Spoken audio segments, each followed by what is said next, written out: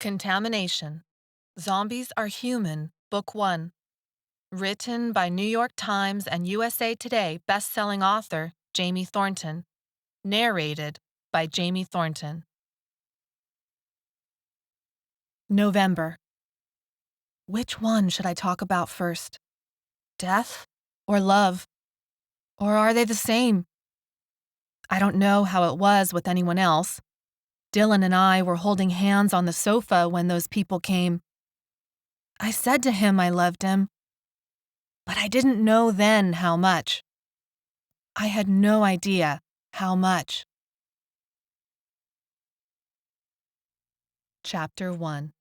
There was something wrong with the calendula flowers.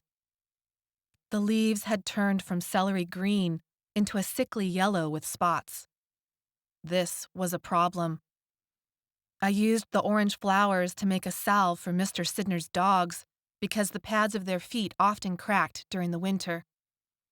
He'd tried everything: antiseptic spray, socks, allergy pills, the cone, and the only thing that worked was my lotion. But the lotion wouldn't work without the calendula.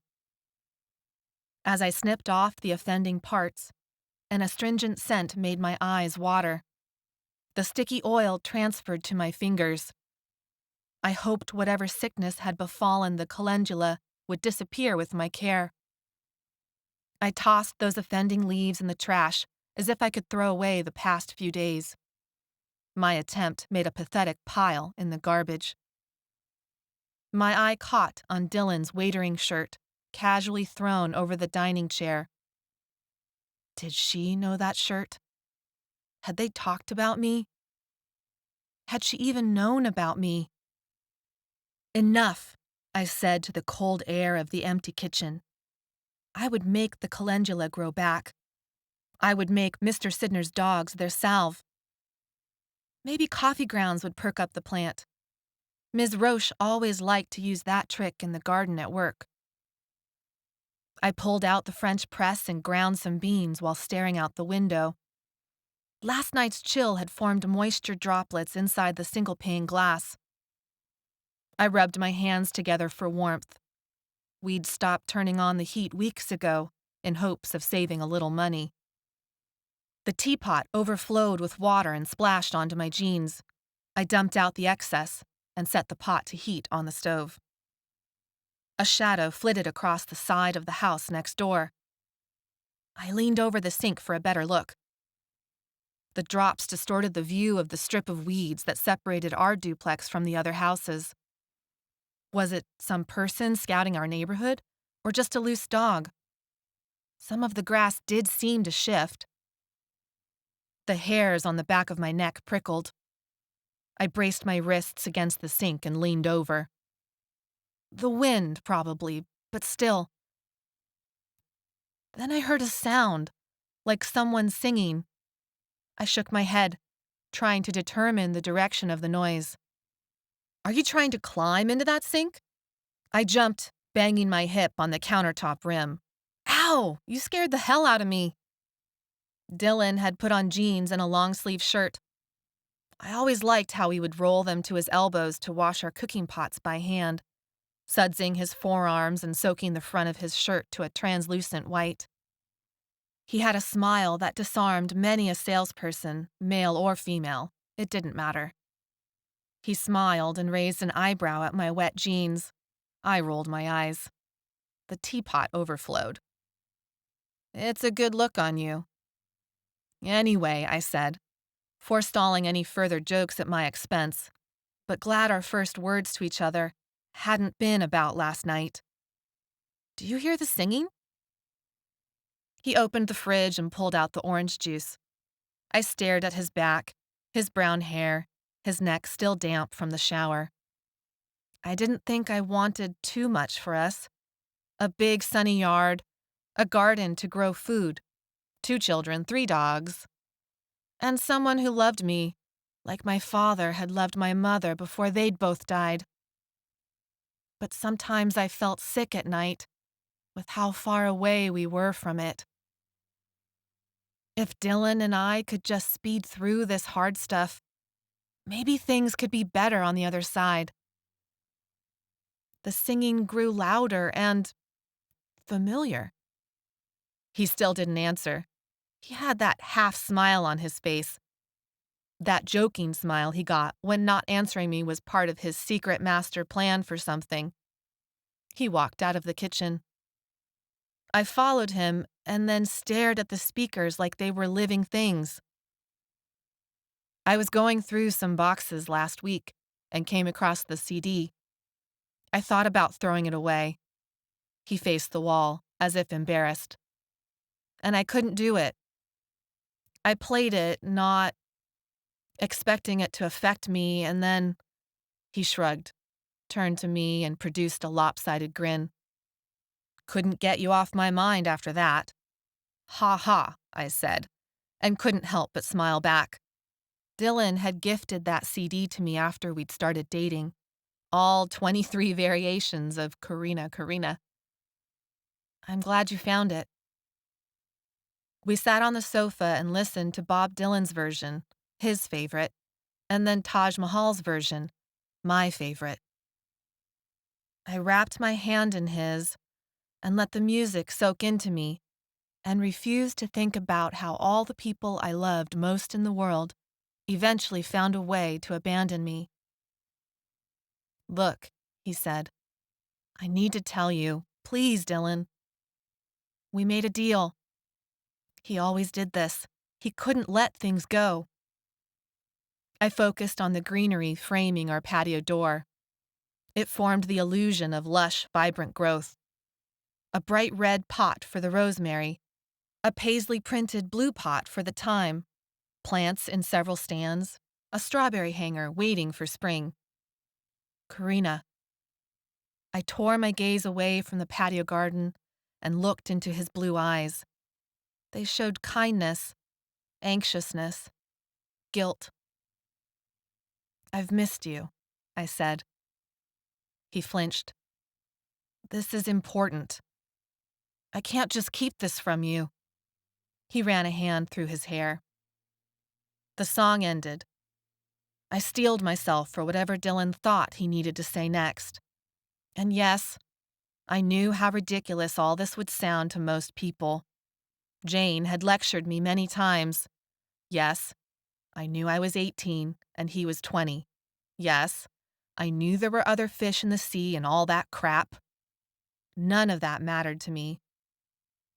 But if I knew everything, if I could imagine every touch and kiss and smell, how could I ever forgive him? If he knew the same about what I'd done, if our mistakes took the form of real people, how could either of us banish them into the past? If we're going to make this work, Dylan said, if we're going to be real with each other and stop hiding what we're afraid of, I'm afraid I'm not good enough. I hated how weak this made me, admitting it out loud. But it wasn't news to either of us. I could fight with the best of them.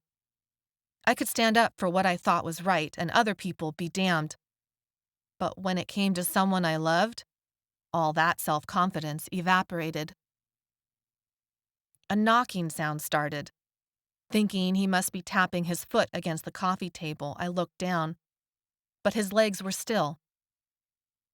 We both looked to the glass patio door at the same moment. The dirt-caked face of a middle-aged man pressed up against the glass. Mud-covered hands flanked either side of his face, and he was tapping his fingertips, in unison with the next song. "What the hell?" Dylan said. The strangled ring of the doorbell cut through the house. Someone pounded on the front door. "Call 911, Dylan said. He stood up and turned off the CD, but the man continued tapping as if he hadn't seen Dylan move. I grabbed my cell phone and dialed. "Door's locked," Dylan said from behind me. "It's okay, I remember locking it." Nothing but a strange tone. I tried my cell phone again. Fear squeezed my stomach. I forced myself to stop compulsively dialing. My phone must be broken. I tried to remember when we had last paid the bill. Or maybe they shut off service. "Damn it," Dylan said. Tension strained the veins along his neck. "Look at him," I whispered. "He's crazy. He's gotta be on drugs, right?" "Come here, Blitz," Dylan said. But Blitz was dead. That knowledge dawned across Dylan's face for the 100th time. It was an automatic thing for both of us. We had adopted him not knowing he already had cancer. He would have thrown his 100 pounds of mutt at this guy and used his deepest, fiercest growl. Neighbor kids knew better than to jump over our fence for a lost ball. They rang the doorbell. Salesmen never pushed their way through our front door during their pitch. They took 3 steps back down the walkway. But 4 weeks ago, Blitz's pain had become too great. The pounding on the front door started again. A piercing "Dylan?" A pause. And then, "Corrina?" "Jane?" I stood up from the sofa. "Are you crazy?" Dylan said. "Don't answer the door, Corrina. You don't know it's her." "It's Jane. That was her voice. She lived on the same block as us. It had been her parents who had rented me a room so I could prove to the courts I deserved to leave the group home. I would know the voice of my best friend anywhere." "Stay here," Dylan said. "None of this feels okay." Too bad we couldn't have said that to each other a month ago. I regretted the words as soon as they were out of my mouth. He moved toward the front door, but I was already at the linoleum entryway. My shoes squeaked on the plastic. I wanted to throw open the door, but Dylan might be right. I peered through the eye-hole. Jane was alone on the porch. Dylan pressed his hand against the door to keep it closed. "Let it go," I said. "She's out there." "I don't care who's out there. You're not opening the door." "We can't ignore her." He sighed. "Step aside." My blood was pounding in my ears, and I wanted to keep fighting with him. It felt easier than trying to talk things out and admit what horrible people we'd been to each other. I forced myself to step back. "I don't think this is a good idea," he said as he unlocked the door and Jane burst through. Behind her, a layer of fog partially obscured the street. Shadows, or maybe a trick of the light. A chill swept across my skin as she rushed inside. I slammed the door behind her. "They got into my house," Jane said, breathless. "They came in through the back and I ran out the front, but there are more on the street." "More what?" I said. Dylan's arm wrapped around my waist. I froze, caught between wanting to lean into him and wanting to throw off his arm. Jane seemed to stare at Dylan's arm. "At least a dozen more." "I'm getting the gun," he said, and let go. I felt the loss of his body heat like a flu ache. We owned one gun, a cheap handgun that always jammed. His father had given it to him. Dylan had described once watching his father pry out a twisted bullet, digging in with his fingers on a letter opener. That was when they had still been talking. And now that gun was all we had. "And my knife," I said, remembering the big chef's knife in the kitchen. Dylan left to gather our meager arsenal. "We'll be okay," I said, reaching out to hug Jane.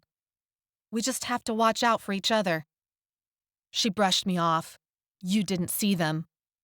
Dylan returned, handed me the knife, gave Jane a baseball bat we kept in the closet, and held the handgun nervously at his side. "Are you seriously going to shoot someone?" I asked. "He doesn't look like he has any weapons." "Even if he doesn't, someone else might," he said.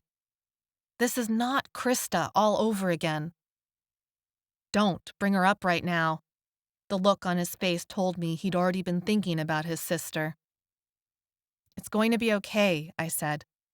"I don't think so," Jane said. "Stop it, both of you," I said. "We should see if the front is clear and leave. Try someone else's phone," Dylan said. "Jane, did you call the cops?" "I tried, but my cell phone's dead." "Battery dead?" he asked, or... "No, the phone works," she said. "I keep getting a beeping signal. I think the network's down." I shook my head and headed back to the living room. Dylan grabbed my arm. "What are you doing?" "I want to see if the guy is still there." "Why didn't he break the glass? Why didn't he yell anything at us?" "How am I supposed to know?" Dylan said. Plenty of people do crazy things all the time. Seriously, why don't you two just get it over with and break up? Jane said. Because I still love her, Dylan said, without missing a beat. They looked at each other like my foster parents had when they'd been talking about me behind my back. Then can we save the arguing and making up for later, Jane said. There are slightly more important, sort of serious things to deal with at this moment. Jane and I had grown distant over these last few months, but I didn't understand how she could say such cruel things. I thought about how this morning was supposed to be a new beginning for Dylan and me. I'll be careful, I said in a softer voice. You shouldn't. She's not going to listen, Jane said. You know how she gets. Dylan gave Jane a weird look. I'll go first. He held the gun in front of him and crept into the short hallway, peered around the wall toward the patio door, and stilled. I became impatient and pressed in next to him. My breath caught in my throat. The intruder had smeared yellowish saliva across the glass. I didn't stop moving until I was within a couple feet of the glass. I told myself not to show fear. If people see fear, they take advantage of it. You get away, I waved my knife. I'll cut you up, I'll do it. Get out of my backyard. Dylan came up next to me. The intruder began banging his head against the glass. The dull thud shook the entire door.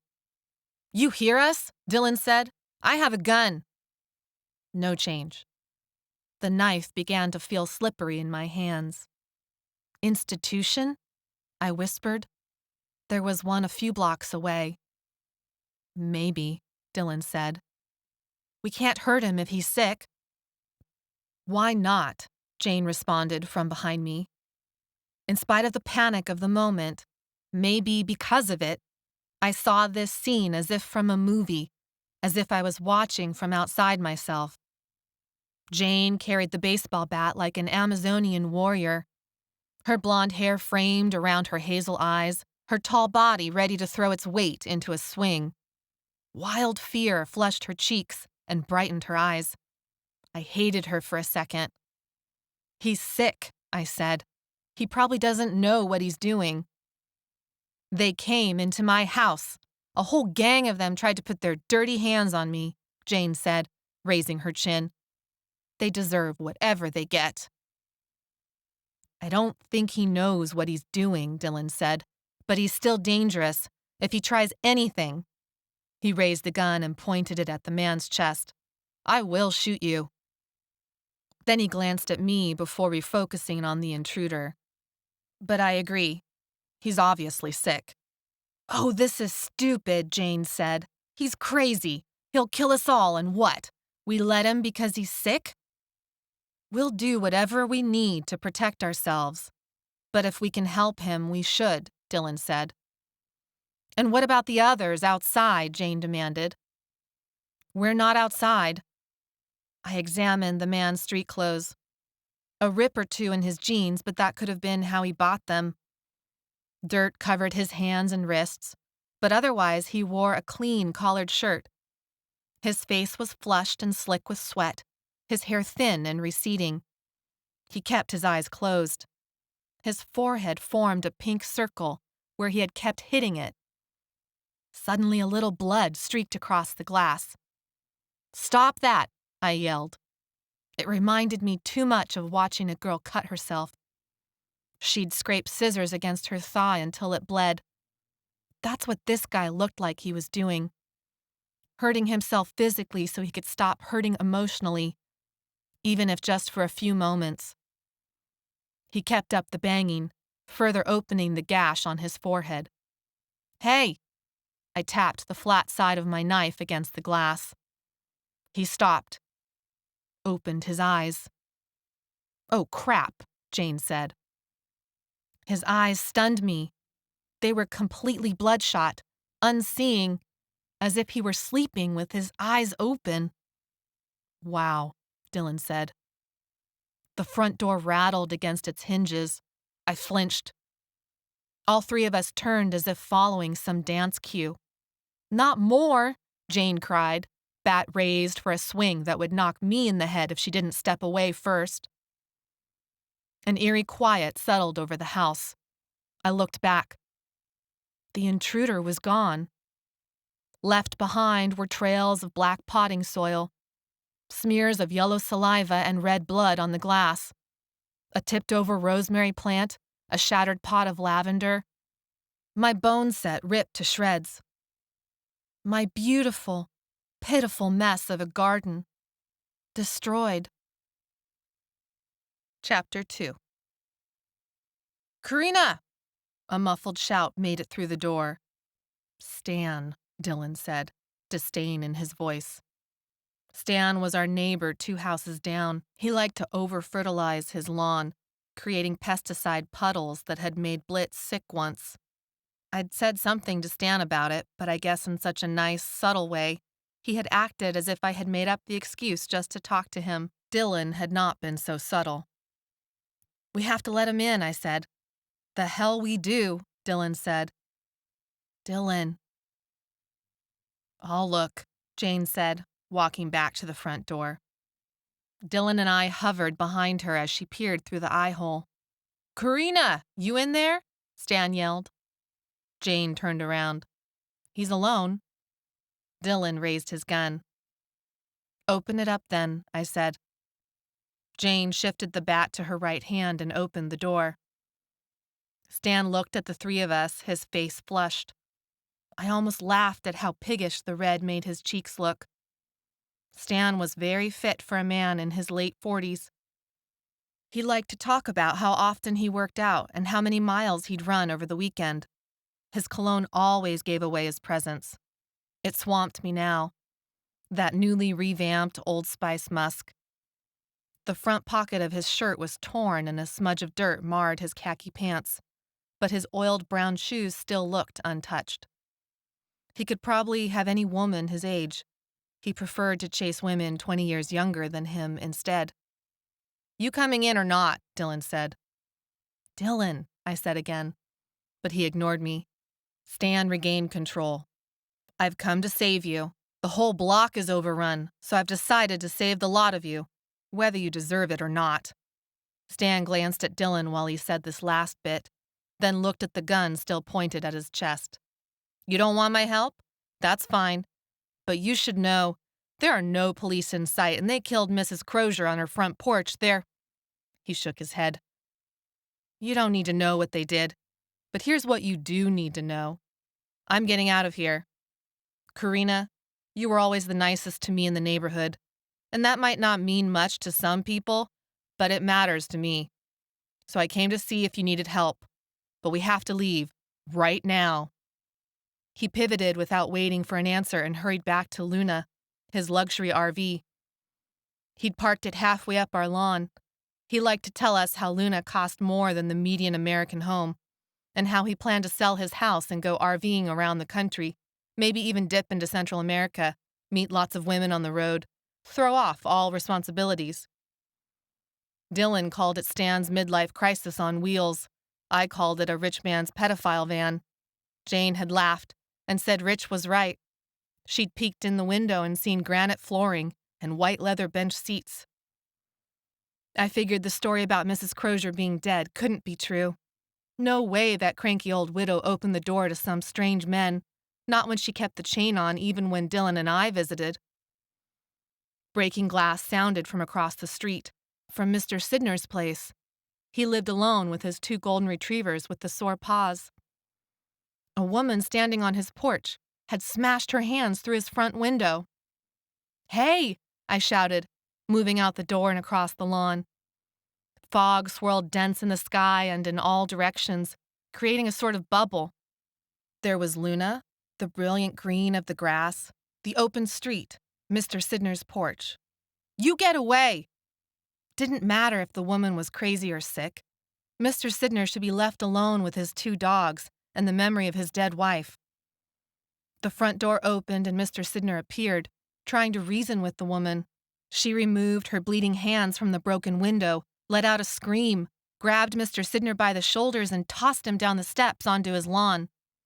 I sprinted across the street, made it to the other side, and tripped on a cracked piece of pavement. I went down hard on one knee, but bounced back up. I crossed the last few feet at a galloping limp and prayed I hadn't fractured anything. Mr. Sidner grappled with a woman who looked to be in her 20s. He was beneath her, and both pairs of feet pointed at me so that I could make out plenty of strange details. She was supposed to be another escaped hospital patient, or maybe a homeless woman, or a drug addict. But she wore a pastel blue pencil skirt, torn pantyhose, black, low-heeled pumps. A piece of pink gum was stuck to the bottom of her right shoe. Mr. Sidner screamed. I dropped the knife and barreled into the woman's backside, sending both of us flying.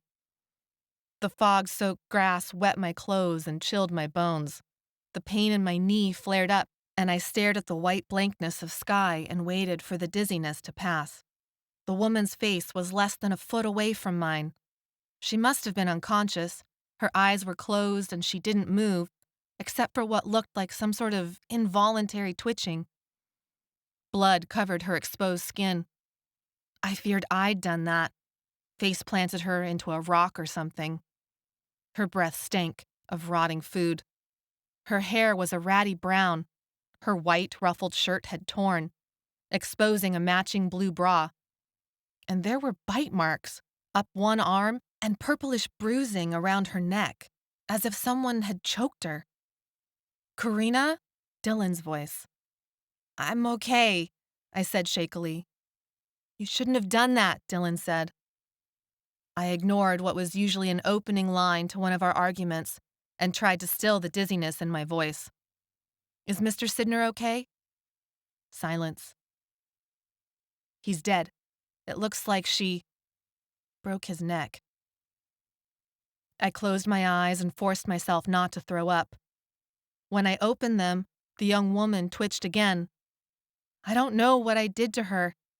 I only pushed her." She opened her eyes. Bloodshot eyes. Blown pupils. Dylan lifted me up and dragged me backward across the lawn.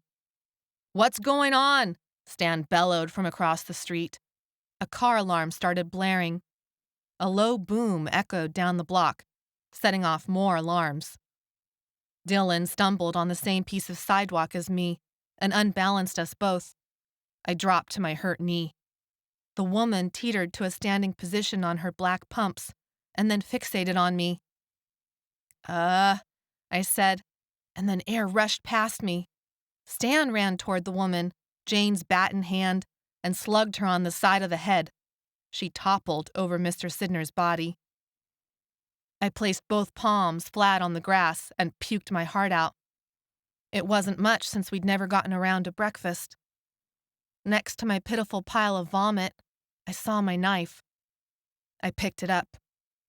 This was supposed to be a street of people who held petty grievances against each other about tree pruning, lawn watering, and dog walking. "That's right!" Stan screamed at the woman's unconscious form. He waved the bat around. Dylan helped me up. Stan tucked the bat under his arm and supported my other side. "Let's get you inside Luna," Stan said. "It's just a bruise. I can walk. Give me 15 minutes for the sting to wear off, and I'll be able to run," I said. "We don't have 15 minutes, Dylan said quietly. "The fog is making it difficult to see, but I'm pretty sure there are more." Shadows continued to move in the fog, just far enough to stay indistinct, to maybe believe it was my imagination. 2, 3, a dozen? There was no way to know. Jane waited inside Luna and secured the door after we entered. She tilted her head to the window. Stan was right. They took out Mrs. Crozier, too. I didn't want to look. My eyes skipped to the sycamore trees lining the street. They were taller than most of the houses, with roots strong enough to have cracked almost every section of sidewalk, except for the mulberry tree that Stan nubbed into a garish skeleton every year because he thought the leaves were too much trouble. If you stood in the middle of Grove Street on a sunny day, the trees combined overhead into a beautiful canopy, with trunks you couldn't fully reach around, with limbs grown into a complex system of crooked mazes, with leafy crowns that didn't quite meet each other across the road. This neighborhood was supposed to make things right again. Corrina, Dylan gently shook my shoulder. Don't ever do that again. What were you thinking? Stop it, Dylan, I said, knowing I was taking out my sadness on him, but not being able to stop myself. Don't treat me like I can't take care of myself. I did just fine before you came along. He looked away. The bench rocked under me as Stan took off down the street. The rumble of the road and the engine soothed me, but did nothing to release the tension in Dylan's face. I sighed. You take risks, too. Mr. Sidner needed our help. My stomach roiled as if thinking about cramping again, but we didn't help him. Luna made a wide turn. My stomach flipped and the dizziness came back. I focused on a potted cactus sitting on the back of the opposite bench. Stan turned again and the cactus moved an inch. I grabbed for the pot before it fell. How's your knee? Dylan asked quietly. I thought about his question for a long second, and then my mind tripped away into a different thought. Sidner's dogs! Wait, Stan, we have to go back for them. I rushed to the driver's seat, but my shoes slipped on the granite floor, and I went down hard on my tailbone and jammed my knife wrist on the side of a cabinet. The pain seared away the rest of my dizziness. No way! Stan whirled the steering wheel counterclockwise, forcing my forehead into the bench siding. Those dogs are dead, dead, dead. What do you think made me bring out Luna? Dylan helped me onto the bench. Just sit here for a minute, Corrina. Please. He stood behind Stan and grabbed the back of the chair. His other hand held the gun like it was part of his body now. Take us back out by your house. That's the quickest way out of the neighborhood. I know it. You think I don't know that? Stan gunned the engine. I came to save you when I could have just left. You don't need to tell me. People ran around. None of them are neighbors. They crossed in front of us and then disappeared in bushes or behind trees, or jumped fences, or vanished into the fog. Dozens of shapes in motion. And another dozen shapes, people-size, lay still in front yards, across porch steps, along the sidewalk. Our neighborhood looked ransacked, pillaged, looted, and now the survivors were abandoning it, letting the weeds grow unchecked, leaving the doors left ajar, the lights on, the alarms ringing. A thick column of smoke rose a block away, transforming the fog into a poisonous brown. No police or firefighters were in sight. Would the entire neighborhood burn? I almost said we needed to go back for the Corrina CD, for the computer hard drive with all our files, for the picture of my parents, for Blitz's collar. Stan turned Luna onto the outlet street. I remained silent. I would not be that person, the one who puts those she loves in danger because of things that don't matter. I had Dylan and Jane with me. No thing could be more important than them. Jane moved to the passenger seat and placed the blood-stained bat across her lap. Luna's windows were meant to showcase beautiful mountain vistas and long stretches of prairie hills, but now they gave a panoramic view of the destruction. Even inside Luna, with all the windows closed, everything sounded wrong. Sirens, alarms, rumblings, and booms like the last time a transformer had exploded on our street. Sounds like gunfire and the screech and crash of cars colliding. And yet, it was otherworldly too. Sounds that drifted in through the fog, detached from sight, like an old radio drama. No picture, only sound and imagination, which felt somehow worse.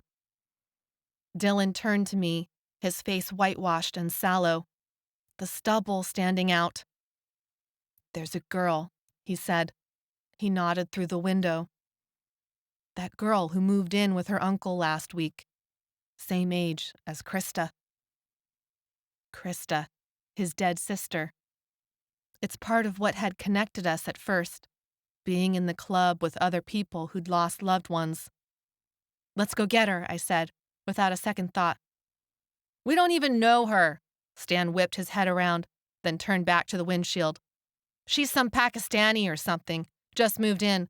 Don't think she even speaks English. Besides, Luna doesn't like backing up or making U-turns. Better just to keep moving. Just stop then, Dylan said. She could be like them, Jane said. She could be crazy like the others. I refrained from shouting at Jane to shut up. Didn't she know how deep a trigger Krista was for Dylan? Instead, I focused on what might convince Stan to stop. I thought you came to save us, I said, knowing it was a lame attempt as soon as the words came out. Yeah. You? He glanced back at Dylan. All of you, because you're my neighbors and all, and you treated me right. Stop, Stan. Dylan's voice was pitched low.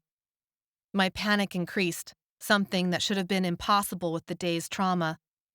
But Dylan never used that tone of voice, not unless he was thinking about the drunk driver who had murdered Krista while Dylan had been driving, about the helplessness he had felt being unable to save her, about how if he had just been a few seconds slower or faster, that everything would have turned out different. Dylan raised the gun. A silent scream mounted in my brain. Dylan wouldn't do anything that crazy, except I wasn't totally sure. I grabbed my knife off the floor, pushed Dylan aside, and pressed the blade into Stan's throat. The adrenaline made me lose all feeling in my hand so that I wasn't sure how hard I was pressing. Stop, Stan. Stan's eyes bulged, but he kept driving. Come on, Corrina. Don't play stupid now. Me and Luna will take care of you. Stan, I said. I know you don't have it in you, Stan said.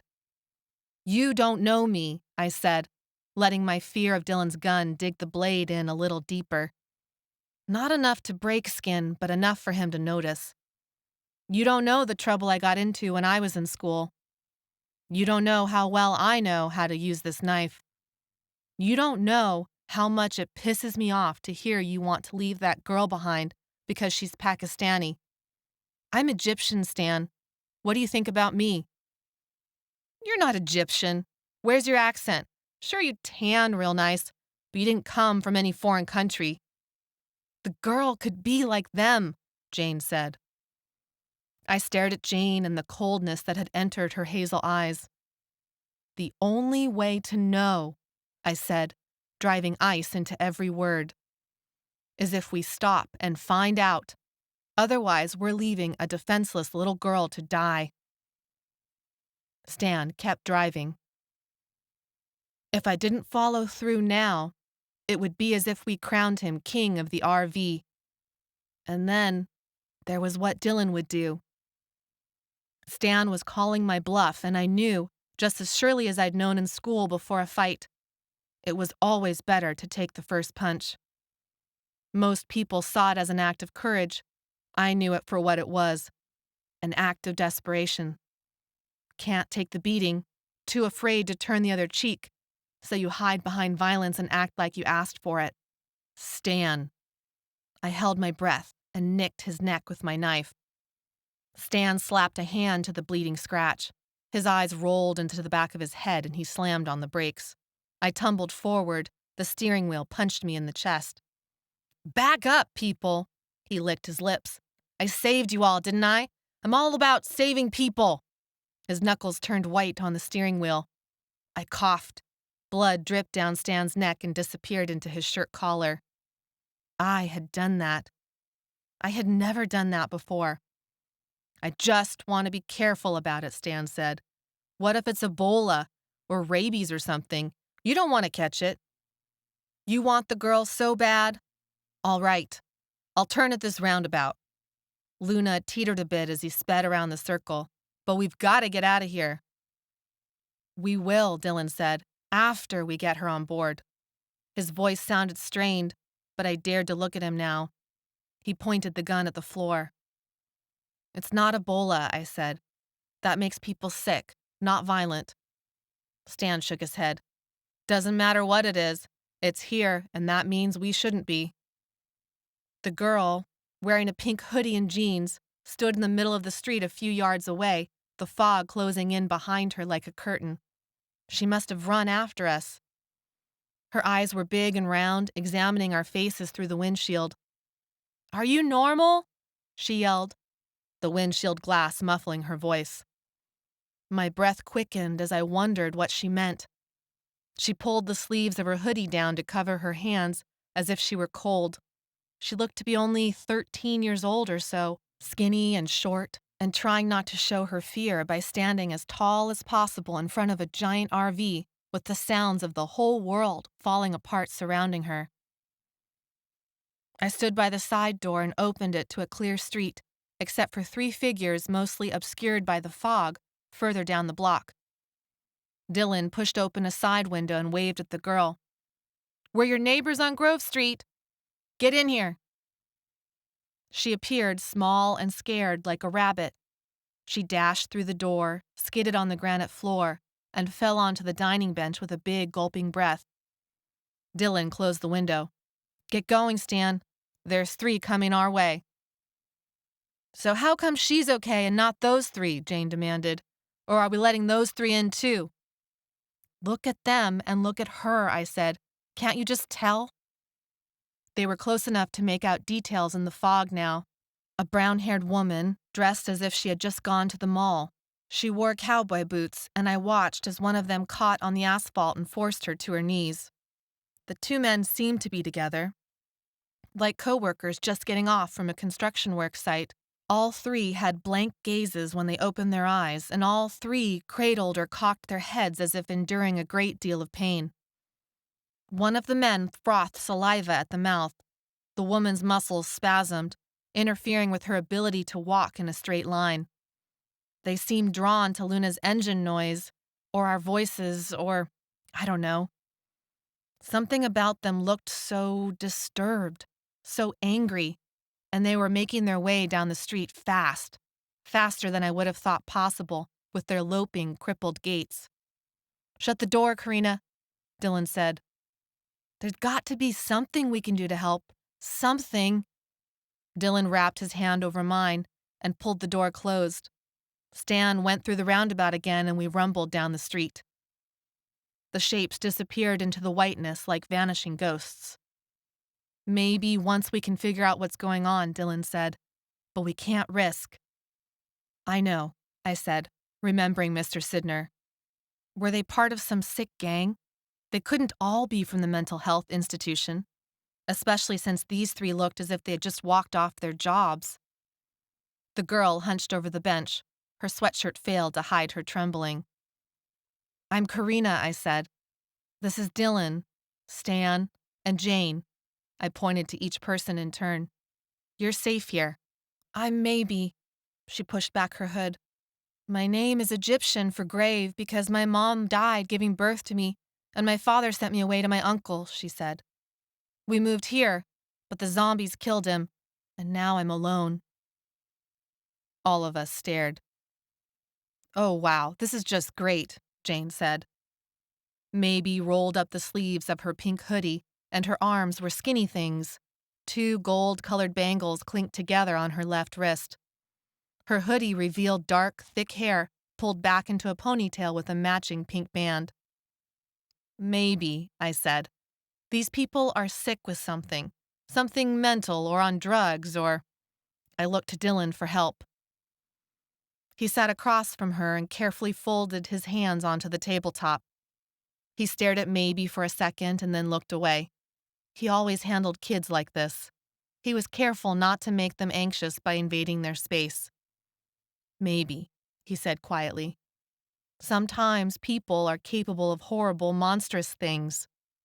"No, that's not what's happening," she said. I opened my mouth to contradict her. Dylan gave me a warning look. "Maybe," Dylan said. "Did you see what happened to your uncle?" She nodded. "He went outside to scare off the zombies, but they killed him in our backyard."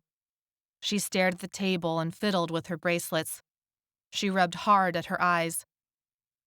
"I was scared. I didn't think I would be. It's not like that in the movies. I wasn't ready. So I ran and hid behind that big flower bush in the front yard. That's when I saw you all drive by. It's okay, you're safe here, Dylan said. I could tell Maybe didn't buy into his comfort. I didn't. We were a long way from safe. But if we could escape the neighborhood, find a fire station, call the police, maybe we could get some answers at least. Does anyone have a working phone? I asked. No good, Stan yelled. I tried a dozen times. We just need to try again, Dylan said. Phones are gone, Maybe said. My uncle and I have been watching. We just didn't think it would spread so fast. We were planning to leave tomorrow. Thought we had plenty of time.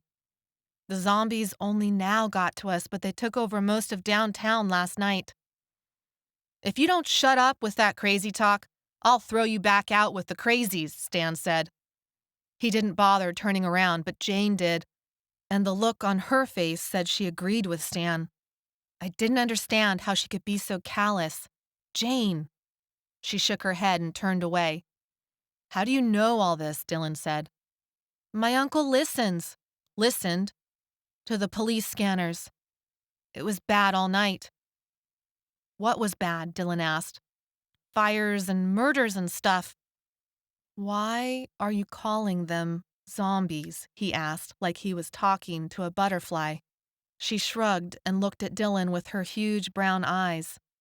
Serious, in control of herself again. What else would you call them? Sick, I said. It doesn't matter, Jane said. They're trying to kill us, that's what matters. I tugged on Dylan's arm. Stay here, I said to Maybe. I pulled Dylan into Stan's little bedroom of love. That was the only way to describe the red satin sheets, incense holder, and the huge mirror hung on one wall. This room made my skin crawl, which was a pretty amazing accomplishment considering all that had happened. This is nuts, Dylan said. I could see our profiles in the mirror. Both of us looked paler than usual, though Dylan looked downright ghostly next to me.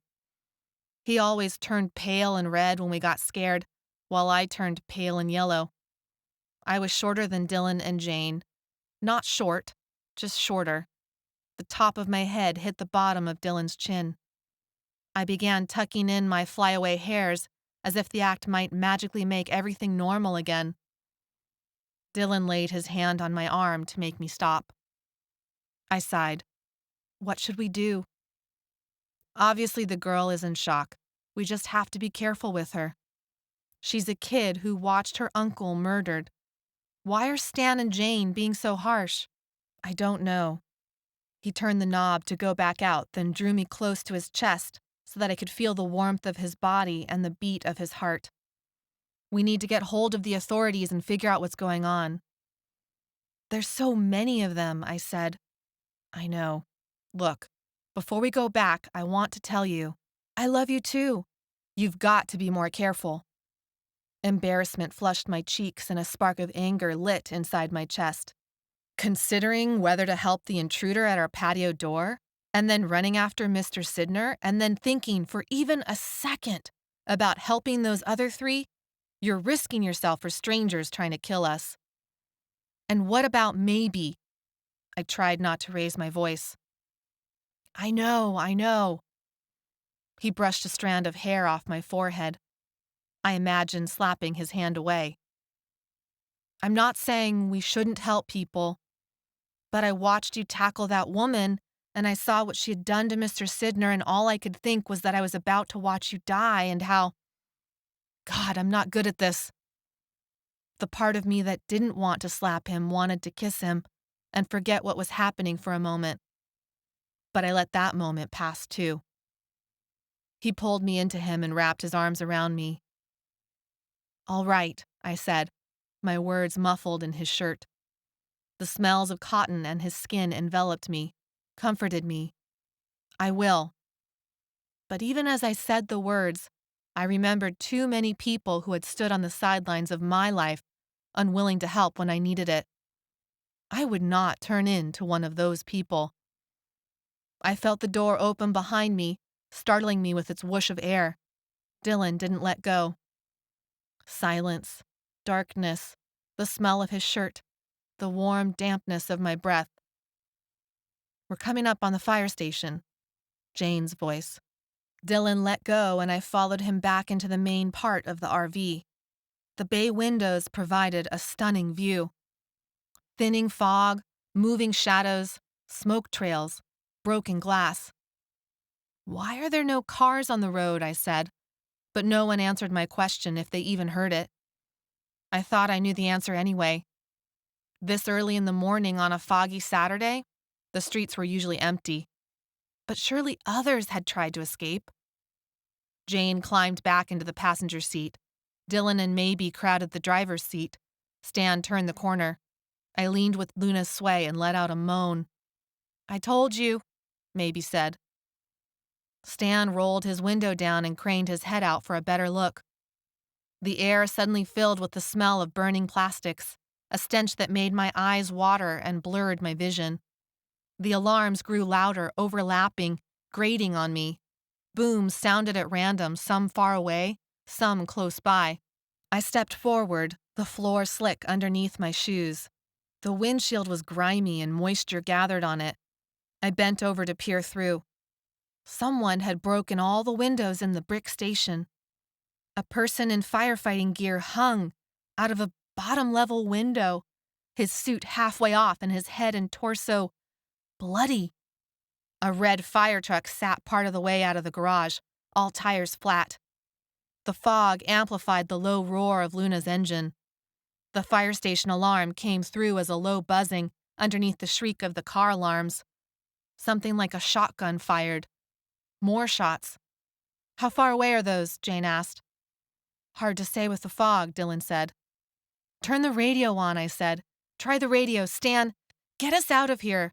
Please, close the windows again. But where do we go? Maybe said. There won't be any place safe. Jane fiddled with the tuner buttons.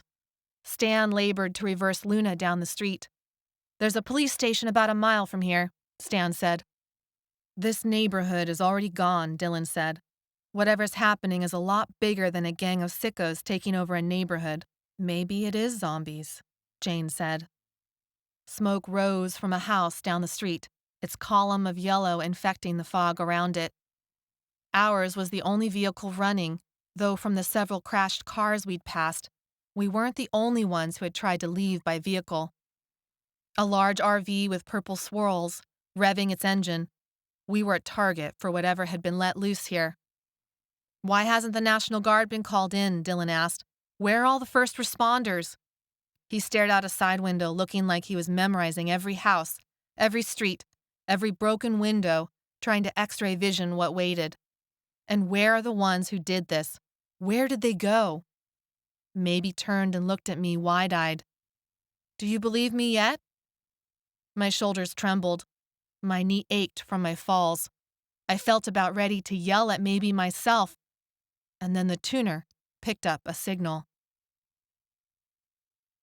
Chapter 3. Are requested to voluntarily evacuate due to multiple civil emergency incidents. Evacuation center has been set up on Cal Expo Fairgrounds. Residents should take precautions against looters. Residents of surrounding areas are requested to remain indoors. Prevent outdoor access to your residence and cover all windows. Bulletin, EAS, activation requested. Civil emergency message.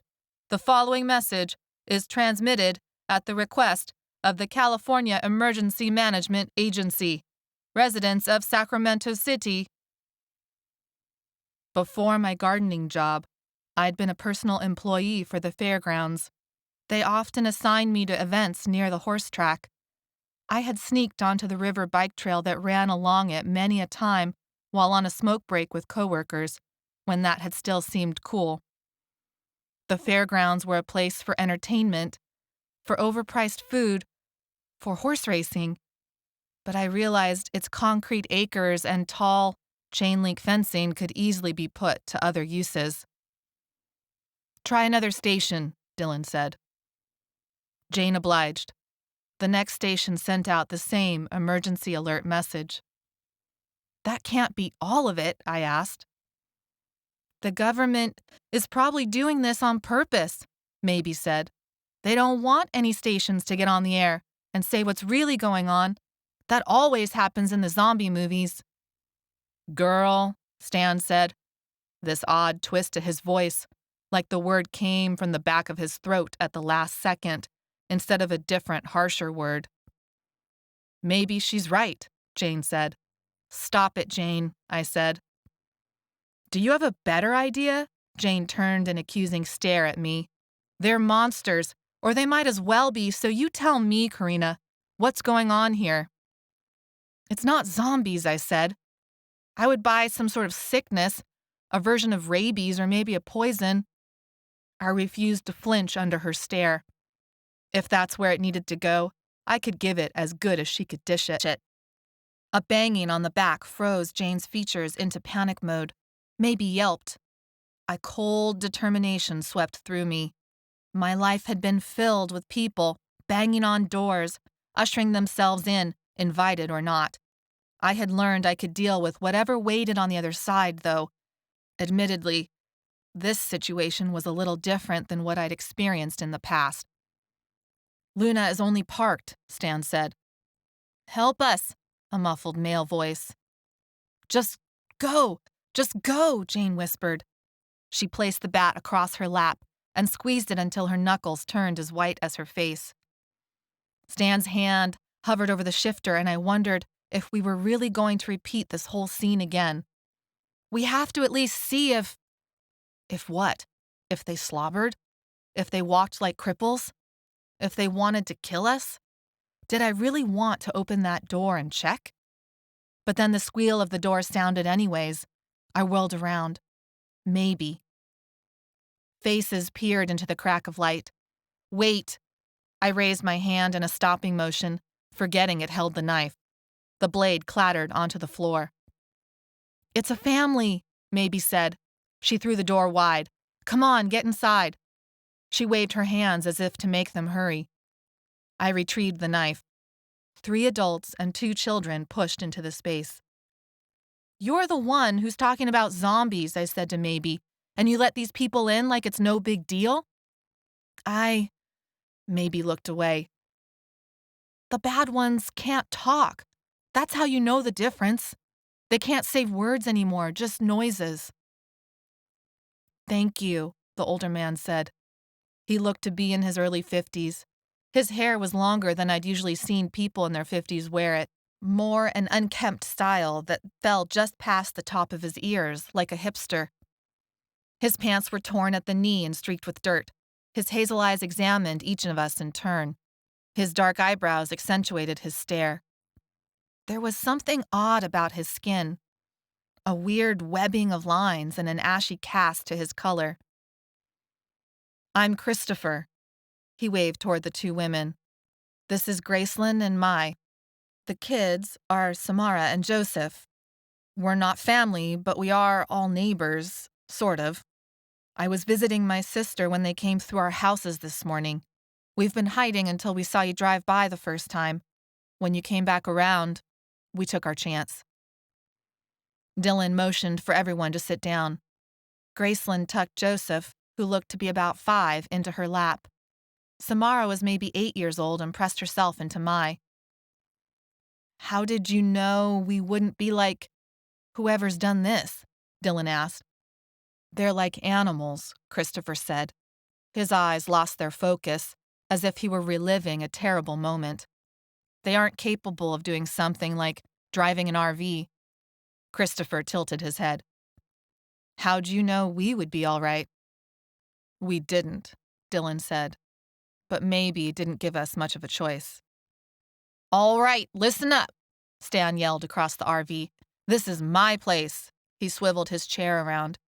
Everybody better watch where he or she sits. I want Luna kept as clean as when you all walked in. You better watch those kids, too. You'll have to pay for anything that gets broken. I felt a small hand reach for mine. I looked down as Maybe's pink arm intertwined itself with mine. I'm sorry. I promise they're not zombies, she said. I've watched all the movies. I know the signs. They're still okay. This kid was alone when she had watched her uncle brutally murdered. I pulled her close for a moment and caught Dylan's eye. "Everything okay?" he asked. "No," I said, smiling through the tears welling up in my eyes. "Okay, now that everyone knows Luna's rules, we have a problem. Luna's been in storage. We need gas if we're going to make it to Cal Expo," Stan said. "May we use the bathroom?" Mai asked, Samara still pressed into her side. "Absolutely not," Stan said. "I haven't had the septic tank checked in a while. You can wait to go once we stop for gas." I was about to protest, but when Mai returned her focus to the top of Samara's head without argument, I let the matter drop for the moment. The group looked cold, exhausted, shell-shocked. I'm not sure we didn't look much differently to them. No one else bothered to speak up, except for Joseph, who complained about his hiccups. His cheeks were streaked with dirt, and his eyes watered. Graceland held him in her lap and crooned into his hair.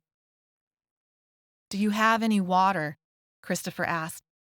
Even though it was cold inside the RV, sweat beaded on his forehead. I went into the bathroom, poured a cup of water, and handed it over. Christopher took a sip and then passed the rest to Joseph. He cleared his throat. "I know a gas station where we could see anyone coming at us for miles, along the railroad tracks from here." We all waited to see what Stan would do. "Give me the directions," Stan said. We drove out of the neighborhood and followed the railroad tracks away from downtown. Everything had become eerily still, as if the city had gone comatose after a violent seizure. The different alarms filled the air, making it impossible to hear anything else except for the person right next to you. There was plenty of broken glass, car accidents, blood, a bicycle twisted into the front end of a truck, a spilled bag of groceries, milk dribbling into the gutter, streaks of blood showing where something was dragged away. Odd-shaped lumps lay unmoving in doorways. Bullet casings lay in a small pile next to a car with its windshield busted, but there were very few bodies out in the open, and no one was moving around. I hoped that meant the worst was over, but I feared it was just a lull. On the other side of the railroad tracks from the gas station were open fields full of star thistle, foxtails, goathead, weeds for as far as the eye could see. Flat, open fields on one side, and except for a few buildings and the station's convenience store, flat, cracked pavement on the other. Luna sputtered to a halt as Stan downshifted, and I searched for anything that moved outside. It looked quiet, abandoned, safe for the moment. We decided that Jane, Stan, and I would get the gas. Dylan would go with the gun, Mai, Graceland, and the kids to find a bathroom. Christopher would stay and guard Luna. "Maybe we shouldn't split up," I said to Dylan, even though I was the one who had argued the gun should go with the bathroomers. Dylan raised an eyebrow. "Do you trust Stan not to do something stupid?" Everything in me wanted to keep together in a large group, as if we were in elementary school playing bunch-ball soccer. Luna was the soccer ball, and we should all be hovering around her, not leaving her sight. Jane could go alone and help him, but I knew that wasn't fair to her. "Never mind," I said. "Just be quick and be safe." He kissed me, a deep, "sorry I gotta go, but I'll make up for it later" kiss. And I wished for time later to make up for this rushed kiss and for the last few months. Dylan opened Luna's back door. "All right, come on out." He motioned with his free hand for everyone to step onto the pavement. My knee still ached, but Christopher had checked it, saying he was a paramedic. He concluded it was only badly bruised. I held the kitchen knife more like a security blanket than a real weapon, and yet I felt stronger for holding it and for being given a reason to not look at the pathetic group of people exiting Luna as if she were some spaceship landing on a harsh alien planet. Maybe came out last, her pink hood up, and her hands drawn into her sleeves. Christopher poked his head out of the door and gave an all-clears thumbs up before closing it. Stan closed Luna's door with a soft click. We tried the hose. The pump was shut off. We would need to go inside the store and see about switching it on before heading back to safety. That's how I thought of Luna now, as safe. As if we were playing baseball, and as long as we made it back to base before the other team tagged us, we were safe. I didn't know who this other team was yet, but I forced those questions away for when there was more time to think. Dylan and his ragtag group walked alongside the railroad tracks, around the back of the store to look for an unlocked bathroom or at least the privacy of a wall. They went out of sight, and suddenly I couldn't breathe for fear I would never see Dylan again. I forced myself to follow Stan and Jane instead of running after Dylan. The store was pretty much gutted inside, except for what one man might need to operate the pumps. A countertop, a cash register, and somewhere, a pump switch. On racks by the register hung a few trinkets and what looked like empty Slim Jims wrappers. The place was little more than a shack to protect the owner from the weather. Stan pulled open the doors without any problems. Something grabbed my hand. I yelled and jerked away. Maybe. The bat in Jane's hand shook from the vibrations of her body. Stan had his flare gun pointed at Maybe, and then grimaced and lowered it. I tried to calm the trembling of my own body. Her surprise entrance had made blood rush to my ears, which blocked out sound and balance. Not a good reaction. I shook my head and took a deep breath. Come on.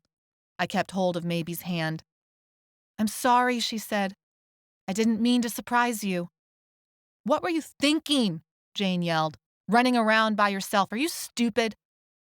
Let's just get this done, I said. Stan pointed the flare gun into the store, like he actually knew how to use the thing. He led the way. It would be easy to follow him, the oldest adult, and pretend that had any meaning. Yes, there were people in the world capable of doing horrible acts, but just because they all seemed loose in our area didn't mean that someone wouldn't get things under control. The police, or the National Guard, or whoever. All we had to do was not die before that happened. I laughed quietly to myself. Easy. Just don't die, Corrina. Then everything will be fine. Found it. Stan bent behind the cash register counter. Something clicked, and then there was a whirring sound, like liquid running through a pipe. Stan stood up and brushed dust off his hands. Jane stood by a door at the back of the store. I think this is a food closet. This whole thing is a closet, I said. The owner had to have a little sink area or something, she said. A microwave, a little pantry. In spite of everything that had happened, or maybe because of it, my stomach rumbled. I wondered if we'd find enough food for everyone, and how we would go about splitting it if there wasn't. Don't open that door, Maybe said with all the conviction a 13-year-old could muster. Shut up, kid, Stan said. Maybe looked first at Jane and then back to me. This is exactly like in the movies. You don't go opening closed doors, ever. That's one of the first things you learn after a zombie apocalypse. There's always something bad hiding behind a closed door. All the movies are like that. You just know the movie plans to kill someone as soon as you see them thinking about opening a closed door. That's how it— I told you to shut your mouth, Stan said. Calm down, Stan, I said. She's been through a lot, we all have. Jane remained silent, as if she were also considering what may or may not be waiting on the other side. The door was a flimsy-looking metal sheet. Shoe marks covered the bottom half as if someone routinely kicked it closed. The place smelled like grease, sweat, dust. If there was any food, it wasn't out here with us. Look, I said, it wouldn't hurt to be cautious, but what if there's food? We wouldn't have to stop again. A part of me knew that if I gave in to Maybe's superstition, I'd never want to open another door for as long as I lived, because wasn't she right?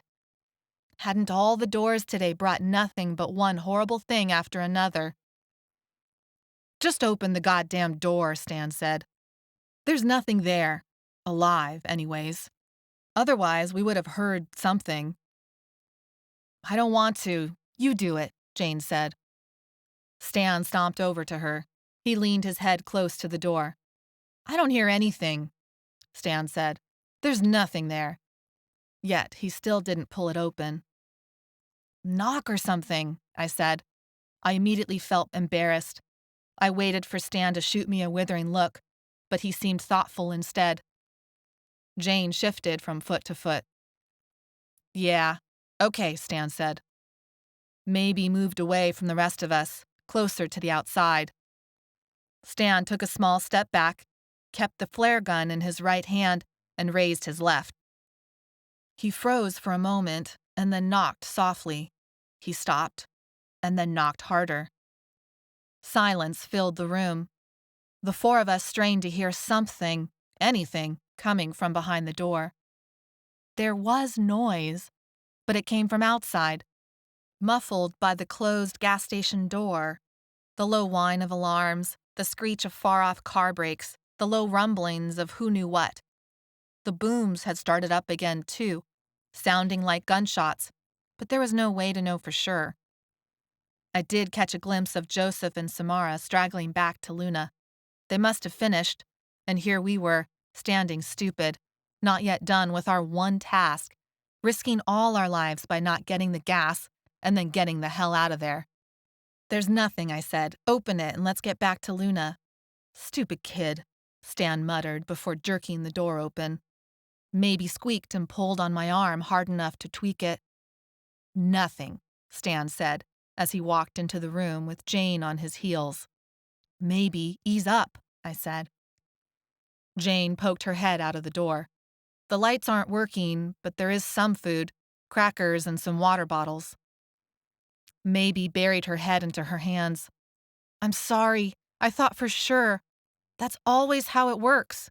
People never get away this easy. It's okay. I tried to take a step, but my knee buckled. I swore and touched the tender spot under my jeans. Not a good time for injuries, even if it was just a bruise with some swelling. Jane and Stan came back out with a few boxes and a depressingly small stack of water bottles in their arms. Maybe drew up her hood and pulled the strings tight so that the pink cloth hugged her face, like in one of those photo shoots where they dressed babies in enormous flower costumes. I decided not to mention this to her. I'd yet to meet a teenager who would feel thrilled with knowing they reminded someone of a baby. It's okay, maybe, I said. Remember, this is real life, not the movies. You didn't see them up close like I did. You didn't see what they did to my uncle. I decided not to tell her about Mr. Sidner. Better to just try and forget about it. I would want to do a lot of forgetting once this was all over. But I had gotten pretty good at that skill while living in the group home with other fosters out for blood at any accidental insult. They always demand payment, Maybe bowed her head, and then raised it again as if inspiration had just struck. Oh, why didn't I think? You can't ever get away with something like this, getting food or gas or something without a cost. But maybe it's not supposed to come from us. She stared at me as if waiting for a response to her brilliance. I closed my eyes. Are we done here? This is all there was, Jane said. It's enough, I said. I pushed open the door to the outside. That's when we heard the shouting, the gunfire, the roar of an engine. Luna, Stan yelled. They're trying to leave without us. He dropped the boxes and sprinted. Luna remained exactly where we'd left her. Everything looked okay from our side of things, but it did not sound okay. If it's not us who has to make payment, Maybe said from behind me. It's the people who went to the bathroom. I ran across the parking lot in spite of the jelly my legs seemed to be turning into. I ran, but it felt so slow. It felt so late. Stan reached Luna and shook the driver's side door, screaming for someone to let him in. I rounded Luna's backside and saw the doors to a box van that hadn't been there before, They closed shut on a glimpse of Dylan's jacket. Before I could raise a shout, it sped off in a whine of engine noise. If Dylan stood beside me, then whatever happened next, it would be manageable. It would not be the end because we would get through it together. Wasn't that what this morning had proved? That we would get through whatever life threw at us? Together? I ran after Dylan as if my life depended on it.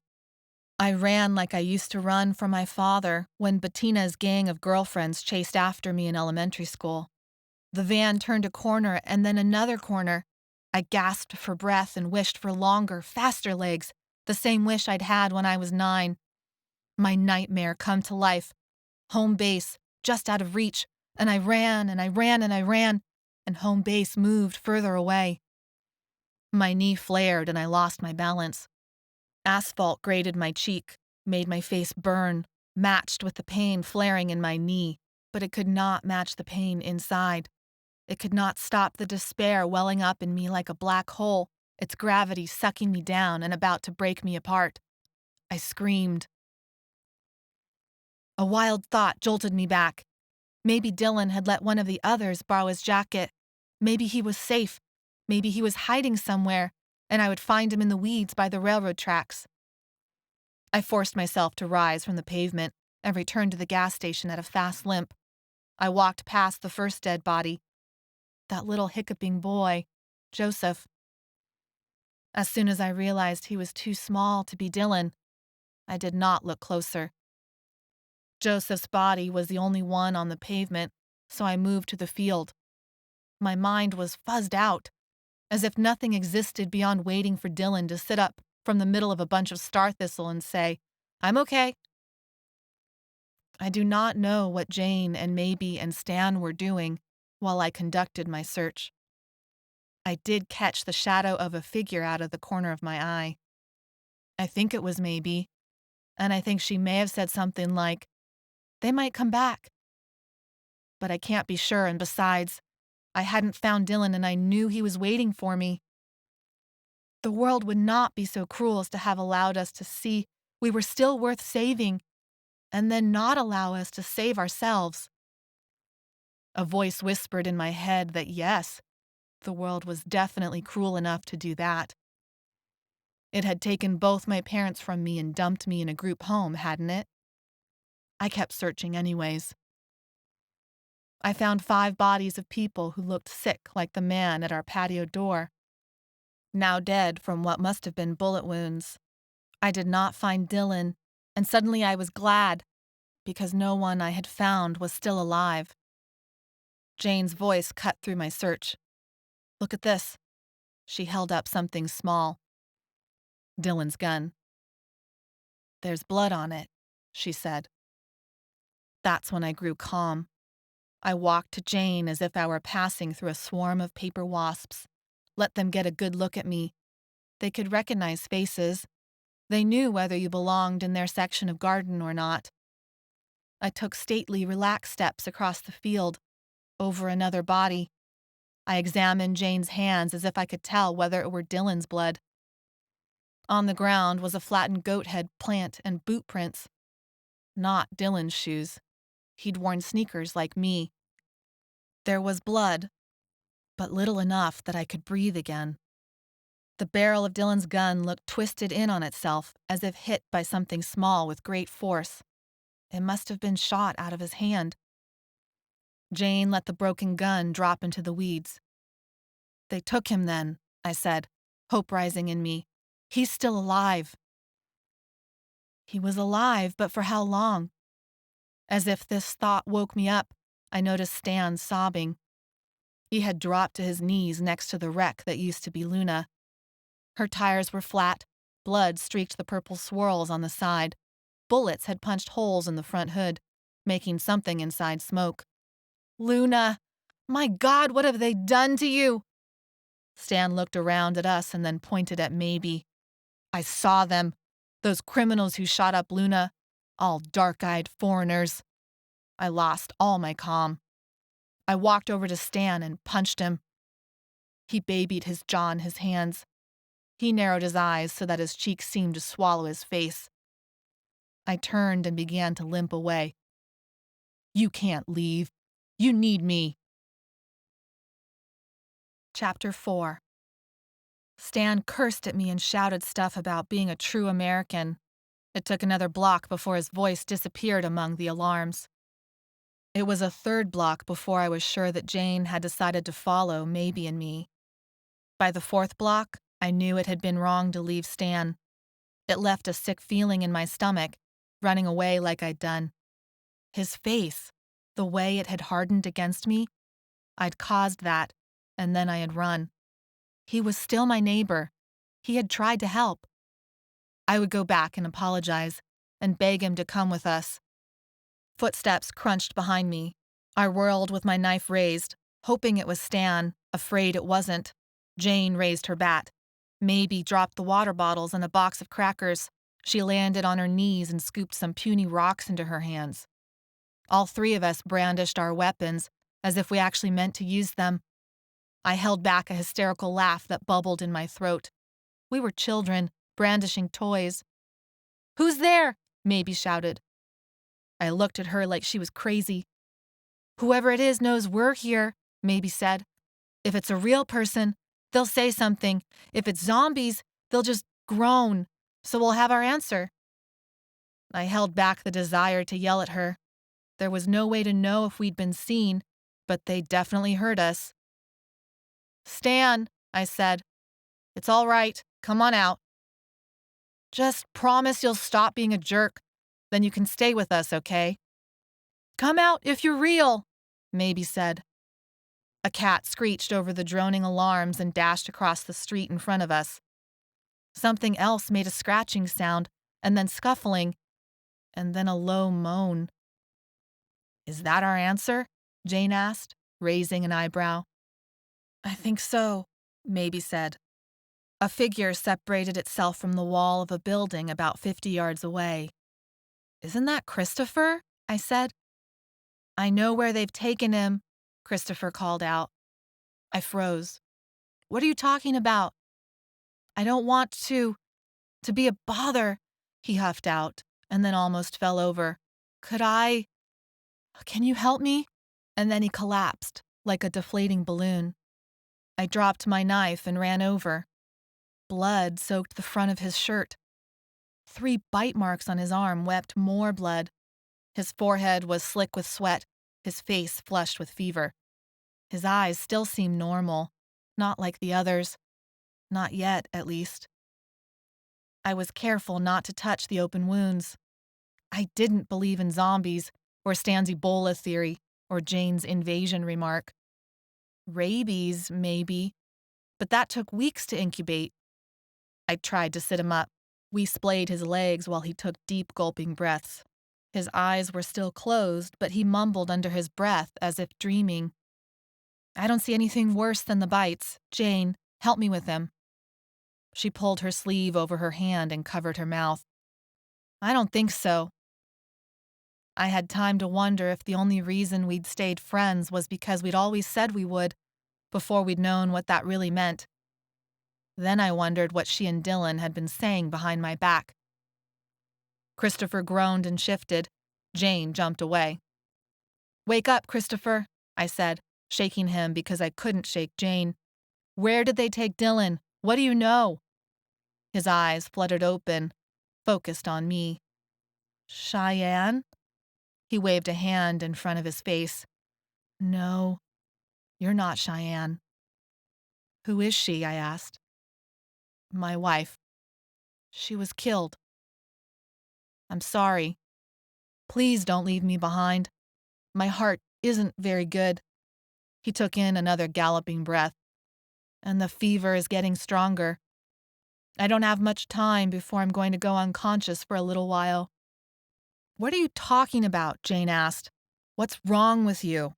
Is it the same as the rest of them?" "No, it's different." "But where were you?" I asked. "We searched the field." "What happened?" Jane asked. "You said you know where Dylan is. Where is he?" Just saying his name out loud fluttered the panic inside of me. What had been my last words to him? Why had we argued that morning?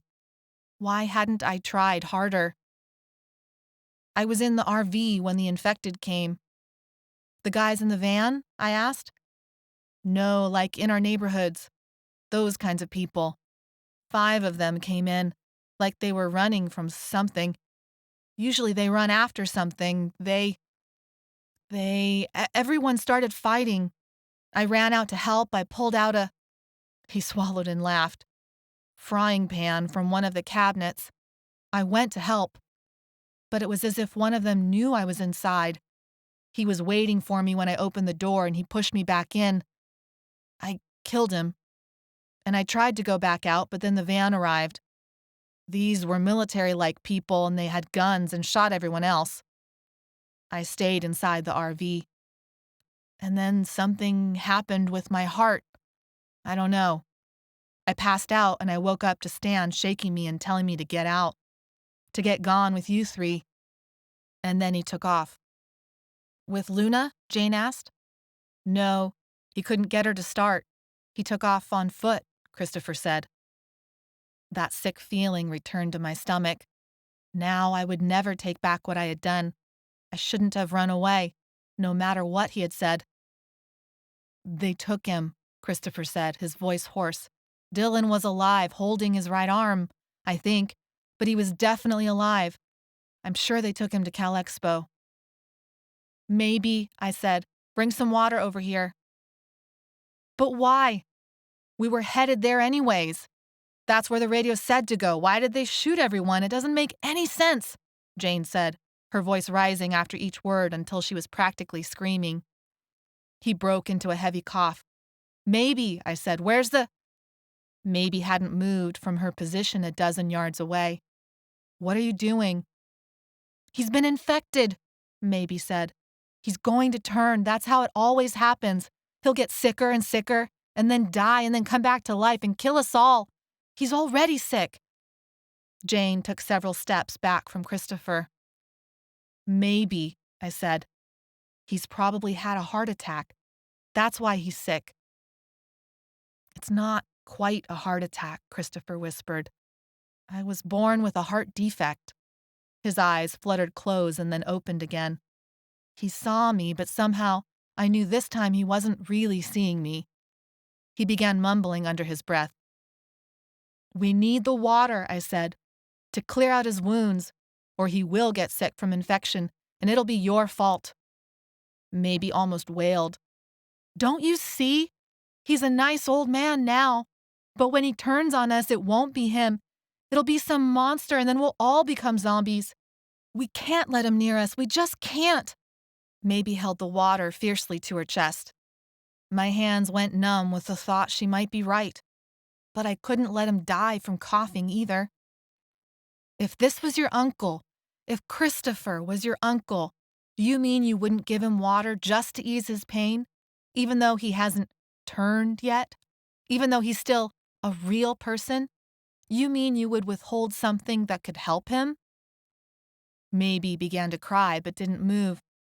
I hated myself a little bit then. You would withhold water from this good man, from this man who is trying to help us? Then you're already one of them. You've already turned, and I don't want to be anywhere near you. I turned an accusing look onto Jane. She knew I meant the words for her, too. I didn't need to say them out loud. She flinched but held my gaze. Christopher's head rolled to the side. I propped him up as best I could and worked on unsticking his shirt from his skin. A water bottle was thrust into my hand. Maybe said a quiet, I'm sorry. I twisted off the cap, gave him a careful sip, then began ripping apart the sleeve of his shirt to get a better look at the bites. We need to get inside somewhere, Jane said. This is too exposed. I looked over our 4-person group, 3 women and an old, injured man on the asphalt of a long, abandoned part of town, full of weeds, trash, and car alarms. At least each store on this block was an island unto itself, surrounded by mostly empty lots except for the spurge, burdock, and yarrow growing up through the cracks and along the edge. How quickly could I go after Dylan? How much would Christopher slow me down now? Alone with an injured man, a freaked-out girl, and a friend I wasn't sure I could count on. I shook my head as if to banish the thought. I could count on Jane. When it mattered, I could count on her. Jane positioned her hands to brace Christopher to a standing position. We need to get him inside somewhere. Then go find us a place, I said, frustration leaking into my words. I have to stay with him. She headed over to the first building, tried its doors. Locked. She went on to the next one. I motioned Maybe over. Follow her, I said quietly. I didn't want to say it was because I feared Jane would ditch us, but for all of Maybe's crazy zombie talk, she was a smart girl. She knew. I dragged Christopher over to prop him against a brick wall. His shirt stunk of sweat, fear, and blood. I'm sure I smelled the same. The sun should have been somewhere in the middle of the sky by now, but the fog and smoke obscured it. A brownish-yellow glow tainted everything. How far away was Dylan now? I'd clean Christopher's wounds, and I'd find a way to talk Jane into staying with him while I went after Dylan. The faster Christopher got fixed up, the faster I could leave. Maybe waved at me outside the door of an army surplus store, then ran back to help get Christopher inside. She used her sleeves to cover her hands when she touched him. But then again, so did I. Just because I wasn't going to abandon him didn't mean I had to be stupid about it. The door was made out of sturdy tempered glass. It had a hefty handle and slightly bent hinges that made the door stick as I forced it open. It was only slightly warmer inside than outside. I tried the lights, but nothing came on. Just as well. Lights might give us away to anyone watching. What windows existed were small, cloudy, and above eye level. Empty store shelves ran along both walls. Though the cash register no longer existed, its presence had left a square mark on the wood countertop. The rest of the counter was rough, pockmarked oak. I settled Christopher and checked the shelves. Empty. But there was a box of musty blankets, another filled with plastic holsters, a third that had the look of a clearance bin dumping ground, and a half-full box of dusty MREs. My stomach growled at the sight, and I almost hugged the box in relief. There would be food at least. On either end of the back wall were doors. The left one opened to a one-stall bathroom that had seen better days. I did not try the light switch. The sunlight was enough to reveal the cracked porcelain, peeling paint, and exposed plumbing. The important thing was the toilet still flushed and the faucet ran water. I wouldn't normally trust it to be drinkable, but this wasn't a normal kind of day. The other door led to a small, lockable storeroom. I twisted the deadbolt and opened it, no knocking this time. The shelves were bare. I returned to the main part of the store and listened to the swap-swap sound my shoes made on the cement flooring. The sound slapped back from the walls, accentuating the hollowness of the place. Hollow was good. Hollow meant there wasn't anywhere for things to hide. I went behind the counter and rifled through one final box. Inside were a half-dozen rusting machetes still inside army green cloth covers. I set the machetes on the countertop and pulled one out of its sleeve. I tested the weight and length of it with a few swings through the air, and then looked at Maybe. No way her small body could carry one of these. I handed her my kitchen knife. This is yours now. I stuck one of the machetes in the back waist of my jeans. Maybe examined her knife and then looked sideways at the machete. These are some sorry kind of weapons. I laughed. This is some sorry kind of zombie movie we're starring in. She laughed and then stopped and stared at me for a second. Joke, I said. Oh, I thought maybe you were starting to believe me. I shook my head. Nope.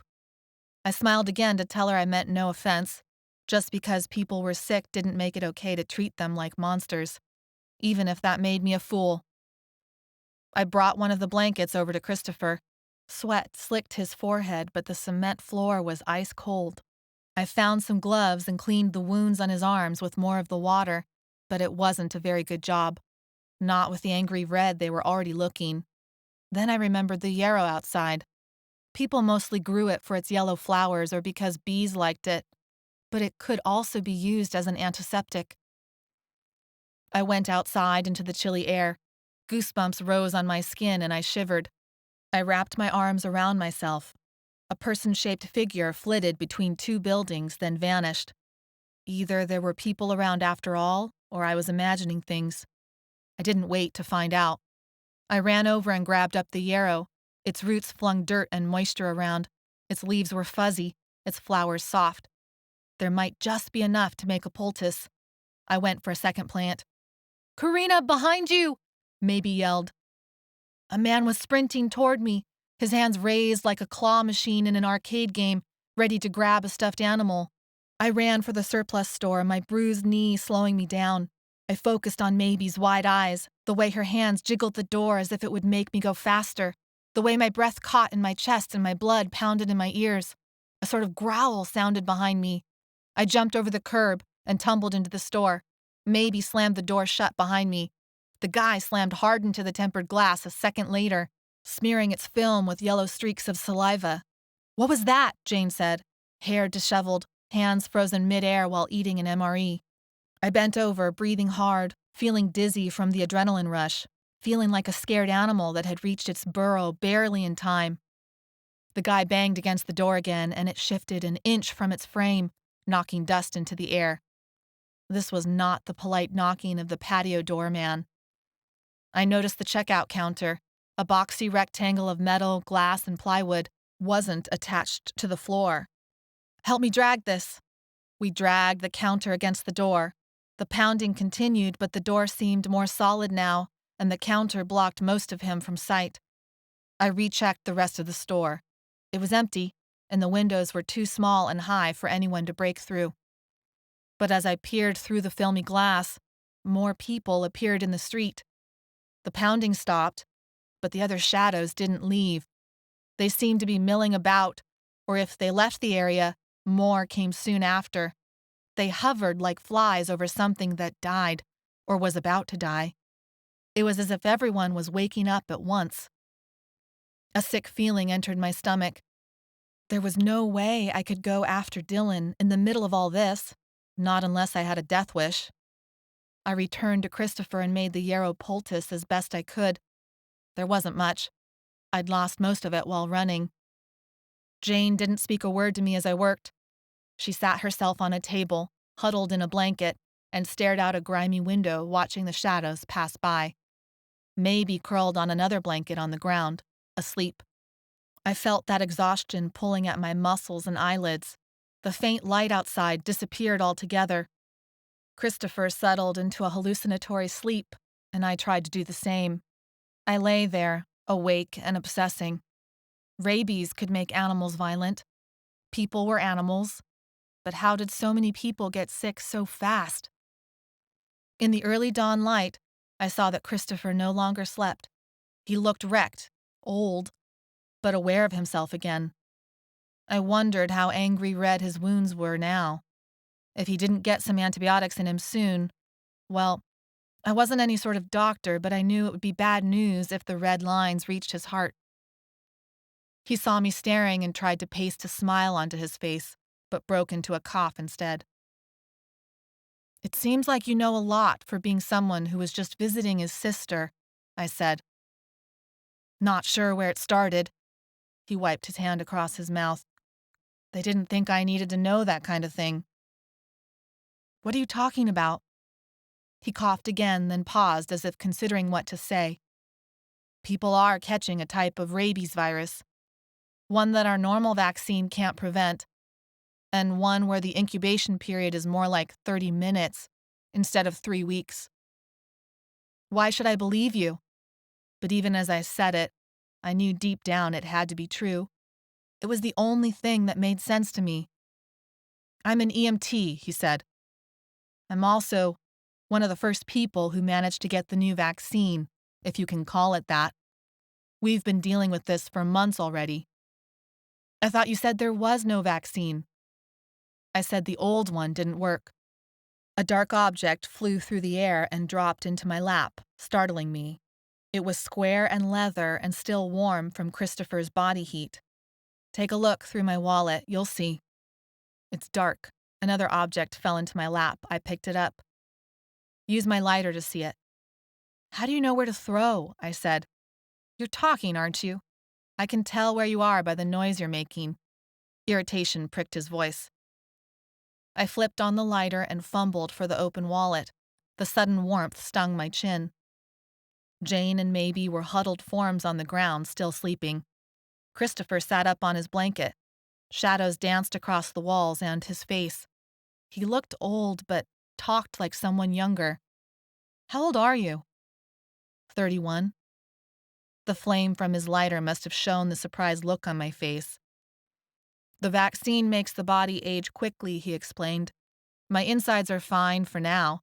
Heart issues do run in my family. It's the epidermis that's affected, and the nervous system." I had no idea what to make of his statement, so I turned to the wallet instead. I held the lighter up to the plastic covering his ID. I saw his EMT license, but nothing to indicate he was otherwise special. There was a picture of a young woman holding a little boy and a girl against her. She sat on the grass while they stood on either side of her. They were dressed in summer clothes and smiling. I returned the picture. "Do you believe me now?" "It's definitely an EMT license, but I don't know what that's supposed to prove except that you're an EMT." Christopher sighed. "Look in the billfold." I reopened the wallet. The billfold contained a couple of 20s and a folded piece of paper. It looked like some sort of report. The title read, "Test results for patient Gernman Christopher." There were a bunch of numbers and labels: cholesterol, blood pressure, triglycerides. Near the bottom, he said. I scanned down the page. A line read, "Lyssavirus auratus, positive. Borrelia hallucinari, positive." And then a handwritten note. "Congratulations. We'll retest to confirm." Chapter 5. I'll tell you what I know, but I don't know much. I woke up Jane and Maybe. Christopher re-explained what they'd missed. The dawn light became bright enough they could read the folded paper without help from his lighter. "You need to have both infections to survive with any sort of sanity. The bacterial infection fights off the rabies virus inside the body," he said. "But it's not really a cure. I'm infected with both now." "They infected you with a bacteria on purpose?" I said, incredulous. He shook his head. "Not just any bacteria. It's a form of Lyme disease." "This is crazy," I said. "Who would do that?" "They said it was the only bacteria they found that stood a chance of fighting off the rabies. I doubt they chose Lyme on purpose." "But what about the rabies? Who made that?" Jane asked. "I don't know. Maybe it was just nature or a bioweapon or an accident. If they knew, they never told me." His eyes began to take on a certain glaze I recognized. "Your bites reinfected you with a dose of the rabies virus," I said, not really asking a question. He nodded. "They call it the Lissa virus. The bacterial infection fights it off, but there are side effects."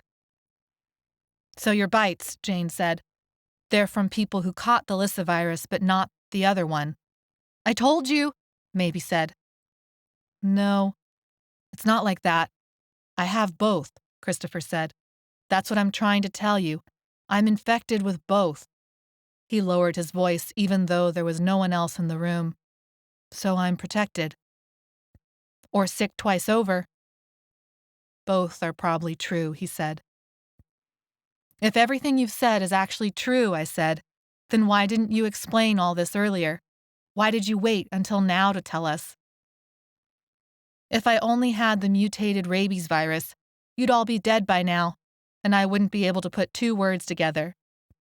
But only if you're actually protected, and only if it's supposed to work as fast as you say," I said.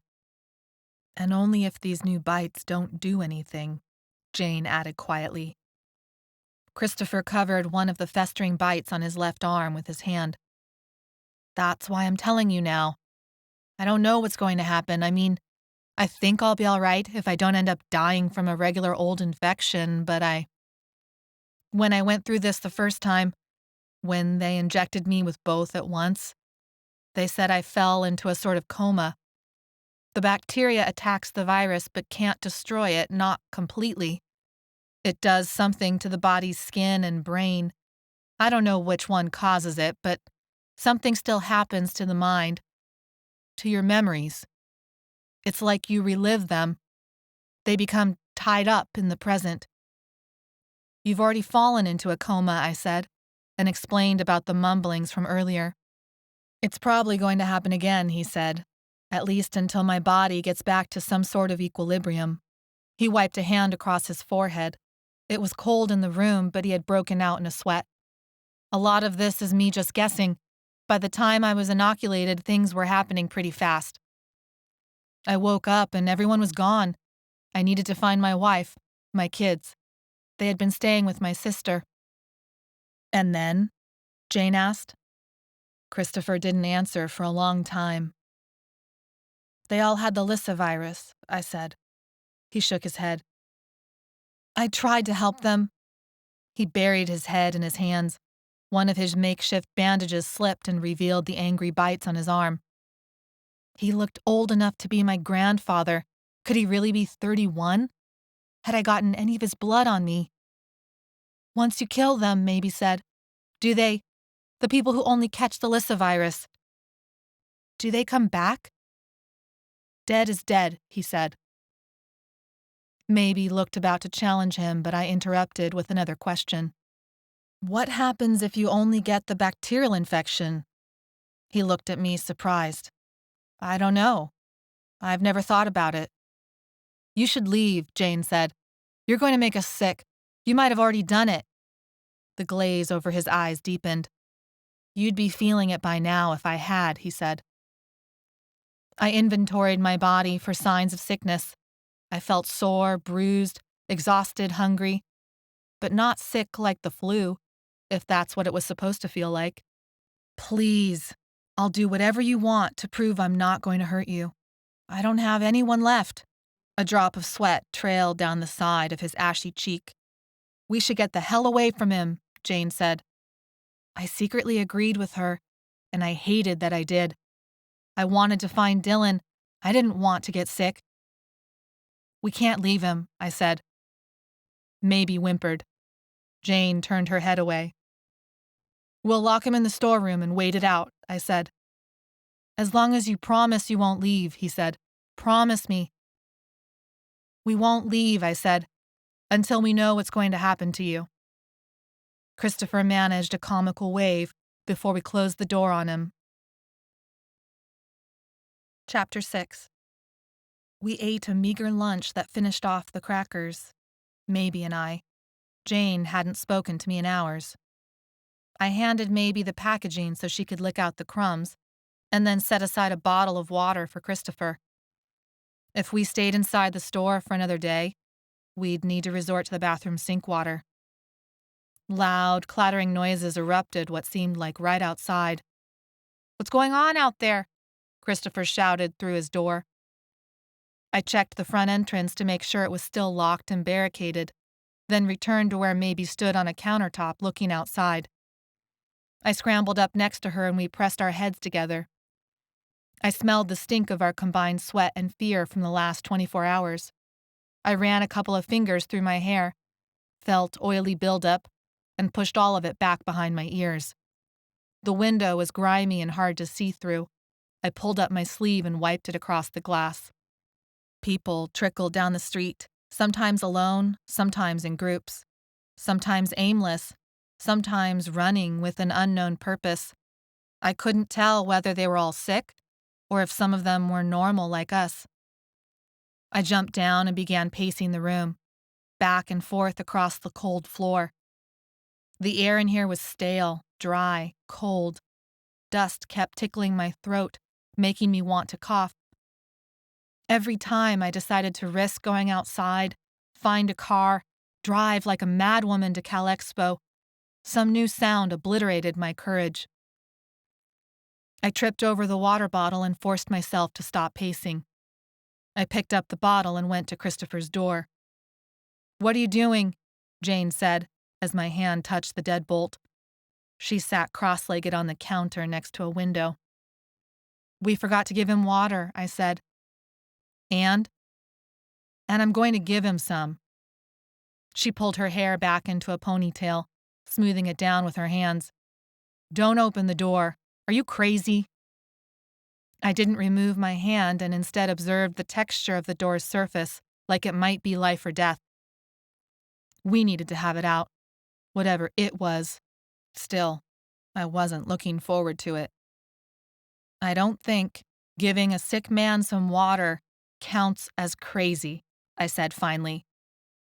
And why do you, Jane raised her voice, get to decide?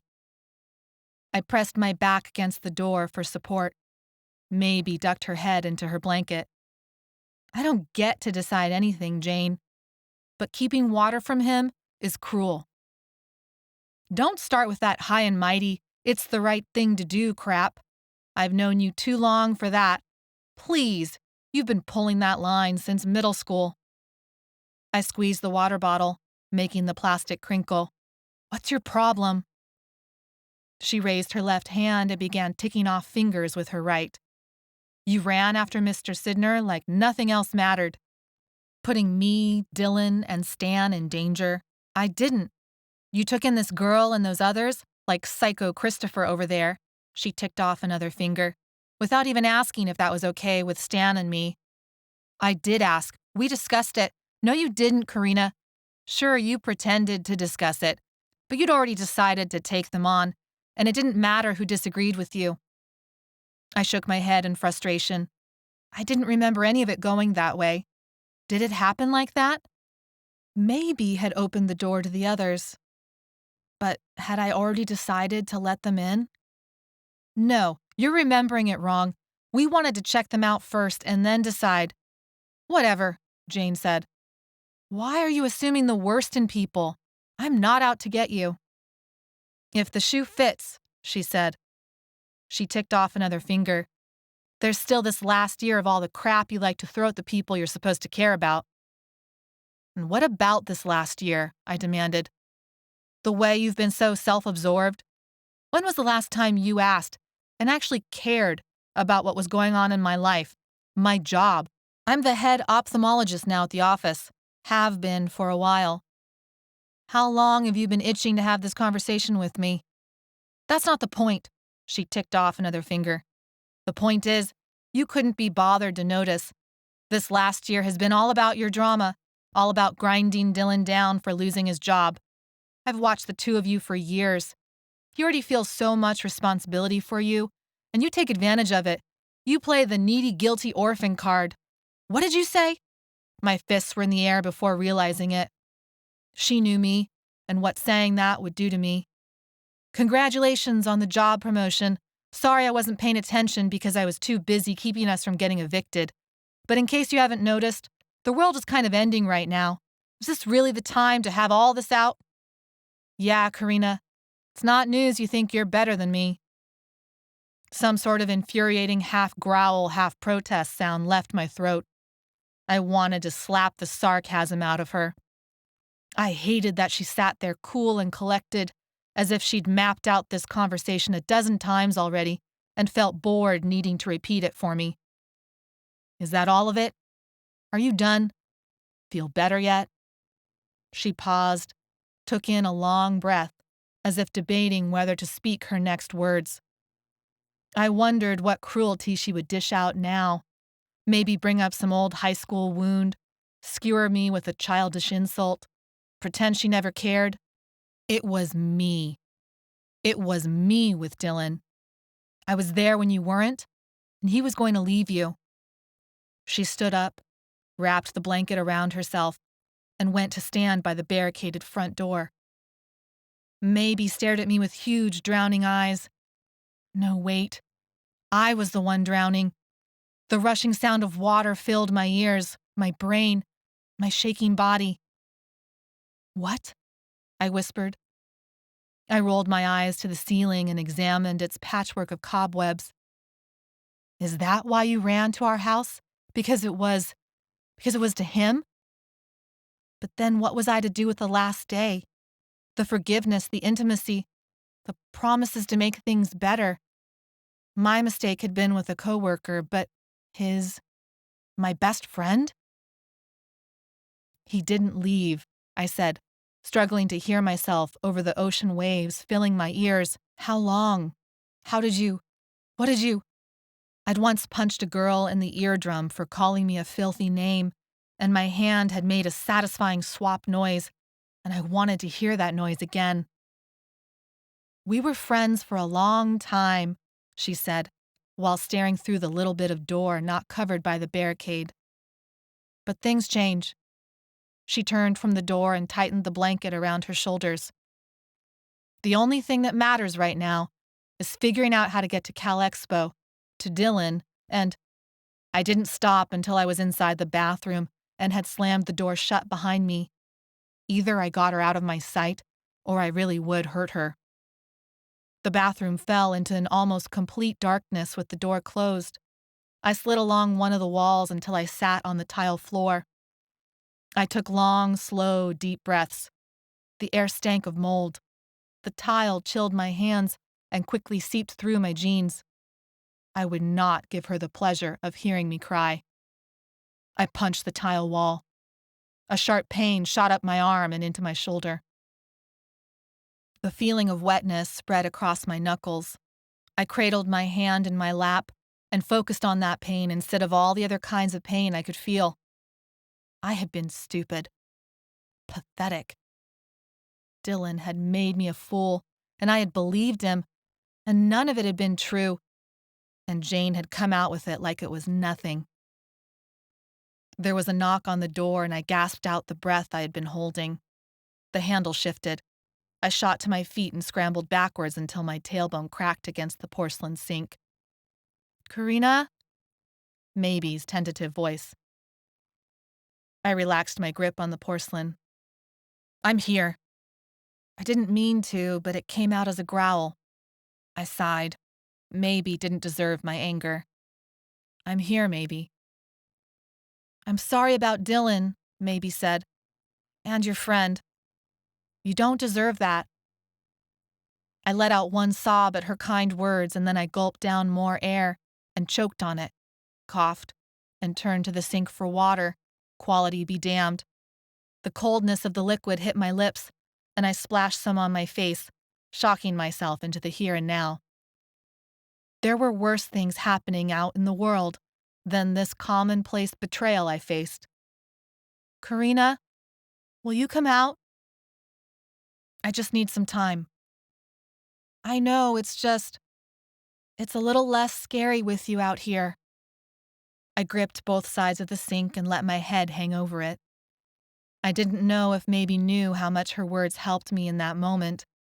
I had no idea if she was mature enough at 12 to understand that she had just given me something to keep me from wallowing in my misery. She probably was. I couldn't stay in the bathroom any longer, not if Maybe was brave enough to ask me for help. "Thank you, Maybe." I kept my voice soft and low. "I'm sorry I stayed in here as long as I did." I walked out of the bathroom, stiffening my back in anticipation of facing Jane again. She'd curled up in a nest of army blankets in the far corner, already asleep, or pretending. This was so stupid. This was so high school drama. The world was ending and she had gone for the cheap shot. I couldn't let myself think about her or Dylan right then. All of it mixed up now. All of it treacherous and ready to suck me into an abyss. The air in the main room seemed fresh by comparison to the moldy air I'd just been breathing. Maybe grabbed the hand I had used to punch the wall. I winced, but did not pull away. I deserved that pain for abandoning her to Jane, for being a fool, for believing things could have gotten better so easily. By how the chilly air felt already, I knew it was going to be a cold night. I only wore a few layers and Maybe only had her sweatshirt. She guided me to a pile of blankets and I helped her set up layers of bedding. She crept into the makeshift bed and I tucked several layers of blankets around her before wrapping myself in several more blankets and curling up next to her for warmth. I tried to fall asleep. Failed. Tried not to feel bad for myself. Failed at that too. I spent the hours examining the last few months like a forensic anthropologist. There must have been clues and signs, and of course I found them, obsessing about it now, reading into every word and look and doubt and intuition. And she had been my friend, and he had been my boyfriend, and my stomach flipped, and I went into dry heaves. I crawled out of the blankets, the cold floor painful against my hands. The blankets tangled and then slid away. I needed water. Water. Christopher. I'd meant to give him water. I was determined to make up for forgetting. For letting Jane get the best of me. I crawled in the shadows, careful not to make noise. Everything was silent except for the almost hypnotic rhythm of their breathing. I swore I could almost see the frost of their breaths in the moonlit darkness. 2 humps of gray, fuzzy blankets and 2 puffs of white mist. I could almost forget about the madness outside. The MREs were set next to several bottles of water. I took almost a full minute to open the MRE silently with my numbed hands. The MRE tasted like paper on my tongue and sucked up what little moisture had been left. I swigged the water and swallowed, then waited a moment to see if it would all stay down. It seemed okay, so I grabbed an unopened water, another MRE, and went to Christopher's door. Before thinking about it too hard, I undid the locks and forced the door open in one go. It made a horrible squeak and I froze, but the rhythm of breaths continued and I entered Christopher's cage. A dim shadow seemed stuffed in the corner. It began to stir, but before it could rise up, throw off the blanket and overtake me, which in the dark on this night, after everything, I suddenly had a great fear of exactly that happening. I set the MRE in water on the floor and retreated to the main room. Adrenaline pulsed through me as I raced to redo the locks as best I could in the dark, unsure if I had got it right, but not believing it really mattered. I headed back for my blankets when Jane's voice cut through the cold. "You shouldn't have done that." I paused, thought about ignoring her, and then said, "No, Jane, you shouldn't have done that." She did not respond, and I went back to my blankets, satisfied in a small way that I had kept my self-control and maybe showed a shred of self-respect. This time, while sleep did not come quickly, it did drift in eventually. I dreamed Dylan was sick and injured and abandoned on some dirty asphalt street, calling out my name. All my limbs felt heavy, immobile. Someone was calling me. Dylan, I thought. He's dying and calling out for me, and I tried to force my limbs back to life, but felt resistance. I awoke and expected to feel sharp stings as blood returned to my limbs. Instead, I felt rope around my wrists. My eyes flew open to the darkness. I tried to move my legs and felt the ties around my ankles as well. "Jane?" "Shh." Fingers pressed against my lips. Every muscle in my body contracted and pulled against the ropes. I opened my lips again, ready to shout for help, but the fingers pressed harder, mashing my lips onto my teeth. My mouth tasted the finger, salty and rough. My eyes focused enough to see an outline. The bulk of someone hovered over me. The person leaned close, and I smelled rotted food and something akin to a school locker room. Suddenly cold water washed over my hand. "Cheyenne, you're sick," Christopher said. "It's for your own good. Please don't fight me. It's your only chance. Cheyenne, you have to trust me." Pain sliced through my hand. I cried out. He sniffed at my ear and nuzzled the space between my neck and shoulder with his nose. I tried to separate that part of me from him. He was touching some other person's neck. He was not touching me. He was not touching me. "This will protect you." Something warm pressed against the pain. I heard sniffling. "Maybe?" "He bit me," Maybe said. I strained to see where she lay, but only made out a dark lump against a darker wall. The meaning of his actions sunk in. He was mixing our blood, infecting us with whatever he had, with a mutated form of rabies and some awful bacteria. I struggled to take my hand away, but he only pressed his palm more firmly against mine. I watched a light flare, his lighter. It revealed Christopher, the lines on his face, the flush in his cheeks, the glaze on his eyes. I saw the rope around my wrists was shoelace, pulled from his own sneakers. Jane? No answer. Jane? A headache pounded in my temples. My limbs were dead weights and my chest hurt. Christopher scratched his eyes with the hand, not infusing blood into mine. I tried to think, could I break through the shoelace? There. Christopher removed his hand from mine. I'm sorry, Cheyenne. That's not my name. His eyes cleared and he seemed to see me. What's happened? He looked down at my palm, the knife, the blood. Oh God, I'm sorry. I'm so sorry. I had a memory rush. It happens. His eyes lost focus again. I love you, baby. You'll be safe now. I promise. You and the kids. You're a bastard, I said. Maybe moaned. I'm so hot. I don't feel good. It's probably going to be painful. It was for me, but don't tell the kids. He stood up and sorted through our meager pile of supplies. He returned with a bottle of water and supported my head. I was thirsty, but my throat felt swollen and my tongue thick. I sealed my lips and turned my face away from the water. It causes hydrophobia at first, but you've got to drink something while you still can. Come on, baby. He forced my lips open with the bottle and tipped a small sip of water into my mouth. I almost spit it back in his face, but thirst overruled me. He laid my head down and stood back. The relief at his distance was immediate. I was still tied up, bleeding, infected. But at least he wasn't touching me. Waves of heat rolled across my body. I broke into a sweat. I swore my hand wasn't clotting, and I was going to bleed out on the floor. The muscles in my shoulder and around my knee spasmed. My eyes felt so heavy. I fell into the memory rush, and the fevers, and everything disappeared. December. Until the knocking started. That sick man came and pressed his dirt-smudged face against our glass patio door. Doesn't matter what everyone else believes. They're not zombies.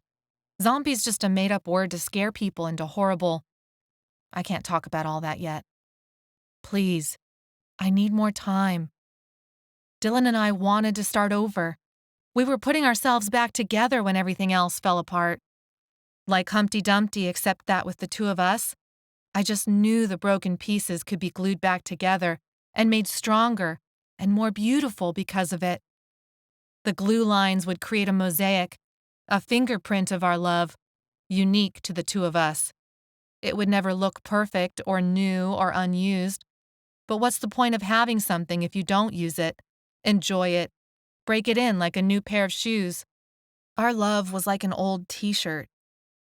The more beloved, the more we used it.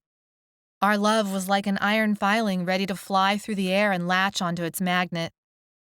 Our love was like the olive oil vessels filled to overflowing, spilling over the ceramic and into the dirt and becoming a part of the earth, and making feet dirty as people walked through the oil-slick puddles and took our love out to the rest of the world. Did a van come for you, too?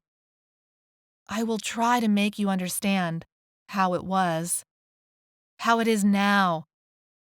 Don't you see that you all are like me and Dylan? Chapter 7.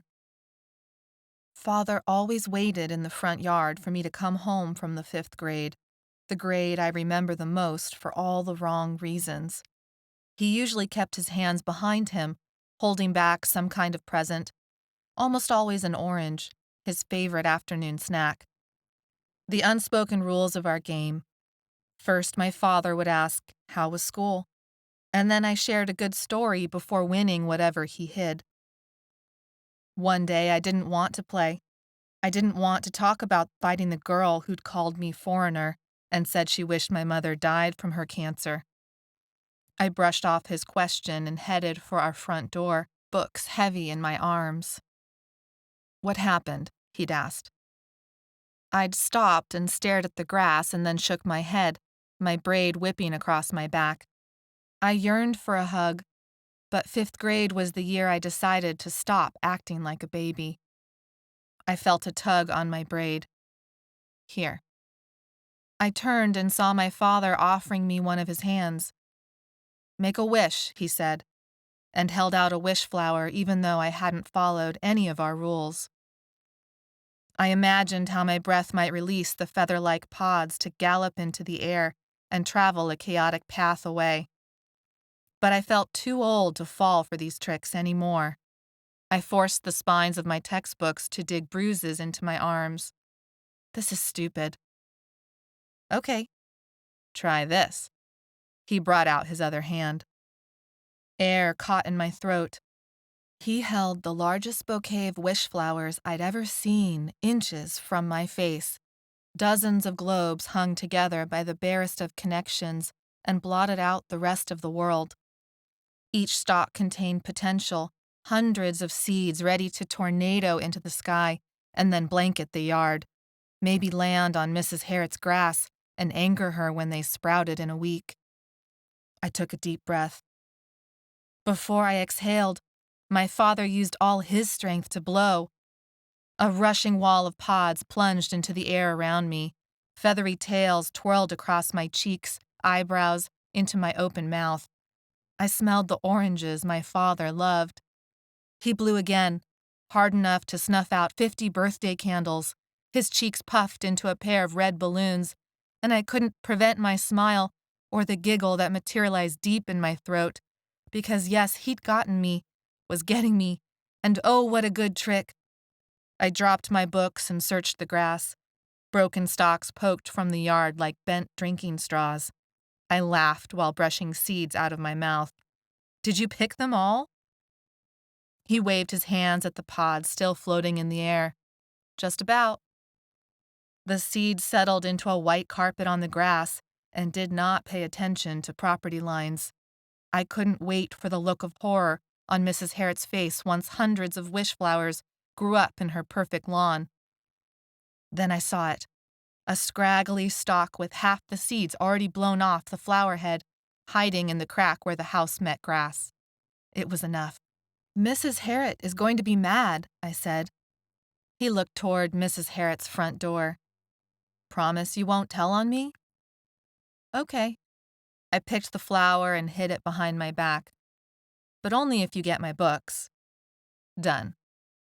I crept closer and readied my attack stance. I blew at the wish flower as he turned, but he blew at the same time. The seeds twirled as if caught in a hurricane, some going this way, some going that way. My father laughed. I giggled as a couple of seeds caught in his eyebrows and disappeared into his gray-streaked hair. "I think your father wins this round." We froze at the sound of my mother's voice. It came out of nowhere, reminding me we were still 3, though no one knew how much longer that might last. She leaned against the doorpost. I noticed she wore sweats, not a bathrobe, one of her good days. "You both look like you're wearing very silly white hats," she said. I ran fingers through my hair, pulled out a handful of white tufts, and stuffed the seeds into my pockets for my collection. My father stepped onto the porch and kissed my mother's cheek. "Did I tell you how?" he said, turning back to where I stood in the grass. "When we first moved here, your mother returned to her old neighborhood to pick some wish flowers. She couldn't find a single one growing on the whole block here. To your mother, this was a travesty." He lowered his voice and glanced toward Mrs. Harriet's house.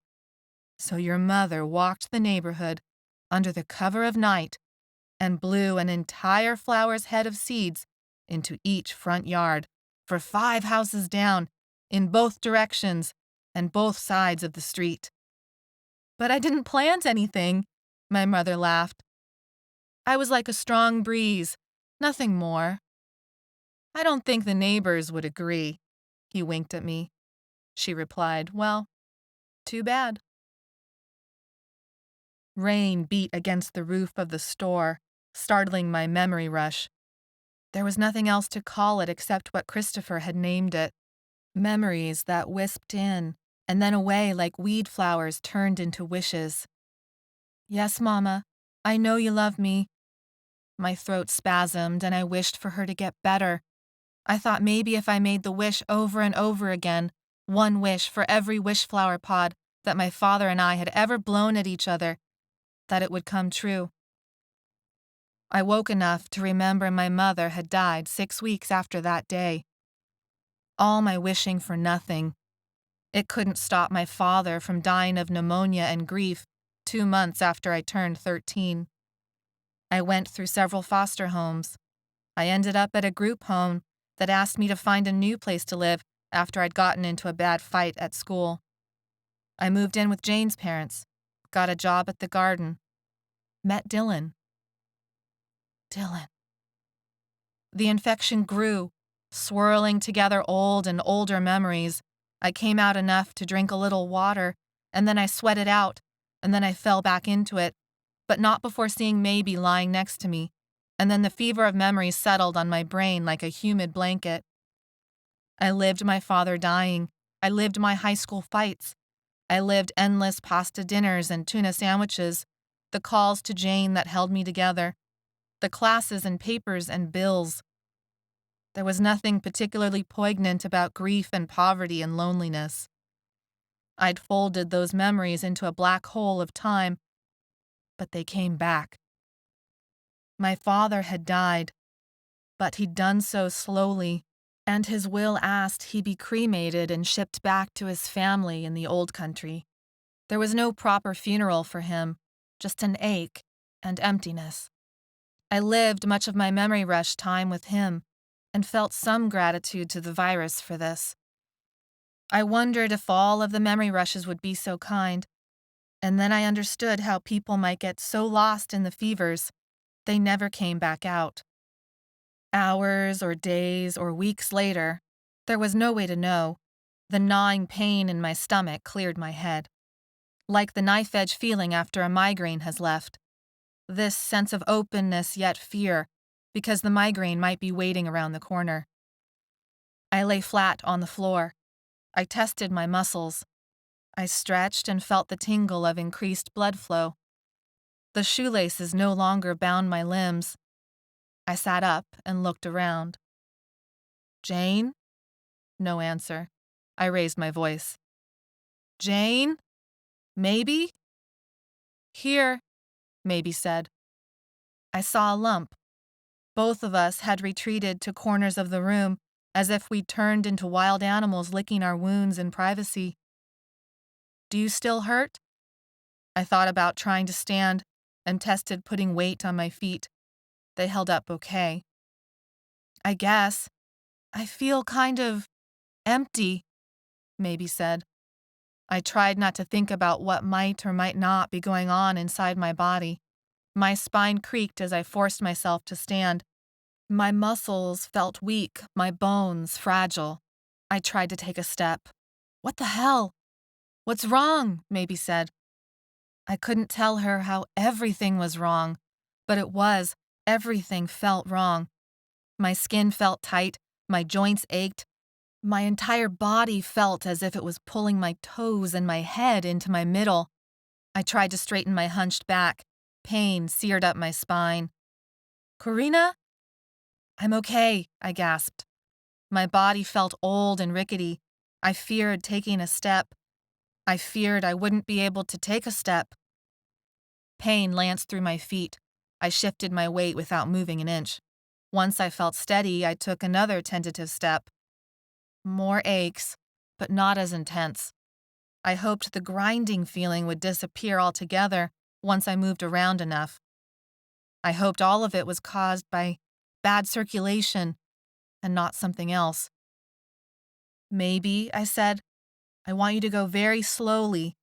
We've been sick and are both very weak.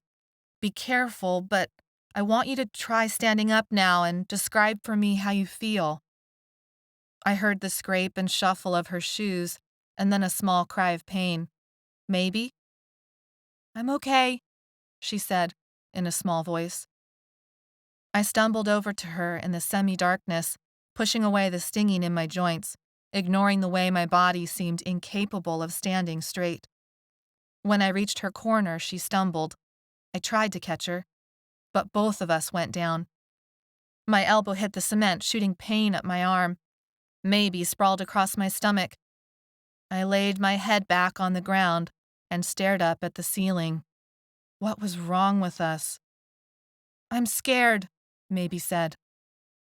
I shivered and wrapped my arms across my chest. Me too. Maybe snuggled into the hollow of my armpit. I moved to embrace her and we lay still, together on that cold cement floor.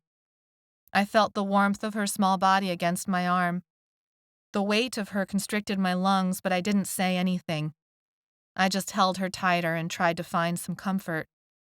Tried to tell myself to be happy, that our hearts were still beating. Did it mean anything? Dylan paused for just a little too long. No. No? Then why did that take so long to say?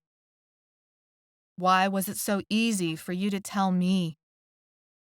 I didn't know what to fire back with. I didn't know how things had gotten so bad so fast. His knuckles turned white on the back of the chair. I feared he would break it and there wasn't any money left to buy another, but I didn't dare say something and have him accuse me of nagging him. After a long moment of looking at each other, tears pooled in my eyes, and in the space of that pause, next to my anger, I felt what really lay underneath.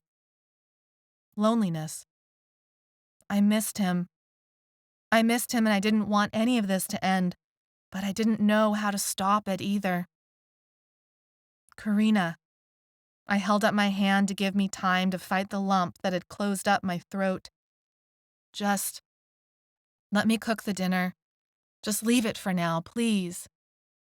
He stood there as if about to argue with me, and I steeled myself for the next round and told myself I would not cry in front of him. I waited for it. Whatever was too much for him to keep in, whatever was going to hurt really bad and crush this moment of truth, this possible new beginning. And then the moment passed. His dark eyebrows softened, and a different light came into his eyes, and it was his move, and he kissed me. It was long and deep and tentative, like he feared guttering a candle. His 5 o'clock shadow scratched my cheek. He smelled like the almond-scented soap we both used. We made love as an offering to each other, and we made love to banish the lingering ghosts. We made love as if we feared it wouldn't be enough. Chapter 8. I pushed myself up from the concrete and crawled to the door. There was a stillness to the air I didn't understand. I checked to make sure the door was locked. It was, but from the outside, as if someone had left and barricaded it behind them to keep us from leaving. My tongue felt thick with dust, like I'd been dreaming with my mouth open. The air was chilly and stale, yet humid from our sweat. Maybe shivered on the floor, moaning, tossing around. In the haze of gray cloudiness in my brain, I went over and shifted the blanket to cover her. I tried not to think about how much time I'd lost, how I was going to find Dylan. Thinking about him sent a new hurt through me. I steadied my hand against the door. Where was Christopher? Where was Jane? Before I could search for them, I lost myself again. The Pathfinder started with only a slight cough and rumble. I tied my hair into a ponytail and rolled down the window since I couldn't afford the gas to run the air conditioner, even if it had worked. The radio spouted a song from the 50s, and I cranked up the volume to compete with the rushing air. I'd upped my time at the community garden to 3 days a week. The garden had helped put my life back together. I loved working in the dirt, planning out a new section of plants, discussing which species to cultivate next. I made good time to Ms. Roche's little blue cottage. She'd painted her stone porch a bright yellow the neighbors hated. I loved her courage. "Hello, dear," Ms. Roche said as she opened her front door. She wore a large dream catcher pendant with plastic, pink beads that clinked together in the canyon between her breasts. Come around back and let's quickly get the starters in your car. Did Laco tell you the water's been off on my block for 2 days? I thought it was only for overnight. Yes, well. She hummed a couple of notes to herself and then looked sideways at me once we stepped into her backyard. There was a water problem in Golden Estates, and they dropped everything to go deal with that. And so here we are. She fluttered her hands at the sky. We loved to gossip about Golden Estates, but Laco was waiting for the starters. So what's the deal? I saw about a dozen starts of wilted kale, wilted lettuce, and a single pathetic blueberry plant covered in yellow leaves. I haven't watered in 2 days. I managed to put enough by for me to drink, but that's it, she laughed. I'm staying back all these feet so you can't smell me. I smiled and said, Ms. Roche, you always smell like a butterfly and you know it. She giggled and then fingered the blueberry, sending a leaf twirling to the ground. The blueberry is bad off. Most should bounce back once you get them to the garden. Not sure the blueberry's going to make it, but, well, she shrugged her shoulders. I rummaged in my purse. I shook an almost empty bottle over the blueberry plant to release the last few drops. The heat seemed to laugh at my misting attempt. Let's get him in the car. We loaded up the plants in a wheelbarrow, and I waved as I drove off with my precious cargo. The community garden was 2 miles away, but the first half-mile crawled, and then brought me to a standstill. Lights flashed far in the distance. I turned left and onto an empty side street. The alternate route would triple the distance, but who knew how long the accident might hold things up. I sent out a hopeful thought that no one was seriously injured. I turned the radio up and hummed along. Several miles later, I stopped at a light to turn left. I tapped my fingers on the steering wheel and glanced back at the plants. This intersection always took forever. Whenever I stopped, I swore the car's temperature increased by 10 degrees. My detour had taken me past city limits and into a section of vacant lots, turning back into country. The 2 out of the 4 corners were cracked cement and star thistle. The other 2 corners were gravel dirt. Plenty of cars broke the speed limit, racing through the intersection. Lunch hour. A bicyclist in bright blue clothes and matching helmet crossed before the light turned. He's got the right idea, I said to the plants. Soon it would be too hot to bike, but he seemed better off than me right now. The light changed and I pressed the gas. My car rumbled to life and then coughed and then died. I sent out a frantic wish for enough momentum to reach the curb, but my car halted in what seemed like the exact middle of the intersection. I tried to restart. Nothing. The car didn't whimper, but I did. The light changed, cars inched past, and then picked up speed. A black BMW made a lane change that almost forced a red truck into my front fender. I opened the driver's side door and tried to ignore the irritation rolling toward me like heat waves. I took a deep breath, held the air in my lungs, and pushed the car with all my strength. The car moved like a ton of rock. That is, it didn't budge. I tried again, moved the car an inch, but then the grade of the street moved it back 2 inches. Sweat streaked down my face, arms, inside my clothes. I wiped my hands on my jeans and repositioned. Come on, you can do this. I lunged into the push. I grunted. The car moved an inch and then another inch, and then a few more. I was doing it. I was also headed into oncoming traffic, but I dared not lose momentum by trying to steer. Grab the wheel. I startled and lost my grip, but the car continued moving without my touch. The blue bicyclist was pushing at the back of my car. His bike lay in the street behind us. Just get in and steer it, the biker shouted. Make sure this coffin doesn't jump the curb. I hopped into the driver's seat, steered, and the car rolled onto the shoulder. I hit the brake, regretful that I was ending all that had gone into moving this stupid hunk of metal. Thank you so much, I said, jumping out of the car, ready to heap him with compliments. It just stopped and— Hold up, he said. Let me get my bike. He jogged back to the intersection, ignored the lights, the don't walk sign, and stopped traffic like he had a God-given right to it. He reached his bike. I heard him swear.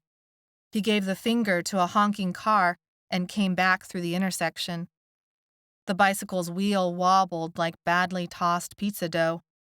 "God damn," he said, every few seconds, and kicked out once at the passenger side door of a car that refused to let him pass.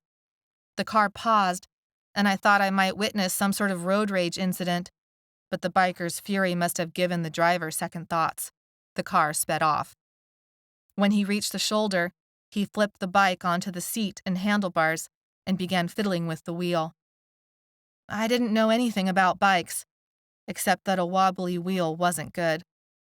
"They tacoed the damn thing," he said, without looking up. "I just retuned the spokes. What a mess." I cleared my throat. "Thank you for helping me, and I'm sorry about your bike. Maybe I could help you buy a new one as a thank you? I could probably scrounge together $50, maybe pay my rent a little late, forego the seed donation money this month." He kept his head bent over the wheel. "The hub has lost some teeth. The wheels alone cost me $350 to build, and the hub is ruined. That's another $100. My head began to swim. He looked up. Dark eyebrows and a shaving shadow framed sunburned skin and piercing blue eyes. "Not your fault," he said. "But—" He returned his gaze to the wheel hub and then back to me. I drowned in multiple waves of embarrassment. "You didn't happen to notice the license plate of the car that did this?" he asked. God, why couldn't I finish a sentence or even put two words together? Maybe it was situational stress. The adrenaline lessening, the embarrassment rising again, the monumental mechanics bill waiting for me in the near future. "Never mind," he said. "I'll help out," I said. "I have maybe $50 at home. I could at least help you get a new hubber thing." He laughed. His facial features relaxed. "Hub," he said. "Wheel hub. And really, it's not your fault. I should have left it on the corner sidewalk, not in the intersection. But you look so alone out there with all those cars honking at you." He shook his head and spun his back wheel, but the wobble caught on the frame and stopped the movement halfway through a rotation. I remembered the plants. "Oh," I said and ran to open the back of the Pathfinder. The plants looked much worse. The blueberry had all but given up. "Do you have any water?" I removed the wheelbarrow and pulled over the plant containers for closer inspection. Yeah." He handed me the sports bottle from his bike. I unscrewed the cap and portioned water out for the blueberry. I drained half the bottle and then finished it off on 4 other starts. The rest were goners. I was on my way to the community garden on 7th Street and I trailed off as I saw the look on his face. He stared at his empty water bottle. "Did you know," he said in a strangled voice, "that there isn't any potable water around here for at least another 2 miles?" I dropped the offending bottle to my side. "I didn't know that." "Did you know today's going to break 100 degrees?" I laughed, the sound choking a bit in my throat. "I did know that." After a long pause, he said, "It must be important to get these plants back to the garden alive." "Oh, it is," I said, and then rushed into a long explanation of each plant's history, genetic value, the mission of the garden, the blueberry's varietal uniqueness. He laughed and held up a hand for me to stop. "Save your energy," he said. "I believe you." "I'm sorry," I said, breathless at the warmth of his laugh. I wiped the sweat from my forehead. "You've got some dirt." He moved closer and brushed his hand along my face. He pushed back a strand of my hair. Our eyes caught and held. He stepped back. "Sorry." "No," I said. I should be saying sorry." I brushed my face again with my hand and froze. I totally didn't mean to do that. I could have slapped myself. I turned my back to him, took the edge of my shirt, and furiously cleaned my face with it. When I turned back, he had set the wheelbarrow upright on the street and was filling it with the plants. Since the plants can't stay here, but the car looks like it won't be going anywhere for a while, I'll walk the wheelbarrow if you walk my bike. There's a bus stop about a mile away. No water, but the driver on this route should be cool about the wheelbarrow, and he'll get us to water. I don't know how to thank you, I said. Nobody stopped to help but you, and now your bike is ruined because of me. True, he said seriously. All true. And then he smiled. The bus will let us off in front of a grocery store. Treat me to a bottle of ice-cold water. And a date? Yes, yeah. Okay. I unsuccessfully hid a smile. I'd love to. He handed his bike over and then closed the back of the Pathfinder. I didn't bother locking the piece of junk. It'd make things easier if someone stole it. The wheel made it difficult to steer the bike, but I was determined to get the hang of it. Soon the shoulder gave way to hard-packed dirt wide enough for us to walk side by side. I'm Corrina, I said. Dylan, he said. He hummed a song melody and then sang the words. Yeah, my dad was a Bob Dylan fan. I searched for something else to say. I'm glad I met you. He shook his head. What? I asked. Do you mean that, considering the circumstances? A little put off, I lost control of the bike and the front tire bumped into the side of the wheelbarrow. I steadied it and said, obviously I didn't want my car to die like that, and using your water for the plants was... He busted up laughing. After a moment, I joined in. Thanks, I said between breaths. I really appreciate a person who can laugh at me when I'm in trouble. With you. Technically, you're laughing, so I'm laughing with you at all your troubles. He pointed to one of the plants. So what kind of blueberry is this one again? Well, I touched the bare skin of his arm, feeling warmth, sweat, electricity. I pushed his arm so that his pointing finger moved a foot to the right. First, this one's the blueberry. I babbled and woke to my own noises. Christopher pressed against me and I rushed back into a coma full of memories. I was next to my dying mother's bedside. I was tied up in the army surplus store. I was listening to Maybe sob in the darkness. I was sitting next to Dylan. He was telling me how much he loved all my ideas, how beautiful I could make drying on a clothesline sound, how romantically I described a weed garden in every front yard, how inspiring I was when I talked about people trading in their gym memberships for bicycle-powered washing machines. He knew me well enough to understand it was partly about fear, about not relying on others because maybe they couldn't be relied on. People always died. People always left. Suddenly I was drinking water from a cup. I woke enough to eat the MRE that Christopher pressed into my hand. My body felt weak from sickness and dehydration. I realized he'd tied me up again. Sometimes the memory rush is too strong, he said. It can make you do things, hurt people. You were walking around. This is safer. Where's Jane? What did you do to her? She's gone. Chapter 9. Did you kill her? I couldn't generate much emotion at the thought. Not that I didn't care. Even with what she and Dylan had done, she didn't deserve to die. But my head ached, and my limbs were dead weights, and my chest hurt, and the memories had wrung out my emotions. I didn't have the energy to care about much of anything. She left, Corrina, and I didn't do anything to her. She got out of the ropes before I could infect her. The memory rush... She made it through the barricade and was out the door. That was over 2 weeks ago, I think. It was too much information to digest at once. 2 weeks? Jane gone? Was he even telling the truth? She wouldn't have abandoned us without trying to help, I said with conviction. Jane was many things, but she had never been a coward. That's what happened. You've done something to her. I strained against the bonds and pushed myself up a few inches to look at her sleeping place, but it was empty.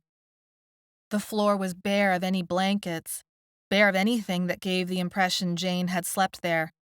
And there's no way it's been 2 weeks. You're a liar. I think it's been about 2 weeks, Christopher said. It could be longer. It's hard to keep track. He began talking about his wife, his kids, his job. He smelled my hair. He went to Maybe. She tossed about on the cement floor, but she did not open her eyes. He lifted her shirt. His hands hovered over her chest. Her nipples were 2 red dots on a flat surface. Get away from her! My tongue felt thick in my mouth. He sprang away from Maybe, and he looked at me and he brushed imaginary cobwebs from his eyes. I'm sorry, my child was sick and I had to rub menthol. Cover her up, I said, and I fought the constriction of my throat. We lay helpless, locked in by ropes, bound up by sickness, possessed by a man gone crazy. He pulled Maybe's shirt down, scuttled across the room, and pressed against the wall. I'm sorry. He did look sorry. He looked horrified. He rocked on his heels and stared unseeing into the air. I woke up and found him next to me. He cradled me, and disgust shuddered through me, but I did not pull away. I pressed my body against his, and I encouraged him to stay by me. He stayed by me, and he did not go near Maybe, and I wished for the fever, but this time it did not come. Christopher only slept pressed against me, and I spent those next few hours thinking about how far away Dylan was, how, if he hadn't stopped to help push my car out of the way, we never would have met, how I might never reach him, and if I did, it might not matter anymore. Christopher woke and loosened the bonds enough to allow me to stretch. He loosened Maybe's rope as well. He went into the back room, mumbling about foraging supplies. I searched Maybe for injury, her bedraggled hair and smudged hoodie, her cross-legged position on the cement. There was nothing. Relieved, my attention turned to the cold, how it seeped into my legs, deep into my bones. He's turning us, Maybe said. We're becoming zombies. I didn't respond because I didn't know what to say. He had made us sick with something deadly, something that had torn apart the whole city and taken Dylan away. Maybe's explanation made as much sense as Christopher's. And it didn't matter what the truth was.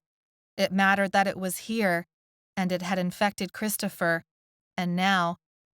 But I forced my thoughts away from this. My wounded hand throbbed, and I pretended Christopher had only wounded me. A flesh wound, nothing deeper, nothing more profound. Please. The fever rose up in me again, a slight tick in my calf muscle, a sluggishness in my blood, a thickness in my throat and brain, a sense of floating through multiple dimensions. An image of Dylan from when we first met appeared next to Maybe's right shoulder. He wore the biking shorts and held the blue helmet the way he had just before the car had crushed his bicycle. He flickered and disappeared, and then my mother hobbled to the bathroom door, in the robe she never took off during those last weeks. I closed my eyes, but her image remained. I opened them, and she disappeared to be replaced with Jane, high school Jane. I heard a whimper and did not know whether it came from me or Maybe. With painful effort, I ignored the illusions for the moment and focused on Maybe's flushed cheeks. The fever was ready to rage up in us again. I wondered how bad the memory rush would get this time around, how long it would last, how much time we would lose. I was sleeping on a piece of glass, Maybe said. I'm trying to cut through the rope, but I'm so weak. And then I go to sleep. She turned her wrist to show me her progress. She had such a long way to go.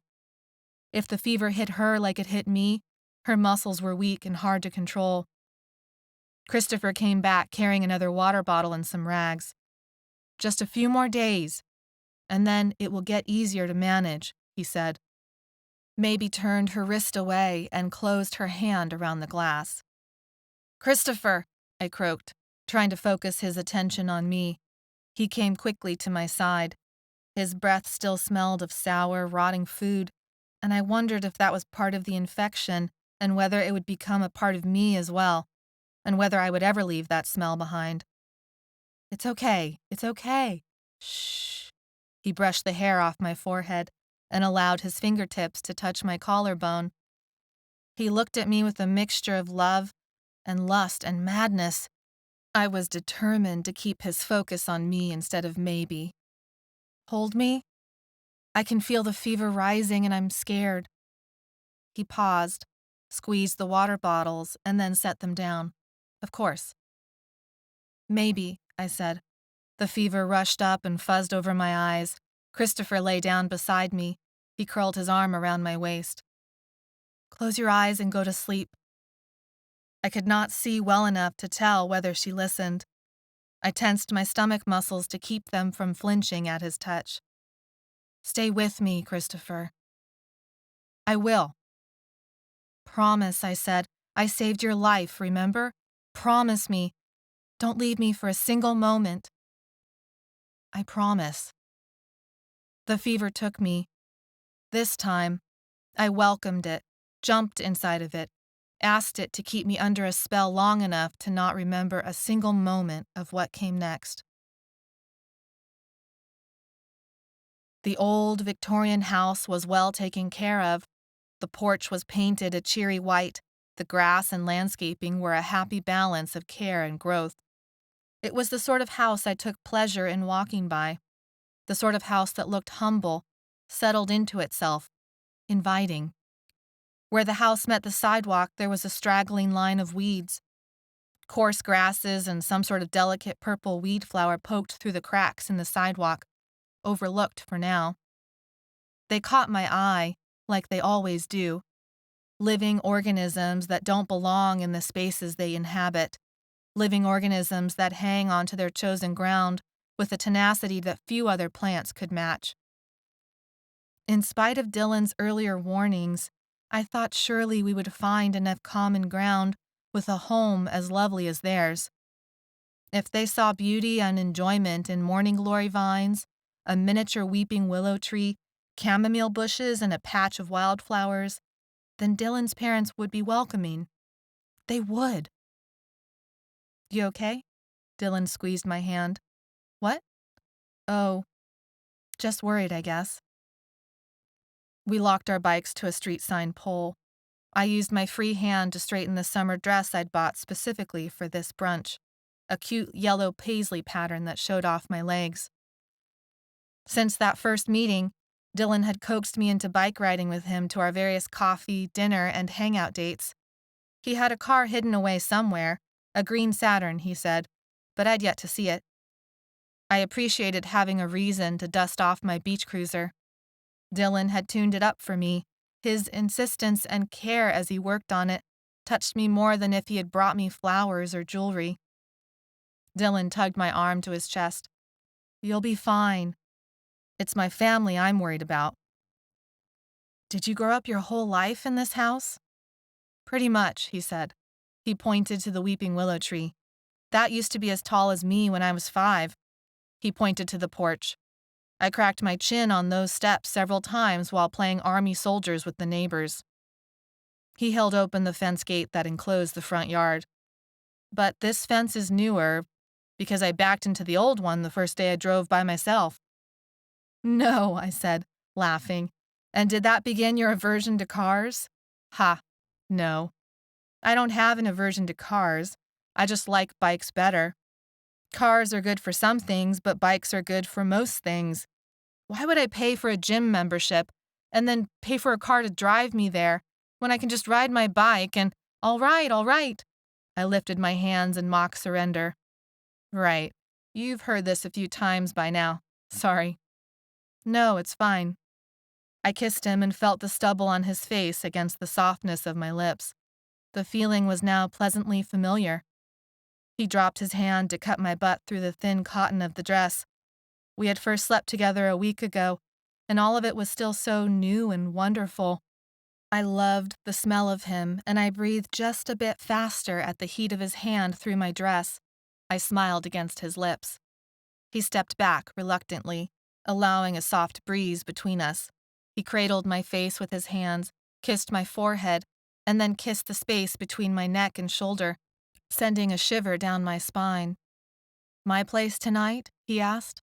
"I even cleaned." "Yes," I said, and left it at that. If I said more, my voice might crack. Instead, I refocused on the evening's agenda. Meet Dylan's parents. Get them to like me. "Ready?" I nodded. We walked to the front door and he rang the doorbell. I had expected one of Dylan's parents. Instead, a young man who looked a lot like Dylan opened the door. "Good to see you, bro," Dylan said. "You too, big brother." The brother turned his gaze upon me. He had Dylan's hair color and build, but a longer haircut and a paler shade of blue eyes. "This Corrina?" "Yep," Dylan said. "Corrina, this is my brother, Denny." "Our parents liked names that started with the letter D for boys," Denny said, "and K for girls." K as in Krista, his sister who died. Denny smiled and held out his hand, and I shook it. "Whatever you do, don't bring up how pretty the front fence is. It'll get both Dylan and my parents going." Dylan laughed. "Oh, I see my warning has come a bit too late." He ushered us both into the house. "Mom and Dad are barbecuing in the backyard." He pointed to a landscape painting of some hills at dusk. "That's Mom's favorite painting, so make sure you compliment it. Dad loves to fish, and some of his catch is on the barbecue tonight, so make sure you mention how good it is. Bathroom is down the hall. Did you need it?" "Yeah, might as well," I said. Now that we were officially inside Dylan's house and seconds away from meeting his parents, I wanted to give myself a once-over. I walked to the hall bathroom and was about to close the door when I heard Denny's voice. "Nice catch, bro. But did you warn Mom and Dad ahead of time?" "I told them I wanted them to meet my new girlfriend." "Did you tell them about her?" "Not really. That's what tonight is for." "Did you tell her about them?" "She's already nervous enough. It'll be fine." Denny snorted. My hand slipped off the doorknob and made a squeak, but they didn't notice. "Dad's already in the booze. Mom's all set to launch into Darren stories. Well, she's been going all week. His anniversary is next week." Dylan sighed. "I know it." "All right, bro. Maybe you know best, but I wouldn't bring my girl in here without warning her, especially when she looks Middle Eastern." "She is, right?" "Yeah. Egyptian, if that makes a difference." "It won't." "It will. I'll make it matter." "You serious about her?" "No question, man. I'm serious." A pause in their conversation made me realize I was holding my breath. I continued to hold it, afraid letting it out would give myself away. "I'll do my best to play interference." "Thanks, bro. I appreciate that." "How'd you end up with someone so hot?" Dylan laughed. "Man, my blue Marin." "Your bike? What the hell? No way you're cruising along on that baby and she, what, can't help but fall in love with your manly calves?" "Not quite like that. I had to retire the Marin." Their voices drifted away from me. I guess they must have moved to the back of the house.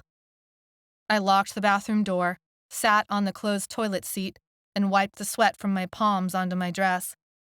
After a long minute, I gathered my courage, ran the faucet, and sprinkled some water on my neck to cool down.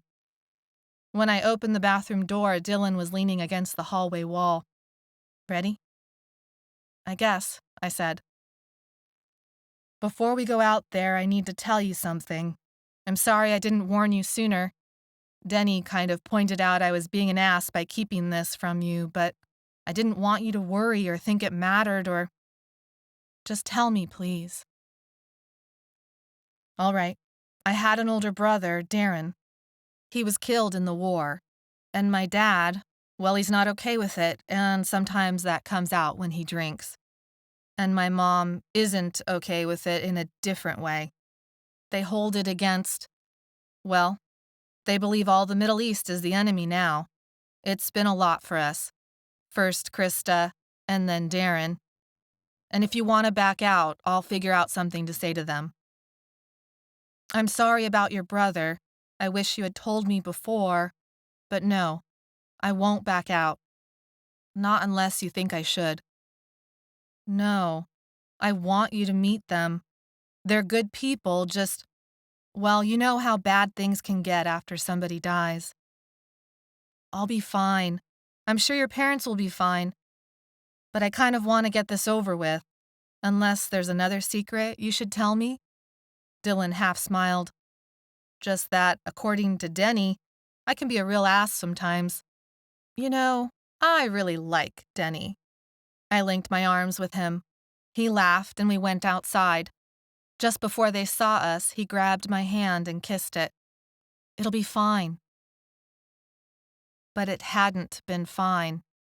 The awful awkwardness, the painful silences, the not-so-silent comments that Dylan's father made as he finished off one six-pack and started another. Denny tried to help play interference.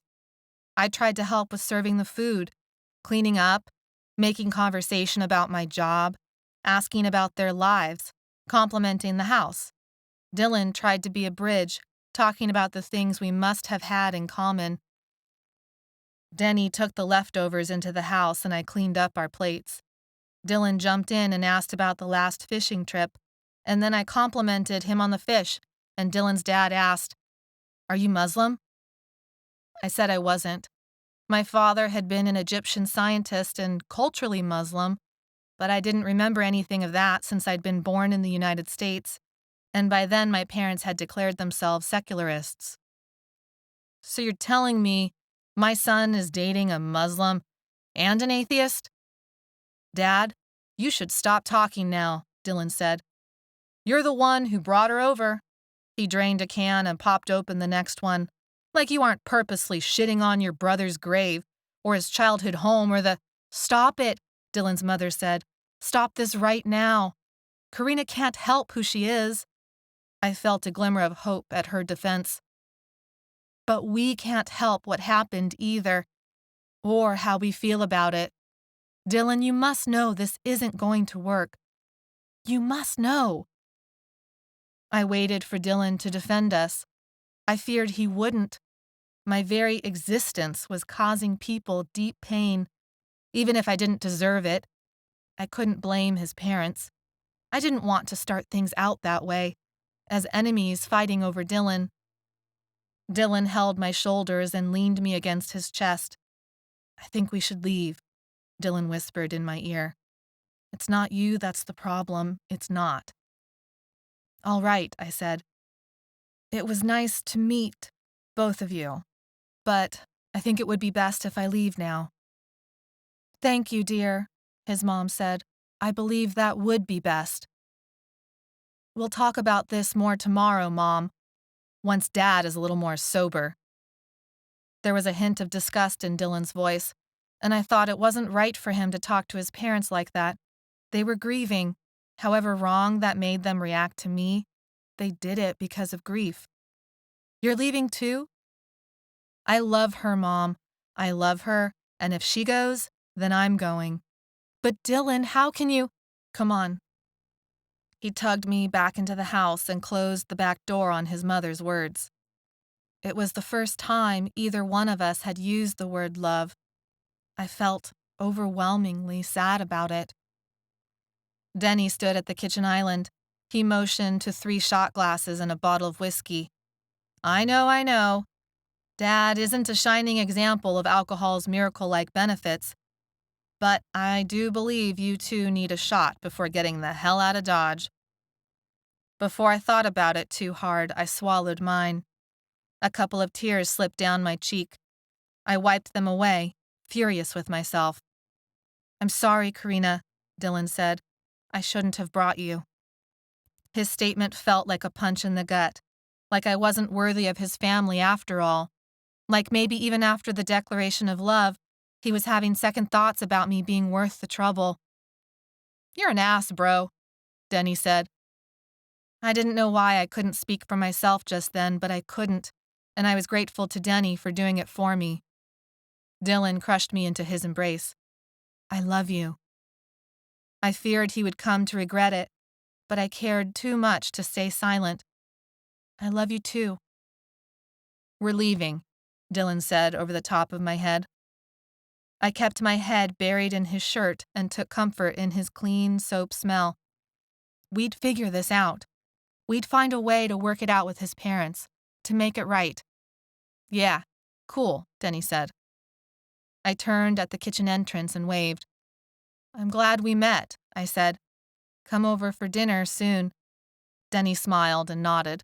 Absolutely. And thank you, I said, and turned away. I don't know why, but I looked back one more time. Denny faced the back window and the smile had disappeared from his face. He looked like he was preparing for battle. He grabbed the whiskey and drank directly from the bottle, wiped his mouth, then went back outside. Dylan latched the front gate behind us and unlocked our bikes from the pole. You up for a longer ride? I need to burn some of that off, he said, cocking his thumb back to his parents' house. I don't think I can sit still or be pleasant until I've worked them out of my system. Yeah, let's do it, I said. I pedaled after Dylan until all I could think about was the burn in my legs. When Dylan brought us around to his place, we fell on each other without a word, but with a ferociousness that both scared and thrilled me. I woke to deep cold, the kind that sinks into the bones, that makes you forget what heat ever felt like. I wondered if this virus had taken Dylan's parents and his brother, if they were still normal, or if they were like me, except their memory rush would include all the ways I had injured their family. I woke up as if hit by a wave of cold water. Someone had pushed my jeans down to my ankles and my shirt up to my neck. Chapter 10. Maybe was still very much a 13-year-old girl, but spiderweb wrinkles covered her skin now, and her face and mouth showed even deeper lines, like someone 4 times her age. I could feel some of it, the dry, papery texture of my face, the way my bones creaked at the joints. I pinched my skin and let it go. It stayed up, and took an eternity to melt back into place. My brain felt like someone had taken a wire brush and bleach and scoured the inside of my skull, erasing all the boundaries. My thoughts felt sharp and purposeful, and also crowded. I saw maybe. I knew where I was and what we were doing, but I also looked at her and saw myself at 12 with that same hair and those same dark eyes, and remembered how it had been at the mall with Jane. I can't stop thinking about things that have already happened, I said. Me too, she said. Will it stop? I don't know. I pulled her into a hug. Touching her pink cotton hoodie, feeling her heart beat against me helped steady my thoughts. This is now. This is real. Whatever we were sick with, we needed to get help from real doctors with real medicine, real knowledge, not from a person who was already living on the wrong side of crazy. Christopher might be telling the truth as he knew it. I believed that. But it might not be the whole truth. Maybe there was a way to undo the sickness etched into my skin and flaring in my brain. Cal Expo was where the doctors must be. It was where the radio said to go. It was where, if Christopher could be believed, they took Dylan. In spite of everything I knew, or maybe because of it, I needed to know he was still alive. I needed to face him again. I needed to hear the truth from him.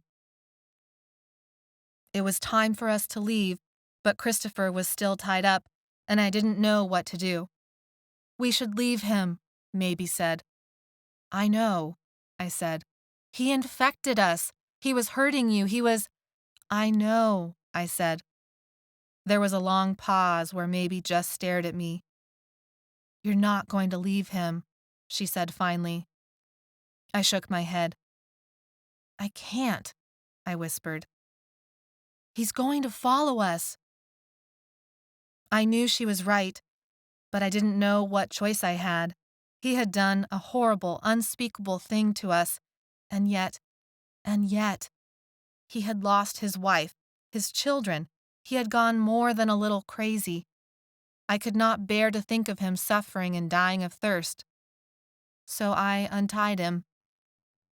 He sat up, rubbing his wrists and ankles where the ropes had been. Maybe held the bat, knees bent, arms cocked. She must have played baseball before. It looked as if she knew what she was doing. It wasn't me. It was me, it was, but I was living in the memories and I didn't see you. I saw my sick child and my wife, and that doesn't make it okay, Maybe said. It doesn't, he said. We don't want you following us, I said. You can't think we could let you. You infected us, I promise you, you will thank me for that, he said. I raised my hand in a fist. He flinched. Don't ever think you did right by us. You didn't ask. You didn't explain. You just decided you knew what was best for us like we weren't even real people. I lowered my arm. Don't follow. We left the army surplus store. Maybe and I. Christopher stayed behind. He pretended to listen to us, but I knew Maybe was right. He would follow, but we would deal with it when we had to. I took my first step outside, listening, watching. The sky was clear and soon we would gain some warmth from the sun, though not much. My heartbeat flooded my ears and filled the silence. It was as if all the world had gone to sleep. No white noise of cars, no blinking street lights, no car alarms. I searched every shadow and corner and window for movement. There was nothing. But even still, the stench gave it away. The decay of something gone rotten. A flash of something, blonde hair.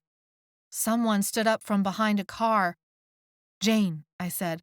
Where? Maybe said. I pointed. My arm wavered. My fingers trembled. There was an odd outline to her shape, a waviness that made my eyes swim. She was supposed to be gone. She was supposed to have abandoned us to our fate. Maybe clutched my hand. I don't see her. I don't see anyone. I willed her shape to either solidify or disappear. I wasn't quite sure what I wanted more. She didn't move. She didn't disappear either. Maybe tugged on my hand. Let's go. We left Jane. We left it behind. And it stayed behind. When she was out of sight, I remembered to breathe again, and then I thought I might dry heave. I ordered her shape to go stand against the wall of my mind.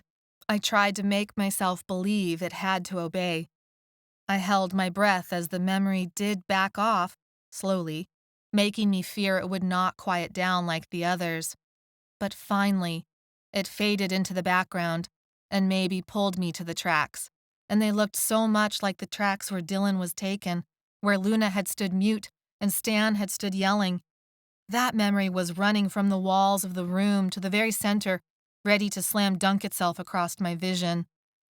I don't know if I can do this. Squeeze my hand, Maybe said. It helps keep it away.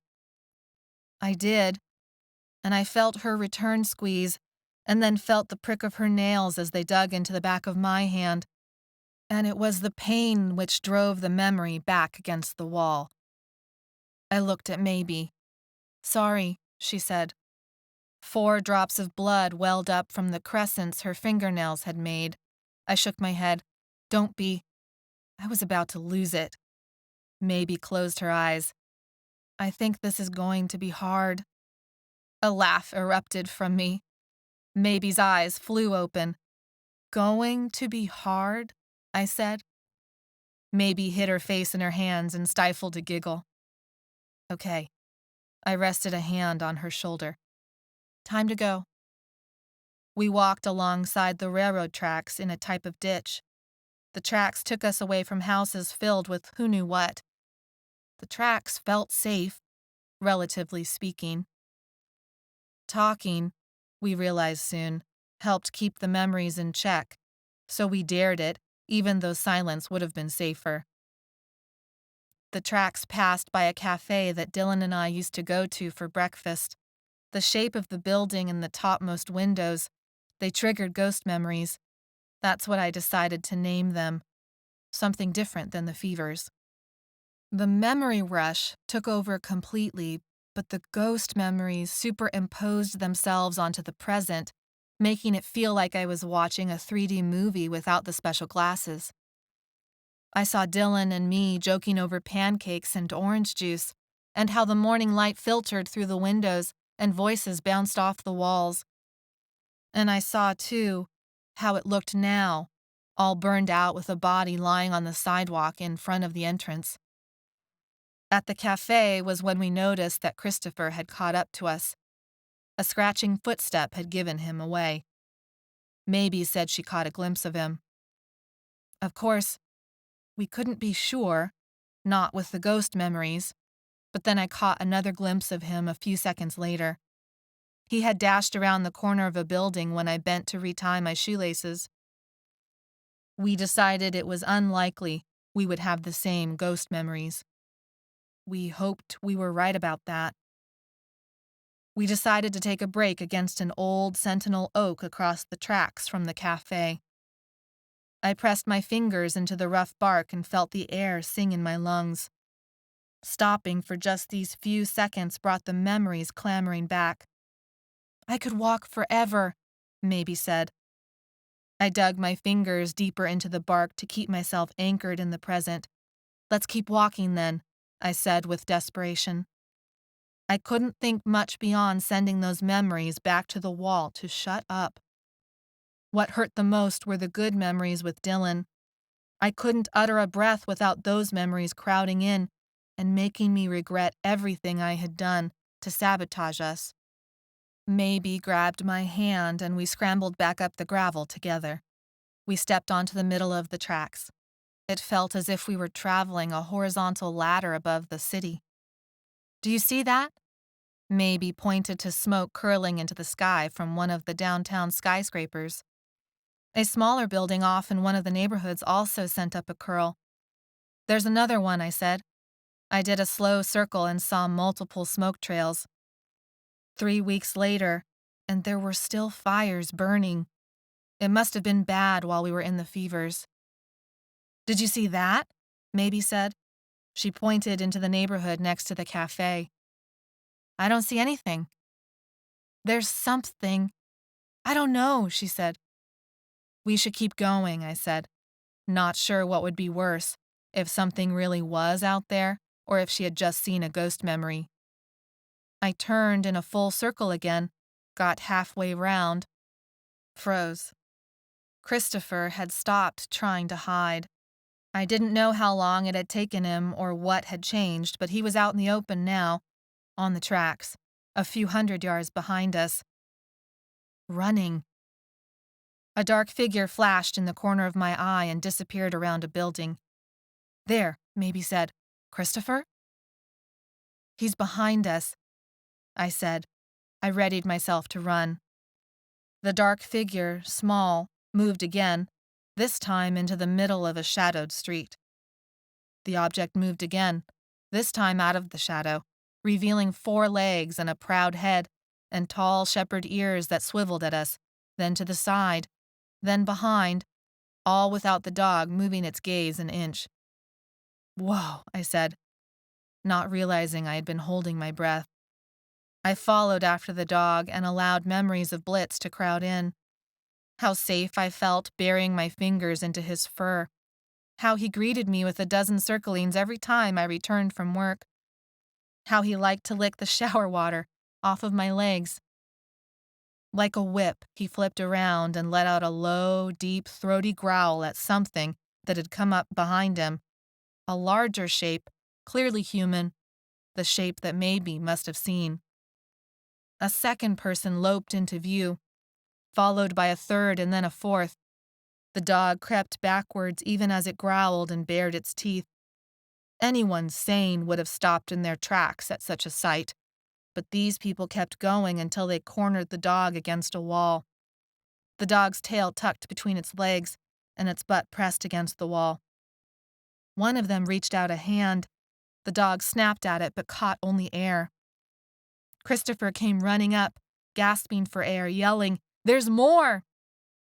4 heads turned and the faint light hit one face just right to see the sickness in him. The dog dashed through their legs. A woman tumbled onto her side. The dog galloped across the open space straight for us, tail between its legs, hair still raised on the nape of its neck. Maybe gasped. The dog shot up the incline to where we stood stupefied, yelped as it passed alongside us, raced down the other side, and then disappeared into the fields. "Hey," I said, "here, boy, come back." But it did not turn. Maybe tugged on my arm. "There's no dog! Snap out of it! We gotta go! We gotta go now!" The dog hadn't been real, but I was so sure. Before I could stop it, I saw the bloody mess on our neighbor's front yard, the sickening crunch of bone as I bowled into that woman, the slap as Stan took a bat to her. No, this was not the time, but my brain wouldn't stop and I fell to my knees, the wooden tracks digging splinters into my palms, the strings of puke glistening in the light. I tried to force myself back up. Come on, come on. The crunch of gravel told me I hadn't moved fast enough. My stomach heaved one more time. The memory cleared. Maybe was up ahead a few dozen yards. I willed her to keep running, but she stopped and turned and waited and flapped her arms as if it might speed me along. I yelled at myself to get up. Get up, get up! "Run," Christopher said, and flung himself in their way. I set my sights on Maybe's sweatshirt and ran like an old woman. Christopher screamed, and then his scream cut off. Something snarled behind me. I risked a glance over my shoulder, but that was a mistake. I fell, scraping my hands and knees. One of them bared his teeth as he reached out his hands. I got back to my feet and sprinted after Maybe, realizing too late that I was leading the gang right to her. Maybe ran to a building that backed up to the tracks, its clay-colored paint peeling and familiar. The cafe. She struggled with the back door and then got it free, slamming it open against the wall, the sound ricocheting through the air. I veered off the tracks. For a split second, I thought about passing her by, leading them away, but then something moved in the shadows behind Maybe, inside the building. And I found speed I didn't think I had. She wasn't looking behind her. There was something behind her and she couldn't see it. My feet crossed the threshold of the door, slapping against tile. My body bowled into something big and solid, cushioning what otherwise would have been a bad fall. My cheek felt the hot breath of something alive, its hands wrapping around my chest, squeezing, squeezing, squeezing. I fought back, but the arms pinned me in place, searing pain in my shoulder. No, this was wrong, no. My flesh tore as this person ripped it from my shoulder like a rabid dog. I screamed. His grip loosened. I kneed him in the groin, knocking hot air out of him. He dropped me. I scrambled backward, tracking myself through dust, and made a frantic search for a weapon, but there was nothing within reach. And then I saw it. On the stovetop was a cast-iron griddle. Pain made my right shoulder useless, but I took up the griddle in my left hand and planted my feet in a fighting stance. The man stumbled to me, chef's apron askew and bloodied, oblivious of the weapon in my hand. I swung the griddle and whacked him on the side of his head. Bone crunched, but he did not fall. I readied my arm again, pivoted to put the full weight of my body into it this time, and swung again. The crunch was louder, and the man fell to the floor like a tree. My chest heaved from heavy breaths, the agony of running too hard, the pain from my bleeding shoulder. I stood over him for a long, silent moment. I did not want another death on my hands, but it was too late. I told him that I was sorry. I told him I hoped he would find some peace now.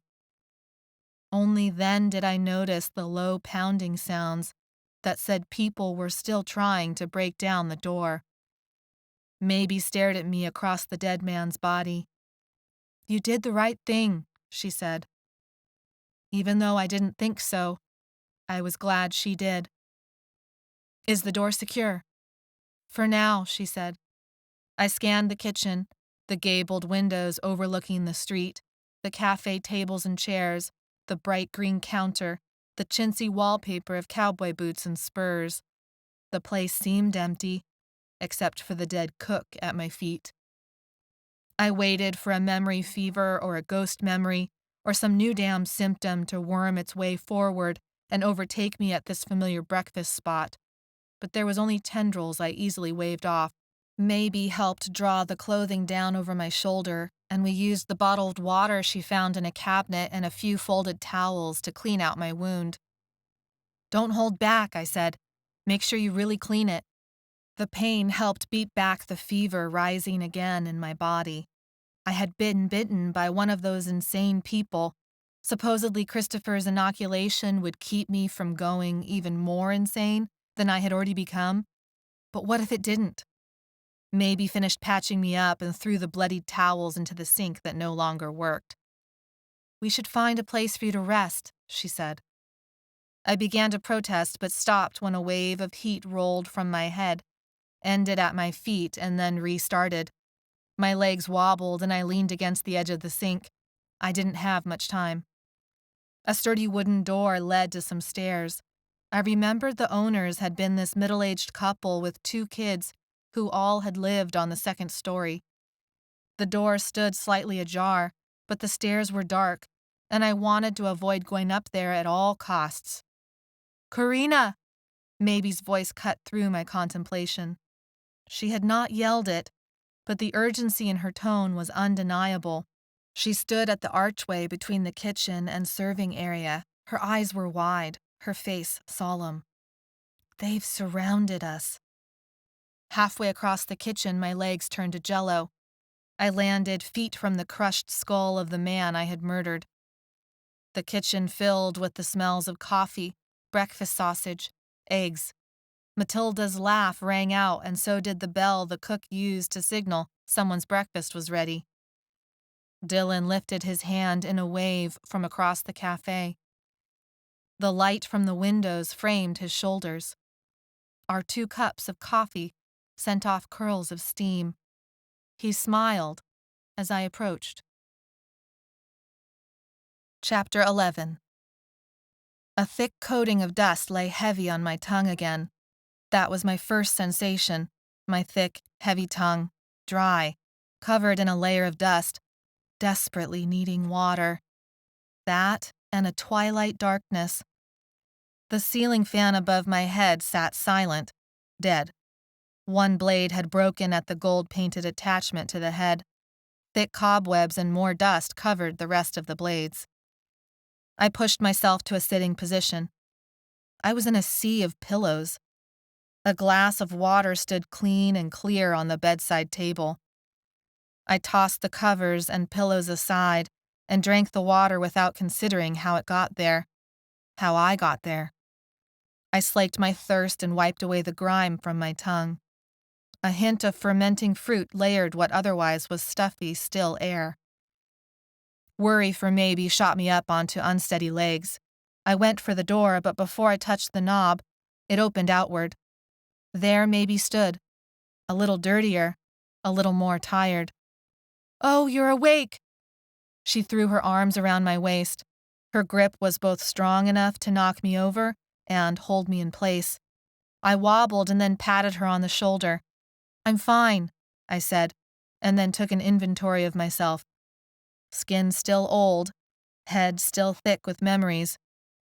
It's not any worse now than it was before. "I was so scared," Maybe said. "What happened?" Maybe sighed. "You should sit." I sat down in a chair next to the bed, my sore muscles grateful. Maybe cocked her head, as if listening for something. My pulse quickened. "Are we safe?" "Enough as you can hope for right now."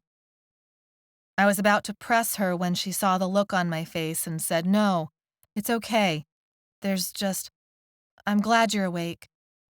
"Me too." I smiled and ran a hand through my tangled hair, trying to put it back in some sort of order, but my fingers only caught in the strands and tore at my scalp until I gave up. "Tell me what happened." "You went into the fevers. I couldn't wake you, and there were a whole bunch of zombies around the building, like they knew we were there even though they couldn't see us, like the ones at the back door. Yeah, maybe brushed hair from her eyes. You said something about upstairs, and I saw the door and the stairs, and you dragged me up here by yourself? I wasn't overweight, but I still must have weighed more than twice as her. I had help, she said in a quiet voice and looked over her shoulder. You came across other survivors?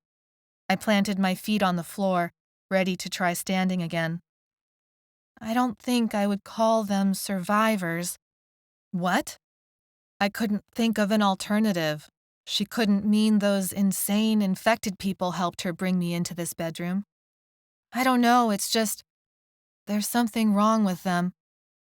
Show me, I said, sounding more confident than I felt. My muscles felt weak from the memory fever, and I struggled to walk across a faded area rug without stumbling. I followed her into a living room area. A small coffee table with a cinnamon spice centerpiece stood on a threadbare patch of carpet. 2 sagging love seats with unmatched patterns formed an L shape around it. On these couches sat 4 people.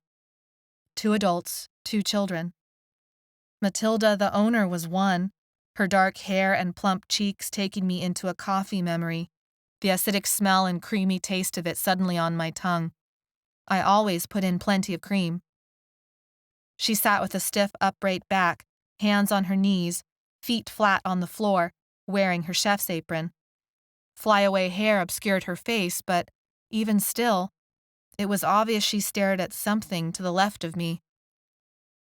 I turned, but there was nothing except for an oil painting of the family, done up in their finest winter clothing, together for a posed, formal, uncomfortable-looking family portrait. What's she doing? I said. But then I realized they all were like that. Her husband, her 2 children.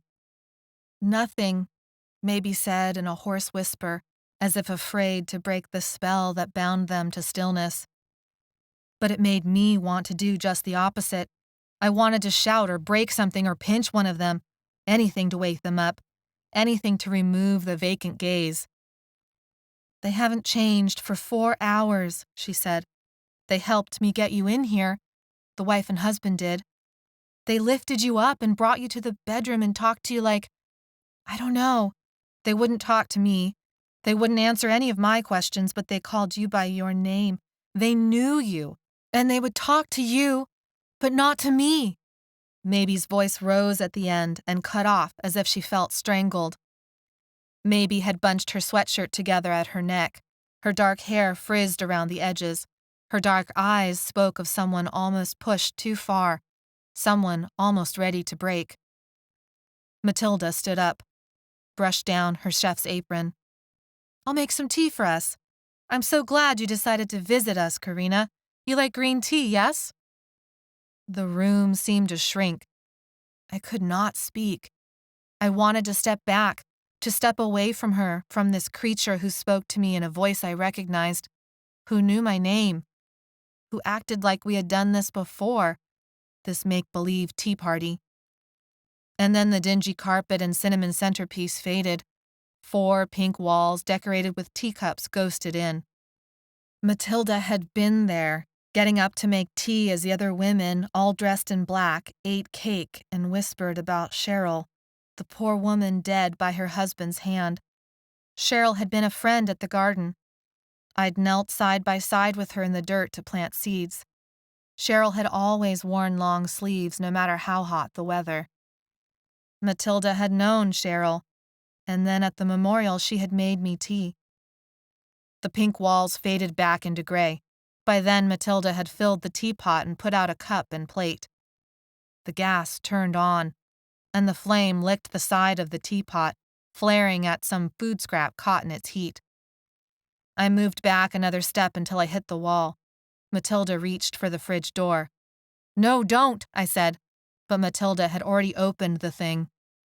Smells of rotted meat, spoiled milk, slimed vegetables filled the room. But Matilda did not seem to notice the wretched smell. She rummaged around on the top shelf. Maybe gagged next to me. The rest of the family didn't move. Sludge dripped off the bottom shelf and pooled on the linoleum floor. "There," she said. "You wanted cream, right?" Matilda held up a container triumphantly, then closed the refrigerator. "We need to leave," I said. I was weak. People might still be waiting for us outside, but I couldn't stay a minute longer in this black hole with whatever this was, with these monsters. "But we can't leave them," Maybe said. "I thought that's what you wanted to do before. They're sick, they're monsters, they're zombies. They're not people anymore." Whatever this was, it made them different, less than human, and I didn't want what happened to them to happen to me. "But they're just kids," Maybe said.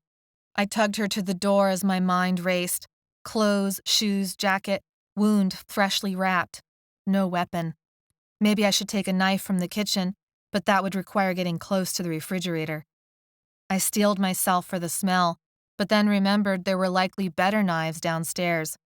I decided to take my chances and wait. I rested my hand on the door to the stairs. If I turned it and left these people to fend for themselves, I couldn't take that back. Maybe shook her head in a silent no. I turned the knob and opened the door. Light flared as if someone had turned on the electricity. I stepped back into the apartment but did not close the door. The hallway had been empty, the cleaner air refreshing, the freedom tantalizing. Matilda poured something into a coffee cup, but it overflowed the cup and oozed more onto the stovetop. I looked around, but the electricity was still off. "There," Matilda said. She capped the bottle and set it aside on the counter.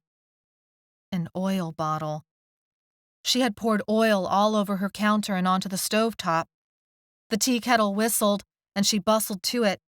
Her chef's apron dipped into the oil, brushed against the flame, and the flame caught and engulfed. Matilda lit up like a matchstick, but she did not scream. She continued with her tea duty. She poured the oil into the cup and she turned with the cup in hand and held it in front of her, and flames singed her clothes and crisped her hair and licked at her skin, blackening it. And she held out the cup and made as if to hand it to me, and I screamed and Maybe screamed and I pushed her into the hallway. I slammed the door behind us and waited for Matilda to pound it down and smother me in the flames that would surely kill her. Maybe fell to the ground and wrapped her hands around her shins and sobbed into her knees. Something on the inside thumped. Thumped again. Smoke tendrils curled from underneath the door. We should run. Save ourselves from this horror. Outrun Matilda's fire-wreathed face and outstretched hands and steaming tea and kind smile. Pretend it was okay to leave them because they weren't human anymore, and it was worth it to save ourselves. Our sick, infected selves. And then I felt shame.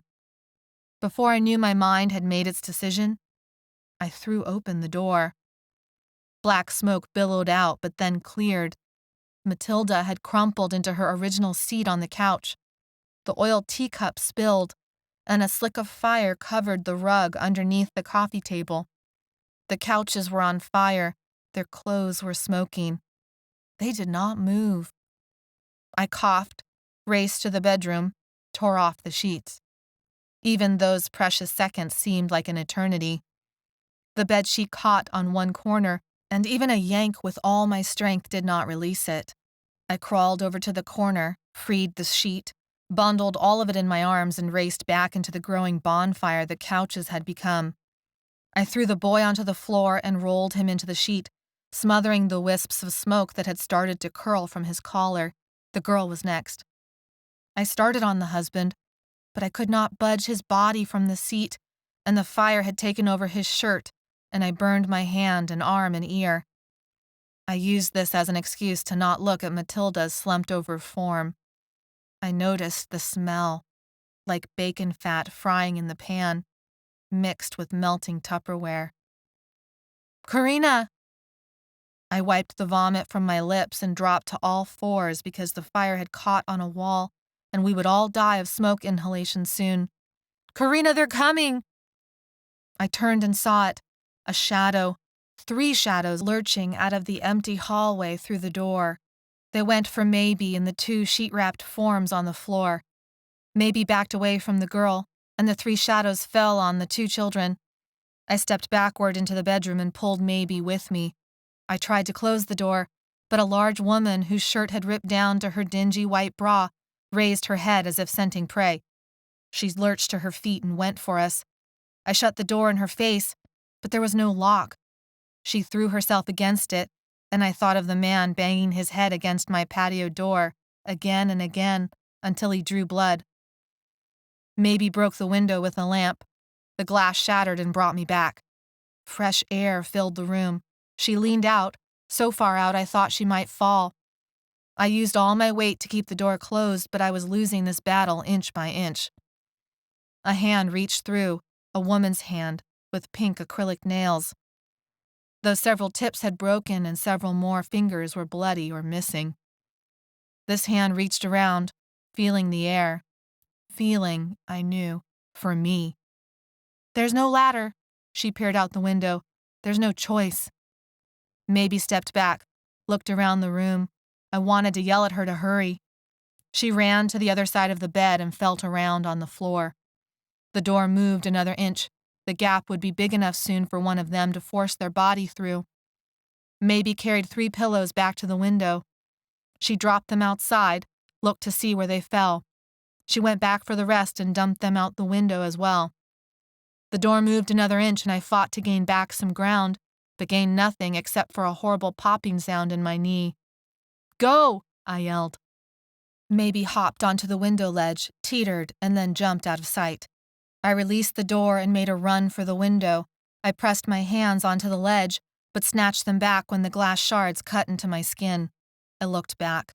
The woman lay moaning on the floor where she had fallen when the door gave way. Another figure disappeared into the smoke. The smoke obscured everything now. I looked out the window. Maybe stood by the group of pillows and waved me on.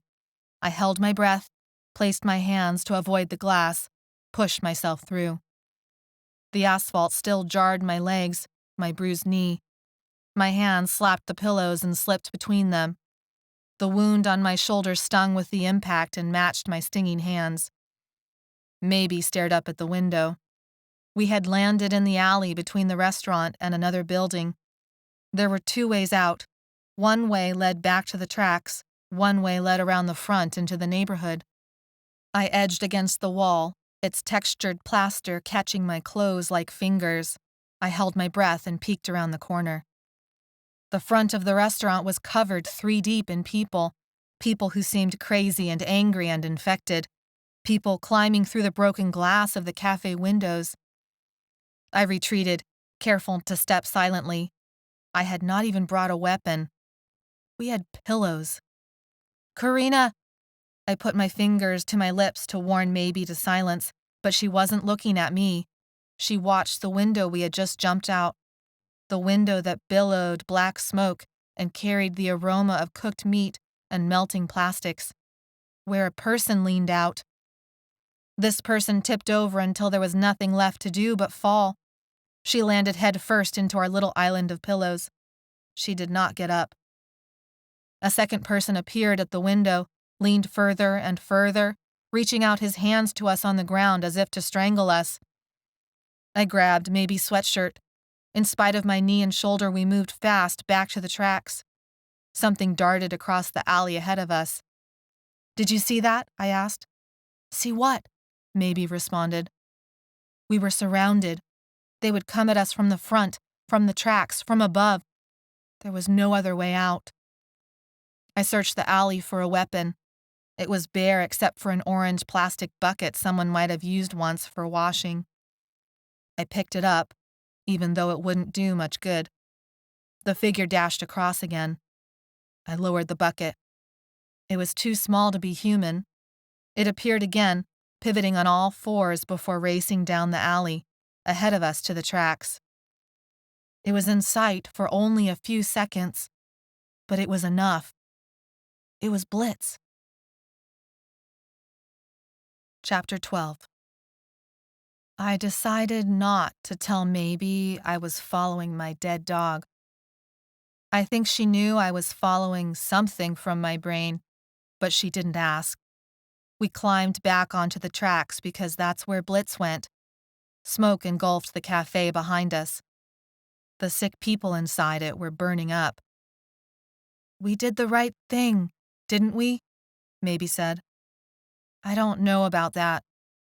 Maybe hiccuped. But I don't think there was anything else we could have done. They were different than the ones trying to kill us before, Maybe said. She was right, but I had no idea what would make them so different. The Lissa virus was supposed to be a form of rabies. It was supposed to make people go psycho. Yes, Matilda and her family were acting crazy, but they hadn't been violent. They had been sleepwalking, comatose-like at times.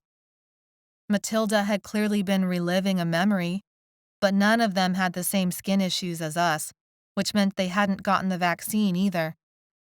I stopped walking when I realized Blitz had vanished. My heartbeat picked up speed. Maybe Blitz would come back. Even if he was a ghost, following him had felt comforting, as if he was leading me home. I shaded my eyes with a hand and scanned the area. The rundown neighborhoods had given way to empty fields. A line of trees backed up the fields. The river cut in and out of sight between the trees. Straight down the tracks, almost totally obscured by smoke, were the downtown skyscrapers. Though there was no fog today, the smoke smothered the color of everything except for the green fields. And something red. I squinted, trying to make out what this red thing was in a sea of green. It was boxy, falling apart, decaying. Like something out of the old railroad days. When I was 10 and devouring the Boxcar Children book series, I pictured a boxcar like this, red and rusting, with weeds growing up past the wheelbase, the sides built out of wood, and a sliding steel door. I was sure it was some weird ghost memory. I opened my mouth to ask Maybe if she could also see the boxcar, and whether she'd ever read the books. Then the steel door opened. December. You make it sound like this is some kind of supernatural monster, like a great evil overtook people, when it's some virus or something that brings out the evil in people that already have it. Look, can I get a cigarette? I don't actually smoke, I don't know, I need to do something with my hands, and it was the only thing I could think of. No, I understand. You don't want to get too close. But that's what I'm trying to explain, that it doesn't matter how close you get. There's nothing wrong with me. Actually, I can help protect you. Chapter 13. 3 people came out of the boxcar, and then something was lifted down to them by 2 still inside the shadow of the door. The object was covered in a sheet, the shape of a body. The 3 were of varying ages and heights, in dark and torn clothing, 1 female and 2 males, though it was difficult to be sure from this distance, and I couldn't see how many still might be inside. I wonder who it is, Maybe said. I wonder who died. I don't know, I said. Part of me wanted to go and help them carry their burden. Part of me wanted to run far in the other direction. People were dangerous now. We should go, I said. It's too late for that, said a male voice behind us. I whirled around. A young man with longish brown hair and a raggedy beard held what looked like a crossbow.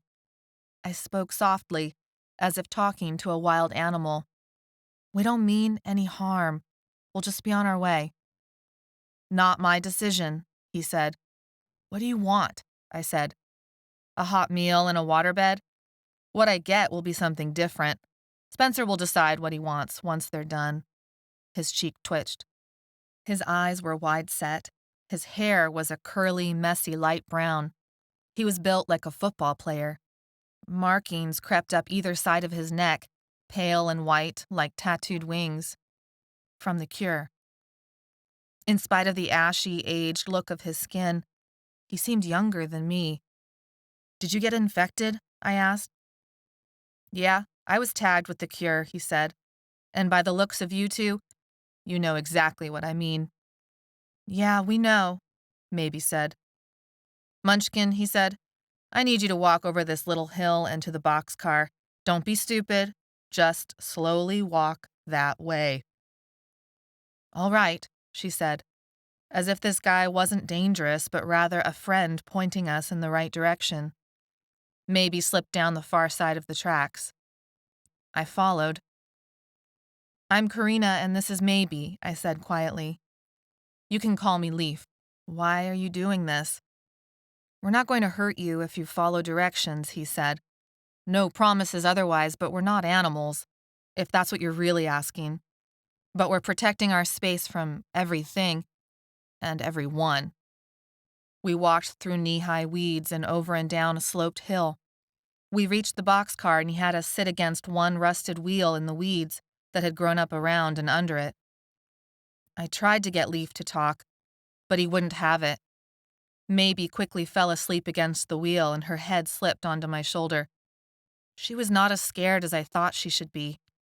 Just because Leaf was close to our age didn't mean anything. Teenagers could be just as cruel as any adult. I knew this from personal experience. The group returned over the hill without the body.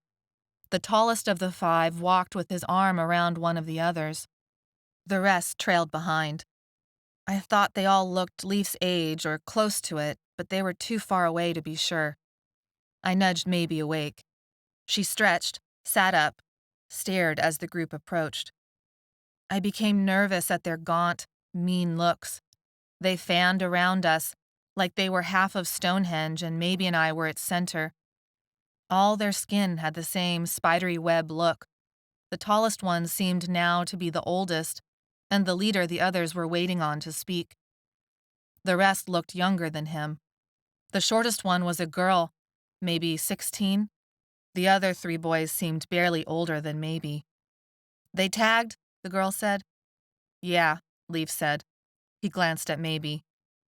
It means you've got the cure, same as us. Some cure, the girl said. Quiet, Gabby, the tall one said. Who are you? I asked. This is Spencer, Leaf said, referring to the tall one. This is Gabby, Anno, Ricker, and Jimmy. Ike was with us too for a while, but not anymore. Was he the one you buried? Maybe asked. We had to take him out, Leaf said, shaking his head. He didn't let us tag him, and then he went V, Jimmy said, his voice high, his dark curly hair like a handful of corkscrews across his forehead. He should have let us tag him, Gabby said. That's not what he wanted, Leaf said. Still, Gabby said, he should have. He chose his death, Anno said, speaking for the first time. A dark, brooding look entered his eyes. I shivered. One of the other Fosters had gotten that look, usually when she was thinking about hurting herself. Something changed about their faces, like a wave riding in. Their eyes went glassy, unfocused. I scrambled back until I was hard up against the wheel. What memory was about to come alive? Gabby pinched her arm and came back. She slugged Ricker in the shoulder. The others shook themselves back into focus like dogs throwing off water. What's V mean? Maybe asked. It means he went violent instead of Phoebe, Spencer said. Phoebe? I asked. Phoebe. Old-looking. What all of us are now. You too. Do you know what's going on? I asked. We sort of learned the hard way, Spencer said. Leaf cocked his head. We made up the names ourselves. But where did you all come from? Where? You can't tell by now that we're street kids, Gabby said. How dumb are you? I hadn't been able to put my finger on that vibe they gave off. It made sense. They didn't seem scared or all that worried about the state of the world right then. But why would they? The world had already screwed them over long before the Lissa virus came along. Consider us homeless bums, if you like, Ricker said, finally speaking. He was the thinnest of them all. His cheeks were almost hollowed out. Leeching off the system as unproductive members of society and— Enough, Spencer said. Tie them up. Hey, wait, I said. He walked away. Gabby, help me get things set up inside. It didn't matter how much I tried to argue. The boys refused to answer me. As Leaf went to Maybe, he said, I'm going to tie it loose, okay? Tell me if it hurts and I'll fix it. Okay, she said. But why do I have to get tied up at all? Why are you doing this? It'll only be for the night, Leaf said, but hesitated on the knots as if conflicted. You don't have to do this, I said, tears creeping into my eyes. I was glad it had become dark enough now that they were probably hidden, I hoped. Yes, we do, Jimmy said. We always listen to Spencer because he always knows what's best. Then how come Ike died? I said. He didn't listen to Spencer, Leaf said, and jumped after the others into the boxcar. Maybe and I sat tied to the wheel for what felt like hours. My shoulder ached, my knee ached, my heart ached. Tears still fell down my cheeks, making me itch. I'd followed Blitz because he was going after Dylan. I wanted to hear the truth from him, and somehow everything would turn out okay. It was a foolish thought, and I knew it, and I couldn't help but think it. Instead, I'd gotten stuck here with these 6, who had tied us up and planned to do who knows what with us. They should have given me the creeps, but somehow they didn't. When the last of the twilight faded and the cold began to seep deep into my bones, a light flared from within the boxcar. I wondered at their stupidity for starting a fire inside the car, until I saw smoke swirl out what must have been a hole in the roof. Ricker jumped out of the boxcar and walked up the hill to stand guard. The other 5 bustled around the boxcar in the shadows, lifting down objects from makeshift shelves, putting them back, opening cans. I knew they were food cans once the smell reached us. I'm starving, Maybe said. Me too. I was about to yell out a request for food when Leaf jumped down to us with a can and a spoon in hand. I can either feed this to you or untie Maybe and let her feed the both of you. I looked to Maybe. She waited for me to do something. I nodded. Untie me, please, she said. I thought about how we might escape with her untied now, but all thoughts vanished as the first spoonful of beans hit my mouth. I chewed it down and took more from Maybe's hands. I could have eaten the entire can, but once I saw it was halfway gone, I turned away the next spoonful. I'm full. You have the rest. Leaf eyed me. He knew I was lying, and I felt his approval for it. Sometimes leaving an edge of hunger keeps the memories back, he said. As we finished our meager dinner, Spencer and Gabby jumped down next to Leaf. Why did you take us? I asked. And what do you plan to do with us? Why can't we leave? You're the ones who barged into our territory, Spencer said. You're lucky Leaf was on lookout. He's a lot nicer than us about checking for Phoebes before shooting. You'd be dead if Gabby had been out there instead. Gabby smiled at me. That still doesn't answer my questions. I don't need to answer your questions. Then let us go. Eventually. Why not now? Because. He stepped closer to my crouched body. He loomed over me and spoke in a voice that was both fierce and quiet. We are grieving for our friend tonight, and don't have time for you. The 6 of them hiked us out to the top of their lookout hill. In the daytime, it overlooked the valley, the tracks, the river. Now, in the dark, only the smoke from still-burning fires was visible. It cloaked the area in a sort of soupy mess. Anno squatted on his heels and started a fire. The others sat cross-legged in the cold grass, forming a semicircle. I drew the heavy blankets they'd given us around me and Maybe. I didn't think it said much about their intelligence as street kids that they lit a fire in the blackness, on a night so thoroughly dark it could act as a beacon for others. Maybe shifted next to me. I helped her fix the blanket underneath since our hands and ankles were still tied. She huddled against my side, and I used her counterweight for support. There was no sound except for the crackling of the fire and the random, mini-explosions that seemed to haunt the city now that some of it was burning. But those sounds were muffled booms that felt far away. Spencer took out a knife. Gabby lifted the shirt sleeve of her left arm. He carved a line of blood into her bicep, and then another. Gabby grimaced but held still. After he was done, Anu came to Gabby, wiped the blood away, and rubbed a dark paste onto the wound. Spencer held the knife into the fire for a couple of minutes, waited for it to cool, and then repeated the act on Jimmy, Ricker, Leaf, and then himself. In the flickering light, I saw that Leaf's and Spencer's cuts were far lower on their biceps than some of the others. Shaky, scrawling, gray-black letters filled the upper part of their arms. Everyone had at least 2 names carved, but Leaf and Spencer had at least half a dozen. When Spencer had carved everyone, they cleaned the tools and returned to the half-circle. Now all sat cross-legged. I knew I was in deep darkness, and with the firelight there was no way for them to see us. But I thought Spencer looked right at me.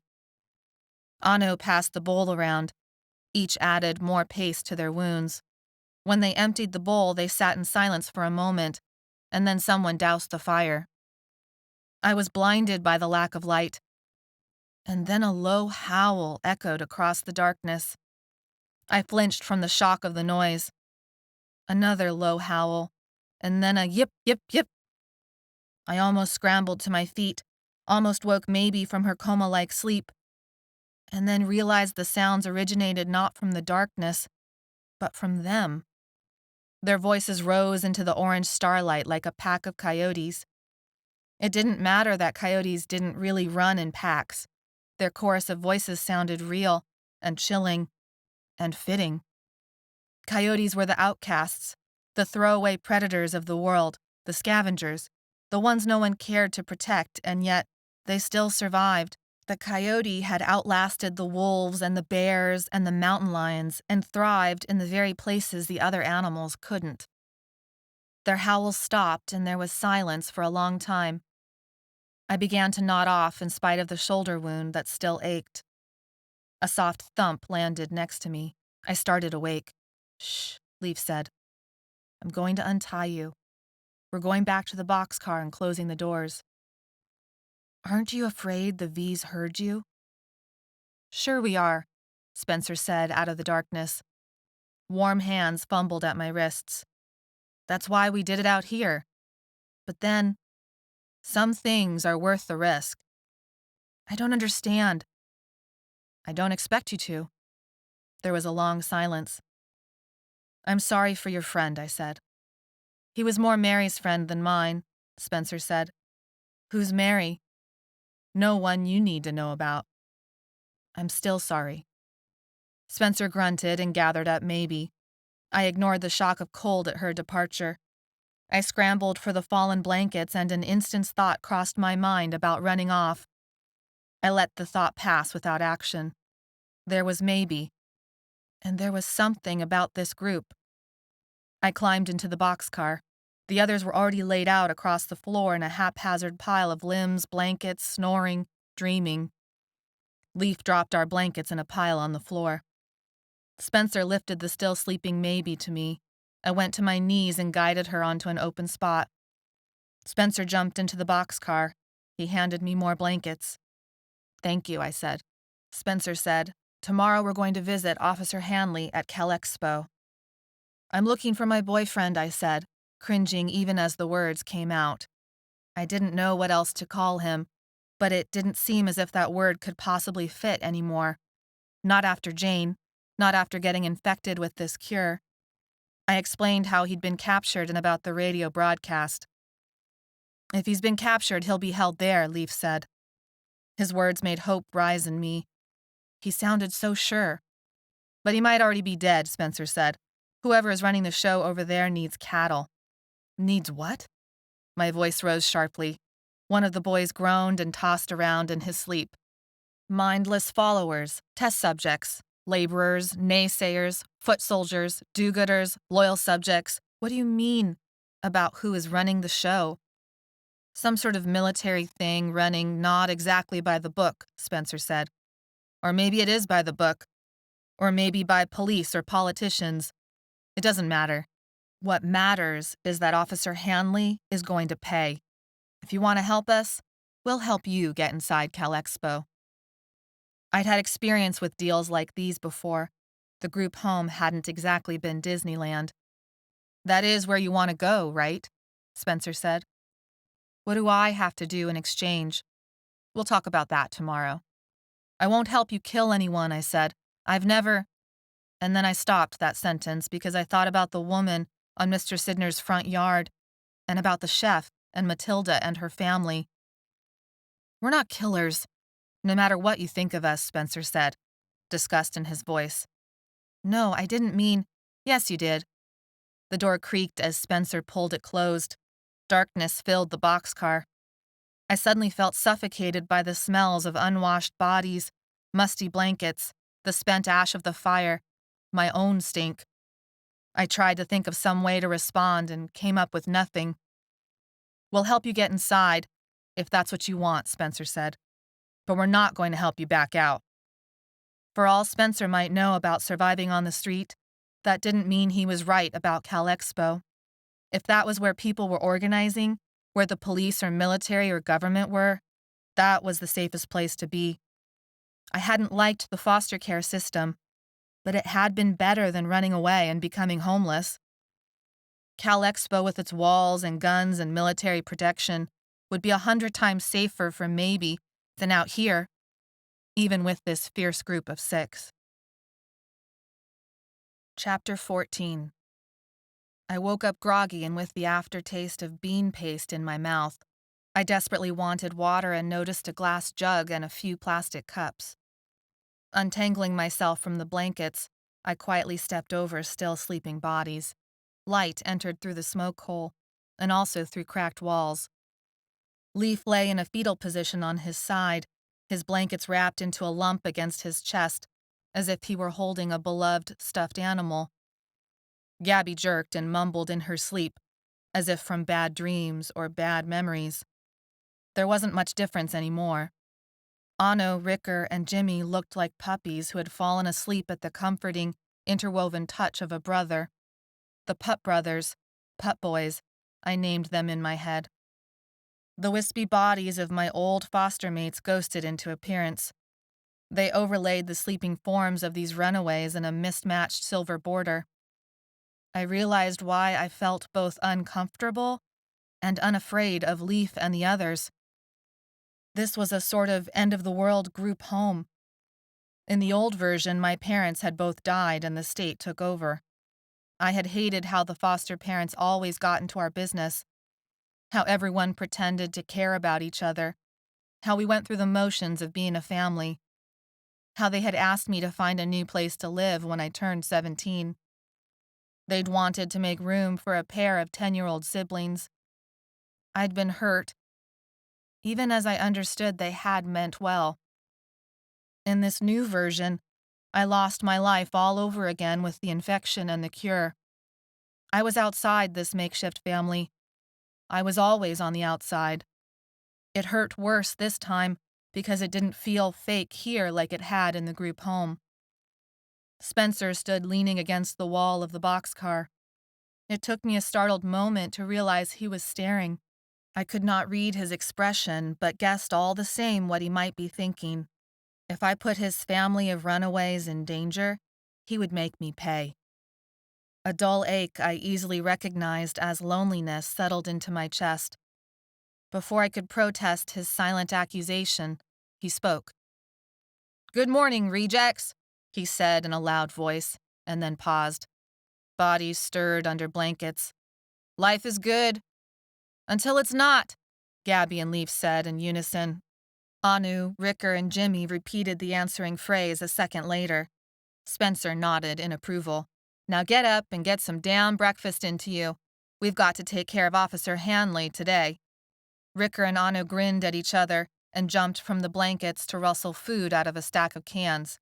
Gabby pulled out a little propane stove and set about boiling water. Leaf gathered up the blankets, and Maybe and I helped him. Gabby finished the oatmeal.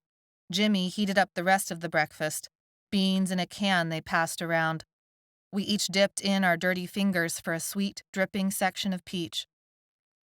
As the light grew brighter in the boxcar, I saw how the infection sat on each of us. Ashy skin, fine wrinkles like a spider web, sunspots and veins showing clearly across paper-like, fragile skin. It didn't matter what color skin, brown, black, white. "Gabby, examine the perimeter before we open the doors," Spencer said. She wolfed down her last peach section and wiped her hands on her jeans. She came back with a telescope. Leaf grabbed a stool. The pup boys cleared breakfast. She positioned the telescope and moved in a careful circle. Her ankles were eye level with me. Dirt blended with the ragged edge of her jeans so as to look like dark socks. She wore torn-up tennis shoes, and angry bug bites laced her exposed skin. The same bites covered the exposed parts of her arms. "All clear," she said. "All right," Spencer said. "Weapons check, bathroom, trash duty." Leaf opened the boxcar door and blinding white light streamed in. Once my eyes adjusted, I saw an open field and open horizon, and the smoke haze keeping the sky a sickly orange, blocking the skyline. We jumped out of the boxcar and trudged a quarter-mile to the makeshift porta-potty latrine. Anu, Ricker, and Jimmy took turns standing guard, but it didn't feel like danger could be possible this early in the morning. I took my turn and found the dispenser still contained antibacterial gel. This little gift made me smile. I thought it was probably Leaf's doing. He seemed thoughtful like that. When I was done, Leaf motioned me back to the boxcar. It was still early yet, and the morning frost made the weeds crunch under my shoes. At a particularly loud crunch, I looked down and saw I had stepped on wild chamomile. It wasn't supposed to flower in the winter, but here it was. A seed had gotten just enough water, nutrients, and sunlight in this forgotten field to bloom in spite of winter. I thought about Gabby's angry red bites. I shaped my fingers like a fork and harvested the last few flowers. I cupped my hand into my chest as if protecting a baby kitten from the cold. Spencer stared at me but did not say a word as I scrambled into the boxcar with my flowers. "Do you have a pot?" Spencer wordlessly handed me the oatmeal pot, and I left the bits of oatmeal inside. They would help. I grabbed a spoon, the propane stove, the oatmeal pot, some water, and my weeds. I smashed everything together and then heated it. By the time it had boiled and steeped, everyone had returned to the inside of the boxcar to watch me work. As the concoction cooled, I motioned Gabby over. "I have something that will help the itching." Gabby's hand froze in the act of scratching her ankle as if she'd been caught stealing. She looked to Spencer and then me. "I'm fine." "If you keep doing that, they'll turn into sores and get infected," I said. "I'll volunteer," Leaf said. "I've got bit 1,000,000 times on my back and can't reach any of them. It's driving me crazy." He lifted his shirt and turned his back to me. Angry welts from who knows what, fleas, spiders, mosquitoes, crisscrossed his spine. I dabbed the watery paste onto his skin. Leaf's profile showed he had closed his eyes. "Is this okay?" It doesn't itch anymore." He grinned and stretched his back. "This is fantastic, Gabby. You gotta get some." She didn't move. Anu, Ricker, and Jimmy lined up to expose limbs and backs and stomachs and necks, and maybe had me paste a welt on the inner part of her arm. I also used the paste to clean up my shoulder, which still hurt, but hadn't gotten infected, and at least seemed like it was healing. Gabby came over when I was finished with my wound. By the look on her face, I knew she didn't want me to touch her, so I handed her the rest of the pot. She jumped out of the boxcar with it and went out of sight. "Oh," I said, realizing Spencer had not received any of the paste. I looked at him and said, "I'm sorry, I—" "Explain to Leaf how to recognize the plant you used. I'll get some later," Spencer said. I went outside with Leaf and showed him the wild chamomile. I explained the few other things I knew it could be used for. "This weed? All of this? The entire patch?" "Yeah." "All the nights I spent itching myself crazy." He shook his head. "Thank you. Spencer would thank you too, or I mean he kind of did, asking you to show me how to do it. That's the best you're going to get, but—" "No, It's fine, I get it. We returned to the group. The boxcar was closed and locked, and the chain of the key glinted around Gabby's neck. We should leave Mary a note, Gabby said. She's dead, Anu said. She's not, take that back. Anu stood there with his arms crossed. The others looked uncomfortable. You don't know that, Gabby said. Not for sure. You're right, Gabby, Leaf said. Not for sure. He grabbed a rock from the ground, examined its edge, and handed it to her. You should leave a message. We watched in a sort of sacred silence as she scratched letters into the wood next to the door. Mary, we'll be back. When Gabby finished, she dropped the rock. I noticed that everyone, including Maybe, had a weapon of some kind. A bat, a stick, a crossbow, a rock. Spencer held out a knife. So you trust me now? I said. Let's say, we trust you're not going to kill us yet, Spencer said. If we're going to help each other, you have to defend yourself. What did Officer Hanley do? Maybe asked. He's responsible for Ike needing to be put down, Ricker said. It's his fault. Ike didn't get the cure in time, Leaf said. I'm not going to help you kill a man, I said. I told you last night. Leaf sucked in a breath. Gabby laughed. You're a dumb towelhead. We're not killers, Leaf said to Maybe. This is an information collecting trip, Spencer said. Nothing's happening today. He looked at each member of the group. Got it? No stupid moves today. We're going to plan this careful. He turned to me.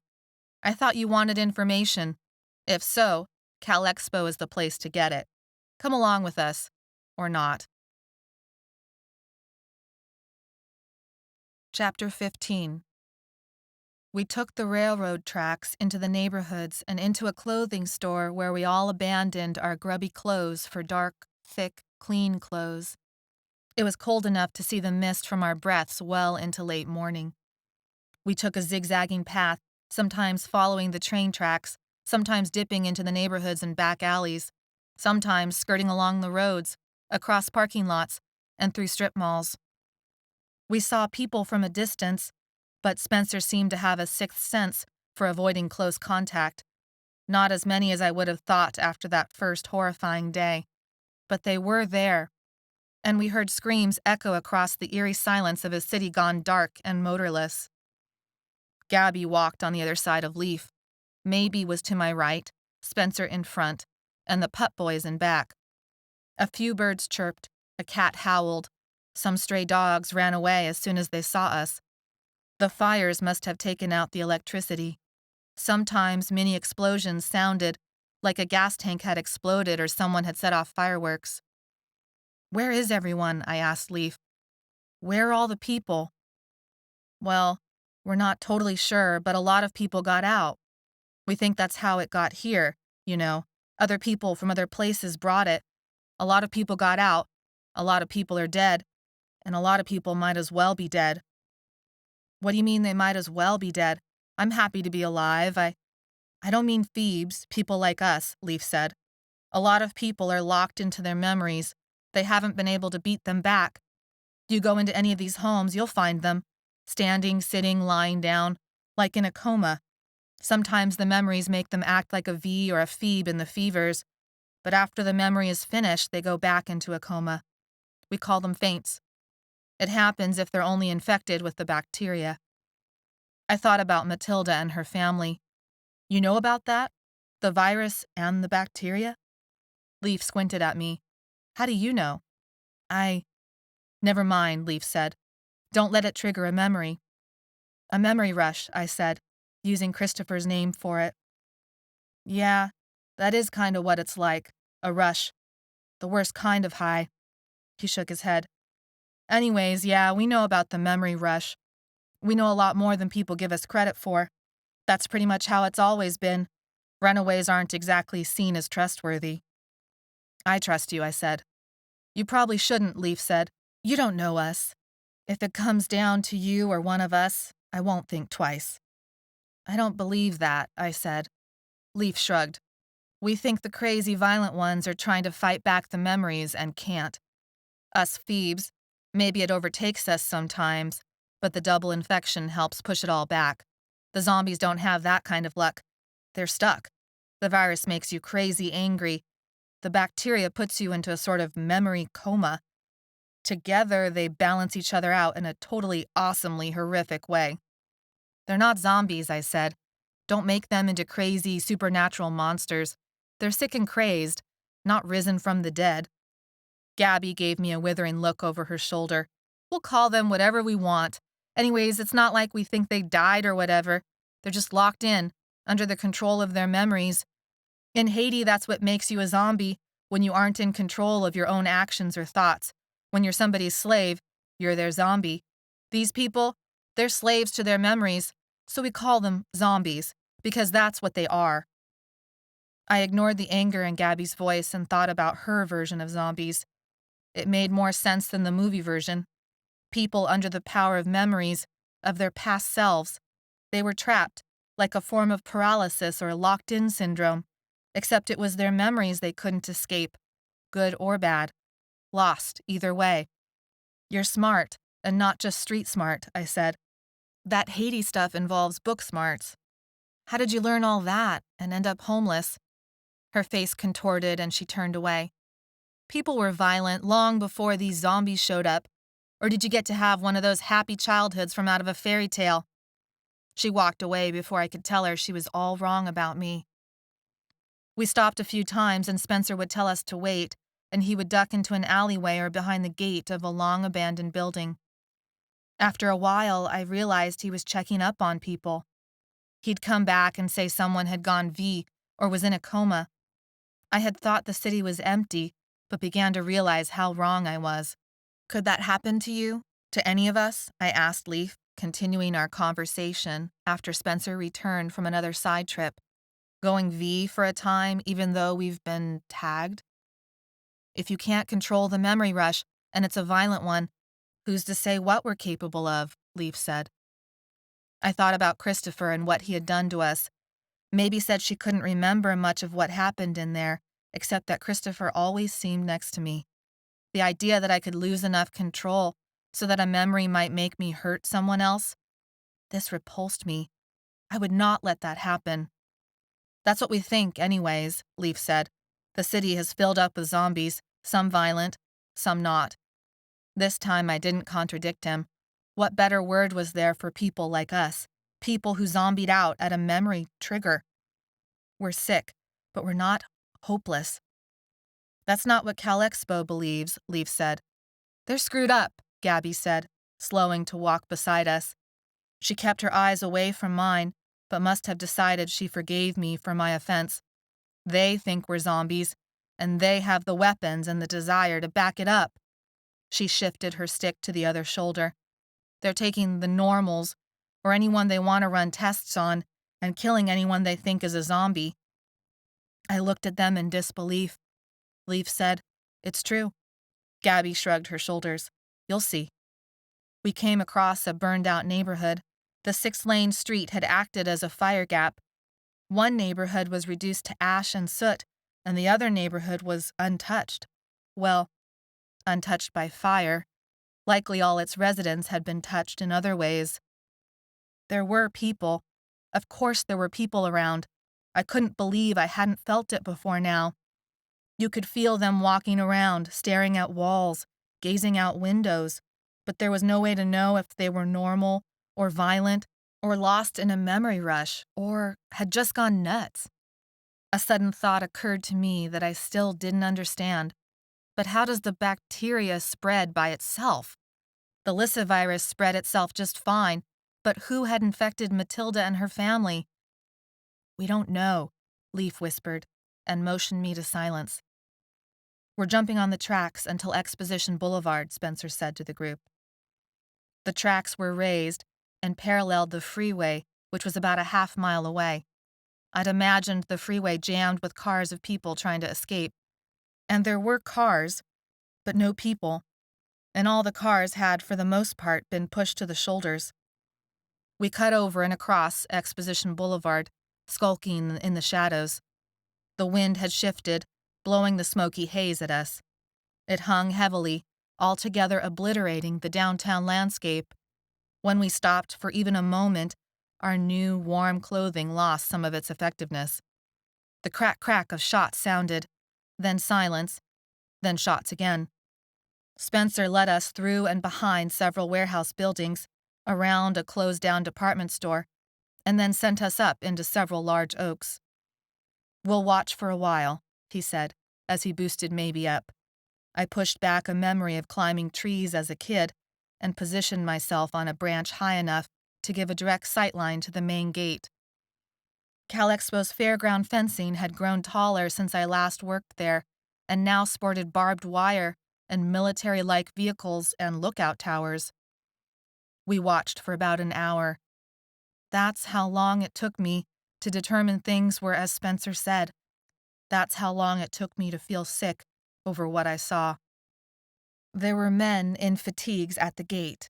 People stumbled up the wide street, almost freeway wide, and made their way to the gate. Some passed through. Many were turned away. Some were shot.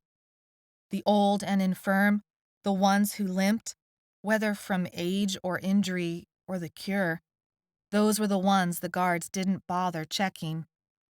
When the bodies were shot down, a front-end loader dumped them into a burn pile along the interior of the fence. Part of the haze came from that fire. I had thought to challenge Spencer's notion of how things stood. CalExpo was a place for refugees, a place of safety, so the radio had said. Leaf shared a branch in my same tree. He spoke softly. They took a lot more inside at first, like they said on the radio. Rounding up people for their own good, they said. Shooting anyone close to looking sick. Shooting people like us. Asking questions later or not at all. My parents had told me stories. I had watched the news of what happened in other countries. People with guns and too much power had always shot first and asked questions later. Someone whispered. Spencer was at the base of our tree. He motioned for us to come down. No one spoke until we had regrouped blocks away from the gate. Officer Hanley isn't on duty yet, he said, but he'll be on tonight. Do you still want inside? I thought about backing out. How could I disguise myself? How could I possibly find Dylan in this mess? The situation was hopeless, yet I needed to try, or I might as well limp myself to the gate and let them shoot me. Yes. If your guy is alive, he's probably somewhere near the old Waterworld section. Officer Hanley will be on duty where the fence backs up to the bike trail and river. We could pick up Old Bully, maybe bash our way through. The fence isn't so high or as controlled as here. Actually, there's a gap in the fence, I said, remembering my state fair smoking days, if they haven't sealed it. Do you remember where the gap is? Spencer asked. Yeah, I remember, I said. Who's Old Bully? Leaf shook his head and grinned. You'll see, Spencer said. He turned to Leaf. Tell the others we're opening the shop again. The fog always came in at night along the back end of the grounds, waist high along the sandy field behind the racetrack. Even with all the lights on, I remembered thinking the fog was thick enough to cover anyone with the courage to crawl through, military style, for a free ticket to whatever event was being held. There'll be coyotes and stuff now, though, Anna said, now that people aren't around. And others like us, or V's, Maybe said. There might be some, Leaf said. We'll need to be on the lookout. I shook my head. But if you can't see them, they won't be able to see you, and the fog covers all the smells. As long as we get to the fog in one piece, Spencer said, you won't have a problem, unless you do something like stand up. Coyotes, jackrabbits, owls, dogs. The bike trail was a forest avenue through the city. Its own kind of no man's land. A strip too intimidating for most, even when the city had thrived. The bike trail was a few dozen miles long of semi-wilderness, but less than a football field wide, on either side of the river. I thought through how the plan might work. The trees would protect us until we reached the fog. We could enter CalExpo the back way, under full lights, protected by fog. I felt excitement. This could work. If the gap in the fence still existed, It was behind a livestock building. People washed their prize-winning llamas and goats and pigs with a spigot attached to the outside wall of that building. It was flat there, empty of trees. If the fog wasn't as thick as I remembered, if there were too many V's, if the gap in the fence was fixed, we'd be lost. But there was no other way to get inside. There was no alternative but to break in. Maybe should stay behind, I said. No, Maybe said. There's no reason for you to do this, I said. It's too dangerous. If they see you, see that you're tagged, they'll kill you. I'm not getting left behind, Maybe said. She whipped her hair around and pulled her hood tight around her face. But maybe, the V's. There's no point in telling her she can't do something, Leaf said. Unless you want to tie her up and make her a prisoner, Gabby said. No, V's will be out there, Leaf said, but most are locked in weird zombie states. If you don't make any loud noises or fast movements, they'll miss you. Or they won't, Spencer said. Keep a weapon on you, just not a gun. The noise attracts them and they come fast, but they don't have very good balance. Tip them over, slit their throat. But you gotta do it before they latch onto you, 'cause their grip is like a vice. They'll never let go. I still think, he jerked his thumb at Maybe, you can't leave her behind or lock her up. She plans on sticking with you, get it? I'd hate to see another one of you mess up a kid because they decide they know what's best. Hell, it wouldn't be the first time. But you don't know what's best. No one does. No one ever did. It's people like you, Spencer, Leaf interrupted. I'm more like you than you think. Yeah, Spencer said. Whatever. But he lessened the edge in his voice. Just don't let them kill you, and you'll be fine. The zombies or the guards? Maybe asked. He turned a critical eye on Maybe. She shrunk under his gaze. Both, dumbass. Both. Chapter 16. Spencer, Maybe, and the Pup Boys came out of Ike's bikes. We were a gang of bikers now. Pink bikes, blue bikes, green bikes, yellow bikes, banged up steel, scratched paint, disintegrating rubber grips, creaking chains, flat bars, drop bars. Gabby's bike displayed silver streamers, a skull and crossbones sticker on the head. A bat was strapped to her back with bungee cords. Someone had taken black paint to Leaf's army green bike and striped it with an unsteady hand.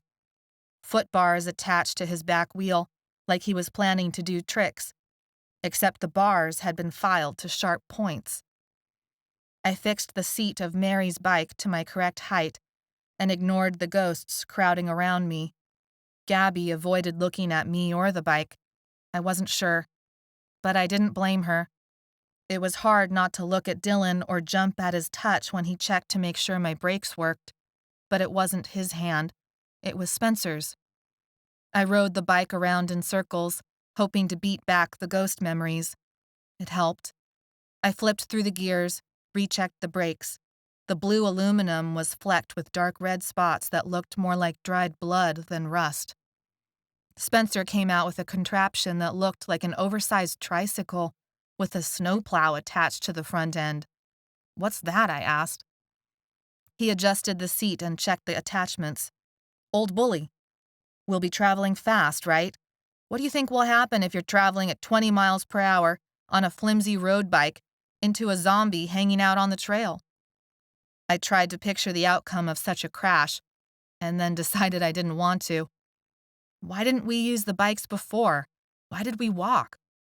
Spencer fiddled with his brakes. Leaf finally answered. We put them away after Mary. Mostly it's safer to walk and hide, to stay invisible. These bikes are the opposite of invisible. We'll be going about 15 miles per hour in the dark. They'll be invisible tonight. I'll go first with this. Spencer patted the handlebars. We'll push any bystanders out of the way. They might get scraped, but a crash would hurt them and us a lot more. I didn't know how to answer his matter-of-fact response, as if it were the most natural thing in the world to talk about bulldozing zombies off the trail. Old bullies helped us escape some tight spots in the last few weeks, Leaf said with affection. There was no wind, only a thick blanket of cold and silence. The oak trees were like statues, the street lights were dark. Traffic noises were non-existent. The grass did not rustle. No human voices spoke. I was anxious to move. Are we ready yet? Spencer adjusted his seat. No, he said. Anger sparked in me. His arrogant dismissal of everything I did was getting old. Wasn't I the one who'd remembered the gap in the fence and told them the fog would be thick cover for our break-in? Then I realized that if anything went wrong, if it at all wasn't how I'd said, I would be at fault. This group had based their plan on me. I couldn't remember the last time such trust had been given to me. Spencer stood up and brushed his hands on his jeans. "Load up," he called out. Leaf jumped, as if coming back from the dead, and I realized maybe he had. I thought he'd been standing guard, but now I realized he had been lost in a memory rush. I walked my bike to where Maybe stood, also entranced, and gently shook her. "Maybe, time to move." She shivered, shuddered, and scratched, and then focused her eyes on mine.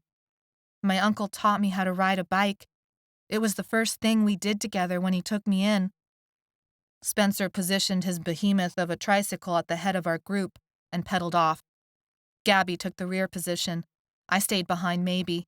We shot down the trail, and the wet fog banished the memories that had edged forward. Goosebumps raised on my arms. Instead of zipping up my jacket, I let the cold air wash over me. Every pedal increased my heart rate and sent the memory ghosts back a step. Yet Dylan continued to pop in, riding his bike next to Maybe, as if we were on a date. I knew it wasn't real, yet I unzipped my jacket further.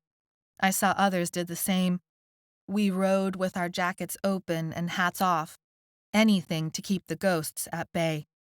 Spencer's snow-plowed tricycle was difficult to make out in front. No working streetlights meant we saw by the glow of the firelight reflecting against the fog. I wondered how long the fires and the fog might last, how difficult it might become to breathe. There was a reason so many of the city's high-pollution days took place in winter. The fog trapped everything, as if it were a plastic bag wrapped around a person's head. I took out a scarf and folded it across my mouth. Better. I pedaled to catch up to Maybe, motioned for her attention, and then to my scarf. She took one hand off the handlebars to fix her scarf around her mouth. I dropped back behind her. I squinted to make out Spencer's position. An impact sounded, and an object flew off the trail. Maybe didn't look to the side as she passed the object, but I did. Someone lay face down in the star thistle. It twitched as I rode by, but did not get up. Then I was past it and put it out of my mind. Another hit sounded down the trail. My anxiety ratcheted higher. We'd covered several miles without seeing a soul, and now Spencer had hit 2 bodies within 100 yards of each other. How many more were there in the next 5 miles? How many more were hiding in the fog just off the trail? And how many would respond to the sounds of our pedaling, our wheels, our snowplow hits, and how many more would be drawn to us like a moth to flame, like iron to a magnet, like a tongue to a toothache? Maybe slammed on her brakes. I almost ran my bike into her back tire before I could stop. I also swore out loud and then caught myself. We were making so much noise. Spencer stopped a few yards up the trail, just before a blind curve. He left his tricycle and jogged back to our grouped bikes. "We have a pretty big tail forming," Gabby said. She took her beanie off and rubbed the side of her face, as if trying to remove a stubborn piece of dirt. "They're not that far back." "How far?" Spencer asked. Gabby rubbed her face harder and looked up at the surrounding fog bubble. I wasn't alone in feeling suffocated. "Gabby," he said. "Less than 5 minutes if we just stand here." Spencer glanced at each of us. "All right, there's a group of about 6 Vs ahead. We're going to sprint this next section, but—" He paused. "The plow won't get all of them. So, watch where you're going." Gabby paled. Leaf swore quietly under his breath. The pup boys traded looks. I caught Maybe's eye. "Ride behind me," I said. I gave her a confident smile I knew she couldn't believe. "We'll get through." Spencer jogged away and then pedaled the tricycle around the corner, disappearing. I coughed once before suppressing the next. I bore down on my pedals and stood up to both increase my speed and give myself a chance to guide how I might fly off the bike if I hit something. But God, it was dark and thick, and the fog seemed determined to choke me. I twisted my handles away from what I thought was a hand reaching out, but was only a thread of water vapor. What would I do if the plow didn't push them out of the way? I sat back down on the seat and pictured kicking out my leg against an impending shadow, and then pictured the shadow bowling me over, falling on top of me, biting me. I stood back up, ready to launch myself off a V, even if that meant losing the chance to speed away on my bike. I sat back down, as I imagined myself stuck on the trail, as more and more of them caught up with us. I heard a hit, and then another hit, but I couldn't see worth a damn what Spencer was hitting or if he'd gotten them all. All I could see was Leaf's tire in front of me, and then I saw Leaf stand up on his pedals and kick out at something to his right side. Leaf quivered, wobbled and jerked, and managed to keep pedaling. The something fell backward, half of it across the trail. I tightened my thighs around the seat, stood on the pedals, and lifted my front tire over the body.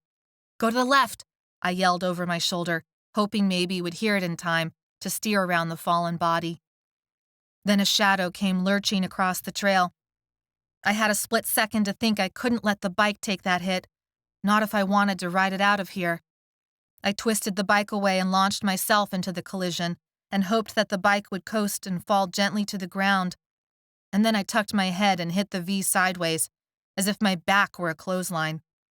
I flew through the air and closed my eyes and protected my head and told myself not to lose consciousness. My legs whipped around painfully.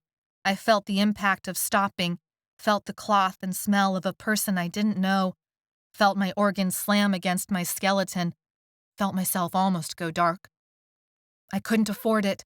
I needed to spring up from the ground, bounce back, run off. My legs were like jelly, and I wasn't quite sure where they were. "Get up, get up!" Maybe's voice, or my own. I couldn't tell. I told my arms and legs to move. I told them again. After the third time, a part of me moved. Someone gripped my shoulder, lifted me up. I fought the touch. I punched out. "Open your eyes!" I opened them and saw Maybe's pink hoodie and held back another punch. I splayed my hands on the ground and tried to still the dizziness, peer down the trail, and look for my bike all at once. I collapsed on the ground as Gabby and the Pup Boys whizzed by on their bikes. They did not stop, though Gabby frantically waved for me to get up. Shadows stumbled out of the fog. The others had caught up with us. "Maybe," I croaked. "Get on your bike." "Get up," she whispered frantically. "I'm right behind you." I stumbled to my feet. "Go!" She rode to where my bike had fallen about 20 feet ahead. She stopped, reached down, picked up my bike, and looked back at me. "Come on!" The V loomed up from the trail, halfway between me and Maybe. He, she, it made small wrenching noises like it was sobbing, like it was hurting, and then lurched to Maybe with its arms outstretched. I learned to walk and then run again in the space of 20 feet. As I came alongside, I kicked out at the V's lifted foot, pushing it into the other leg, tripping her. Her, I decided. It was a her. I tripped her and sent her tumbling to the asphalt. I grabbed the bike from Maybe. She pedaled off and I followed. My leg felt as if someone had taken a cheese grater to my skin. My head throbbed. My hands felt skinned. The bike creaked in places it shouldn't. I looked over my shoulder and saw a mob less than 100 feet back. I passed 3 more shadows on the trail, swerved, narrowly missed the first one, rode over the second one who had fallen, and then kicked the third one over while keeping balanced on the bike. This was a bad plan. This was a very, very bad plan. They would know we were coming. There would be no way to sneak in, no way to hide out, no way to get inside. The trail funneled the mob directly to our destination. Our noises were drawing them out from their homes, their hovels, their hideouts. We would not lose them all before reaching Cal Expo. And how many more were still ahead? This was a bad plan. I caught up with Maybe and the others.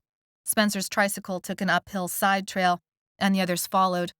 The trail flattened out to a staging area, and Spencer and the others stopped. I braked and set my foot down, and the pain lanced through my knee. I set my other foot down. We were screwed. "All right," Spencer said. "Couldn't have planned it better." Chapter 17. "What are you talking about?" I blurted. "We can't see. A mob of Vs are following us. They're going to know we're coming. There's no way to sneak." "Who said we're sneaking in?" Spencer arched an eyebrow. I thought. Yeah, you thought. You thought, and still came up with crap for a plan. "Hey," I raised my hands. "I'm trying to understand. There was never a way to sneak in. We're going to storm the castle and give Officer Hanley a nice little surprise." Gabby snickered into her glove. "What are you going to do?" I asked. "Fight him," Gabby said. "What?" Silence reigned. I hadn't meant to lace my response with judgment, but there it was. In that silence, the cold seeped through my layers. My shoulders still ached from the bite. My exposed skin felt damp and clammy. Some sort of water dripped nearby, pinging on metal. I flexed my fingers on the handlebars and focused on the ridged pattern of the rubber grips. The fog covered what would otherwise be an overwhelming smell of body odor from our adrenaline-laced ride, our boxcar living, our shower-free days. Yet still, the fog contained a hint of rotting organic matter, a swampy smell I hoped was the river and not us, or others. At least my knee felt a little better. Finally, Spencer sighed. "We're going to bite him to save his life. We're going to inoculate good old Officer Hanley." "Yeah, but if he has a heart attack while we save his life, we're okay with that too," Gabby said. I spoke with care, keeping my tone and words neutral. "Don't understand." Leaf shifted the bike back and forth between his hands. "We're Officer Hanley's stray dogs. When he felt sorry for us, he'd help us with food, a blanket. When he didn't, we got a nice beating for trespassing. He saved Gabby and Mary once, but then he got Ike killed, so—" "Enough," Spencer said. "She won't get it." He turned to me. "We're bringing the mob to them. The fog will cover us so that we're all just blobs in the whiteness. You use the chance to get inside. We'll use the chance for some payback." I shivered and pictured the scene. I saw lots of ways for things to go wrong, and few ways for things to go right. Spencer's plan involved bringing together a mob of Vs on one side, people with guns on the other, and us in the middle, with the fog for protection and a fence in the way. Yet, Dylan waited on the other side. And he was right. I didn't have a better plan. "Where's Maybe gonna be in all this?" I asked. "I'm going through too," she said. Gabby opened her mouth, her brow furrowed. Spencer held up his hand. "Maybe," Spencer said. "I should go through. I can do it. I can help." "Maybe we talked about this," Spencer said. "I need you to help with the most dangerous job of all. We're depending on you to help us get back alive." "I need someone to watch my back as I watch out for the others," Gabby said. "I need you outside with me. I need you to help me once they've all gone through, to get them back out." Maybe looked at me. "You don't have to do it," Spencer said, "if you're too scared. You can go through with us. But we were counting on you." I held my breath and hoped Maybe would agree. No way would I risk putting her in the middle of a bunch of Vs and guns and chaos. "Okay," Maybe said. Gabby nodded. "Thanks." Spencer looked behind us down the main trail. There. Dark shapes curled out from the fog, as if they were walking through water. I focused on breathing through my mouth to avoid taking in the swamp smell. "The field is around the corner," Spencer said. "The perimeter lights will trip, and then the Vs will be drawn that way. We'll use the Vs as cover. That means you don't want to be first to the fence line. The fog will do the rest. The guards won't be able to see. That's how we'll get across." I used the back of my hand to wipe away the moisture beading on the tips of my nose and eyelashes. It felt as if I scratched myself with sandpaper. I licked my upper lip and tasted salt, water, dirt. Even though we could see the mob, we couldn't hear them, which made the whole scene more disturbing. "Gabby and Maybe, this is your spot until the V's clear out. After that, do what makes sense," Spencer said. Maybe nodded with solemn attention. Gabby put an arm around her shoulder. I lifted my leg to swing it over the bike. "Leave the bikes," Spencer said. "We've got to look like them." Of course, I cringed at the tongue lashing I deserved to get from Spencer, but he said nothing except, "Good luck finding your person." I looked at him for a long moment, seeing someone only a few years older than me, with aged skin, who was even more wise and experienced in the crueler layers of the world than me. "Good luck biting your officer," I said. He nodded. I hugged Maybe. If she hadn't been there for me to take care of, I knew I wouldn't have made it this far. But she couldn't go where I needed to go next. If any of us survived this, it had to be her. At least her. "Stay safe," I said. "I'll be back." "You too," she said, and let go. I nodded a goodbye to Gabby, who returned it. I didn't know how, but I had earned a little respect from her.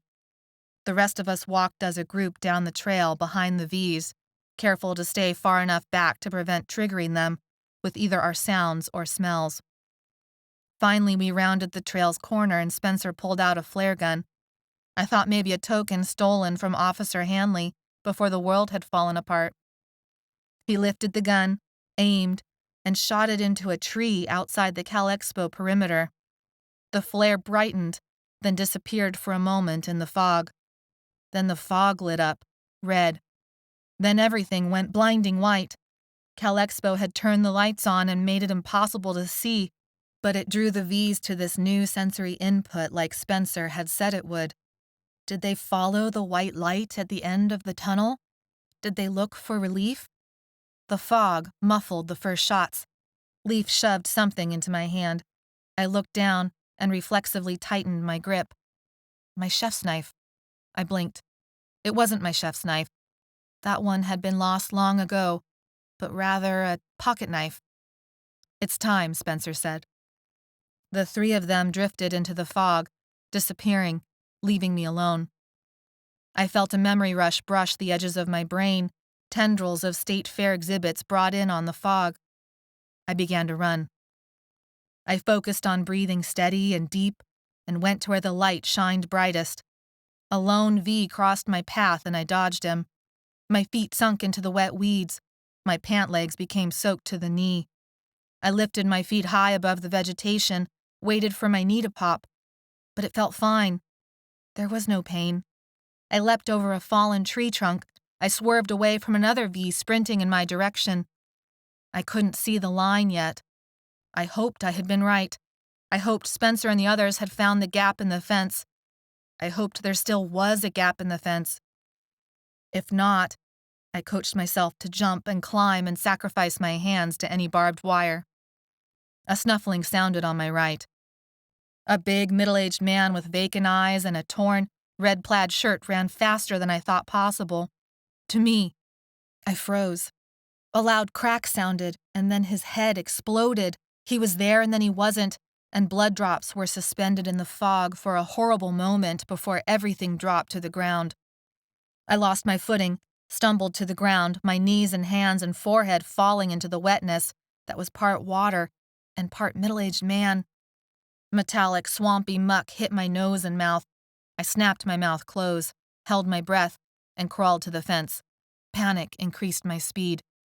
Before I covered 10 feet, something grabbed my shirt and hauled me up.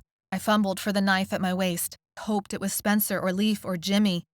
Hot breath, stinking like fermented cheese, a dirt-smudged face, crazy long brown hair, a gaping mouth with 2 broken front teeth. She was taller than me, impossibly tall, and she gripped my clothes like a vice. "Let go!" I screamed. She shook her head, as if throwing off my words like I was a bee that had buzzed too closely. She pulled me against her. I saw the bits of grass and blood and dirt stuck in her gums. Her face bobbed to the side, out of sight. Her teeth punched through my clothes and the skin of my shoulder, the same shoulder that had already been wounded once. as if she had smelled the wound, the weakness, and went straight for it. The pain burned like fire through my body. I screamed and plunged the knife into her chest. The V's flesh resisted and then gave way like I was carving a roast chicken. She remained latched to me. I feared backing away might tear my skin to shreds. I pressed into her instead. A sucking sound filled my ears as I drew out my knife. This time, I aimed higher.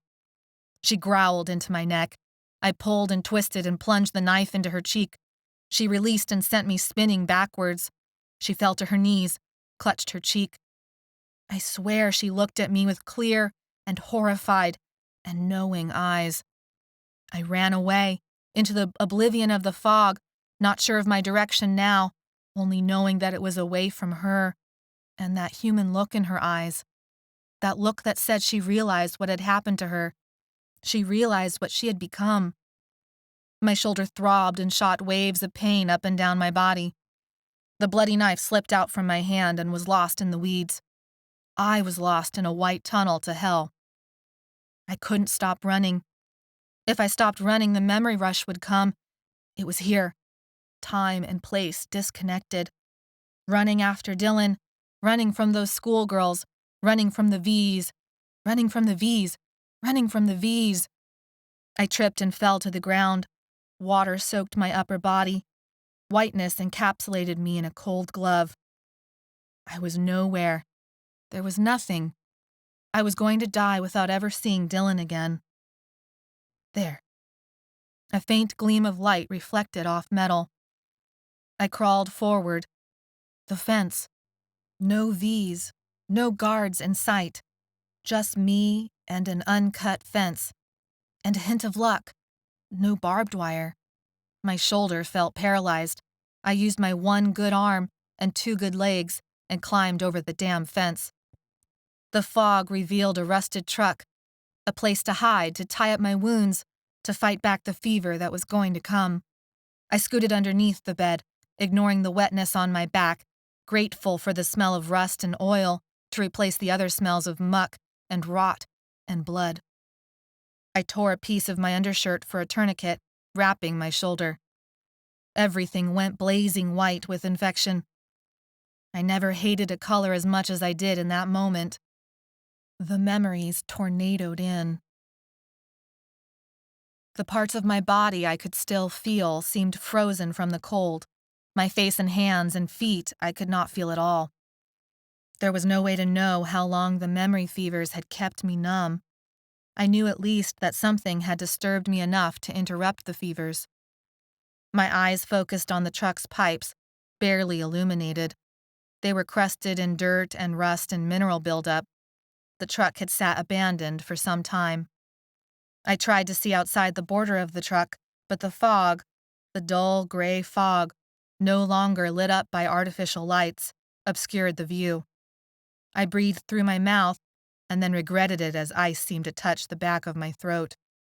My tongue felt heavy and coated in a layer of grime. I shifted and pulled away from the foliage. The weeds, succulent leaves, and stems spread web-like across the ground all around me. No yellow flowers bloomed, but I knew its form all the same. My old friend, purslane. I caught up a broken stem with several leaves. A drop of its clear fluid remained on my fingers as I pushed the leaves into my mouth. It tasted a bit like tough lettuce with a hint of lemon. I felt comfort at its familiar taste, even as it triggered gnawing stomach pains and a burst of saliva. I thought from my level of hunger that the fevers had lasted for only a few hours, but I couldn't be sure. The silence disturbed me. The only sounds were the crackle of weeds near the edge of my body line, my own breathing, my own heart beating. I had broken into Cal Expo, yet there was no sound to indicate it was anything more than a grave. My joints popped in quick succession as I pulled my belly along the metal underside of the truck. Rust and dirt rained on me. I had my mouth open like a fool. I spit and thanked the purslane for producing saliva. Had something crackled in the weeds just along the far edge of the truck? My heartbeat increased and filled my ears with a roar. I forced myself to go slow and silent, using only one arm as my other shoulder was locked up. I could see only inches ahead. Everything beyond the border of the truck was blurred, and I didn't know if it was because of fog or fever. A woman's head reared into view, stinking breath, dirt-smudged face, crazy hair. I jumped away, banged my head against the bumper, jabbed my injured shoulder against a sharp corner. I fell back to the ground in agony. The woman hadn't died. She was alive and had searched for me, and she disappeared into the fog like evaporating water. A ghost memory, I told myself. That's all. The fog parted, forming a small circular stage, and Mr. Sidner was there, and the other woman I had almost killed, alive and well on top of him, hurting him. I scrambled up, ignored the pain in my shoulder, and tried to outrun these nightmares. Instead, I barreled into a wall. Pain bloomed on my face, along with embarrassment. Running from a ghost memory in the fog was one of the more stupid things I could do. After the pain lessened, I opened my eyes. The damn fog still surrounded me. My nose was on fire. I forced my numb fingers to touch the edge of the pain. No way to tell how bad, but my fingers came away blood-tipped. At least the cold might keep the swelling down. I forced myself to walk on, using the wall as a guide. The truck that took Dylan away drove into view. Dylan locked inside, but not more than 100 yards away. A strangled moan left my throat and slapped back to me. I beat away the instinct to run. I locked my legs, locked my mind. I would not run after a ghost memory. I would not become a V. I would not. An eternity passed. Then a new fear sprung my legs from their lock. Neither did I want to become one of the faint. I shuddered, licked my cracked lips, and hobbled away from the van mirage, one creaking foot after another. 1 step away, 2 steps away, 3 steps, 4. My hand against the wood wall kept me steady. 5 steps. Then the van disappeared. My fingers caught on something other than wood. 6 steps, and my hands fumbled at the latch. 7 steps and a creaking door, and I was inside. Smells of hay, dust, rotting wood. Metal animal stalls crisscrossed the room. I stumbled into a stall full of clean hay, not looking or caring about what else might be inside. The metal latch to open the stall might as well have been padlocked. My hands could not budge it. I draped my upper half over the stomach-high top bar, leaned and pushed and struggled, and flipped onto my back on the other side. I lay there stunned for a moment. Then I shimmied deeper into the hay, heaping it over me while I sneezed and itched. I ignored the ghost memory that appeared outside my stall. Another woman, locked in a fog of memory, old like a grandmother, like the one I had hurt, yet different. I couldn't place her, couldn't remember what ghost memory this was. When had one of the sick ones shuffled her way to me, staring vacant, arms pinned to her sides, stopping feet from me, not seeing me? The fever rose in me again, obliterating the question from my mind. I welcomed the heat the fever would generate under my layer of hay. I awoke all at once, as if someone had sprayed water in my face. Yellow haystacks filled my vision. Hay dust tickled my throat. My rhythmic breaths counterpointed with someone else's. The woman whose arms were pinned to her sides, whose vacant stare did not see me, whose body pressed against the stall bar. She was no ghost memory. I thought about staying hidden in the hay. Maybe she would leave. And then I thought about all the time I had already lost. And then I thought, what if she wasn't the only one? I couldn't see her, only hear her breathing. What if more had shuffled in from the corners of the building and surrounded this stall 3 lines deep, breathing, frozen, locked in? I shot up from the hay, stalks flying in all directions and clinging to my hands and clothes. Only her. She was alone. I calmed myself down. I was almost warm, and the memory fevers had left me with a clear head for the moment. My shoulder throbbed, My face throbbed. My hands and feet throbbed. The pain was a good sign. The light signaled early morning. The fog was still thick but dissipating. A full night had passed. I hoped not more than that. The woman did not look dangerous, only very sick. I backed to the far end of the stall, caught my foot on some sort of cloth, a stall blanket, like those clipped onto livestock to keep their fur clean before the show. I wrapped it around my shoulders and warmth flooded into my core.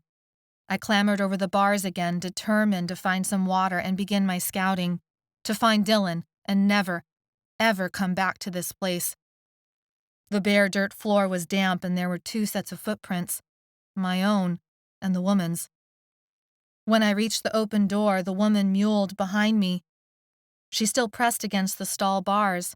Tears streamed down her face. She had wrapped her bare arms around her. Blue tinged her lips. She shivered uncontrollably. I told myself to keep moving. I told myself to get on with it. There was nothing I could do for her. I turned back, took off the cloth, and clipped it around her shoulders. She dropped her arms, and I thought she meant to attack me. Instead, she fingered the corner of the cloth, rubbed her cheek against it, and smiled. I opened a stall and led her inside. It took coaxing, but she sat and allowed me to arrange hay around her to create an insulating nest. "Stay here where it's warm," I said, when I had finished. This was what the bacterial infection did. She was like Matilda and her family. She was a faint now. The virus I understood. The instinct for people to go V, to bite and injure and infect, was obvious. But how did someone catch the bacterial infection? How did it get passed from one person to another? "Stay here until I get back," I said again. Her mouth curled into a slight smile. I feared she would wander away, but was afraid to lock her inside. I didn't know when I would be back, and didn't want her trapped, banging against the inside of the stall until she died of dehydration. I limped my way to the sink next to the stall. The tap ran for minutes, cold, almost frozen water, then gushed glorious hot water. I quickly stripped, ignoring my various injuries, and stepped into the deep sink. My toes and fingers stung as they came back to life. The shoulder wound was an ugly, swelling injury I cleaned as best I could. My face was next. Except for some tenderness, I did not think I had done much damage to my nose after all. Hay became my towel. I climbed back into my filthy clothes. Steam rose from my body in thick waves. A dirty mug rested on a wood beam next to the sink. I washed it out as best I could, filled it with warm water, and carried it back to the old woman. I held the water out to her, guided her hands around the cup. Being this close to her, I saw the dirt that filled the lines around her eyes.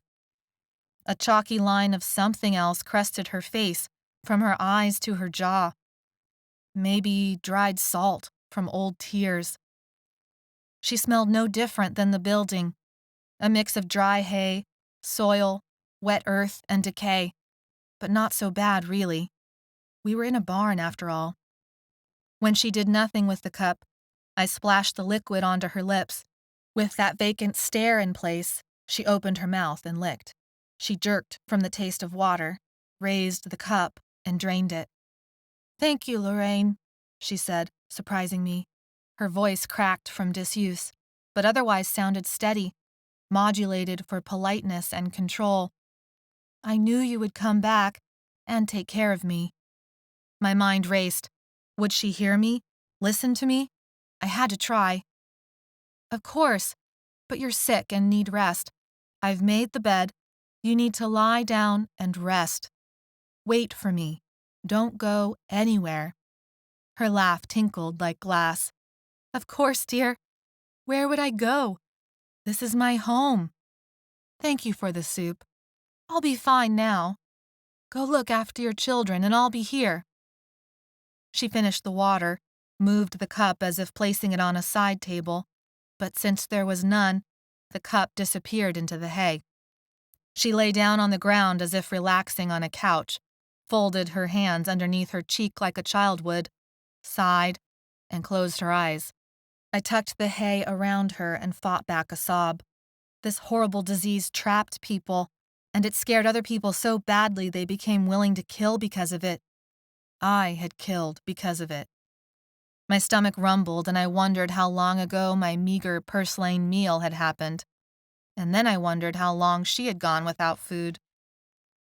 I strode out of the barn, surveyed the area, and dropped to my knees to pick as much purslane as I could carry.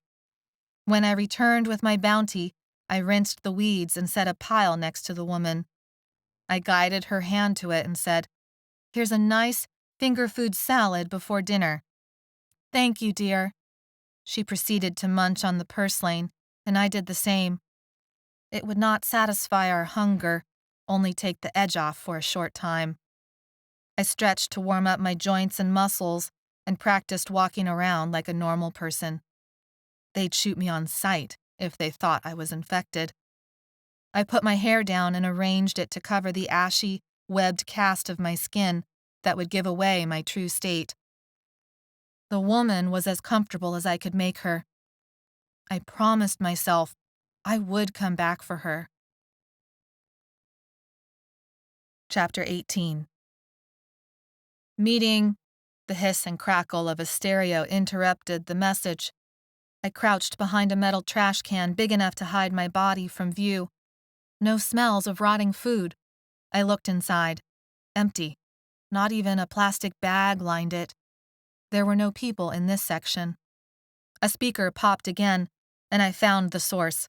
A dozen feet away from where I hid stood a tall metal pole with a speaker attached. The fairgrounds music and announcement system. Meeting at stage 1, 15 minutes. All must attend. Meeting at stage 1. If they used the same names as the state fair, I knew where to find stage 1. The quality of light made me guess it was late morning now, though even a vague outline of the sun wasn't visible through the fog. I skirted along the edge of buildings, sidewalks, grassy areas, the skeletons of vendor stations. The building the old woman and I had taken refuge in was one of several animal housing structures near the horse racing stadium. There were no sounds of people or activity, but I thought maybe this was for security reasons. Stage 1 was near the exhibit buildings, on the opposite end of the fairgrounds from where I was. Those multi-storied cement fortresses encircled a cement-stepped amphitheater and were partially surrounded themselves by canals used for paddle boating during better times. They would form a type of castle, moat and all. There was no one in sight. This made me uneasy. I reminded myself CalExpo took up hundreds of acres, and I was still along the edges of it. But how long had I actually been in the fevers? Hours? Days? Stage 1 opened to air, except for the backside, which opened to a cement walkway that connected several warehouses. The layout made it easy to see people coming while also drawing the eye to it like a magnet. Dozens of people milled around the opposite side of the stage, across the algae-filled water. People lined up underneath tents with tables that displayed huge open pots, sending curls of steam into the air. My stomach cramped. People lined up with bowls in hand, waiting for their turn at this outdoor soup kitchen. Winter clothes obscured faces, genders, ages.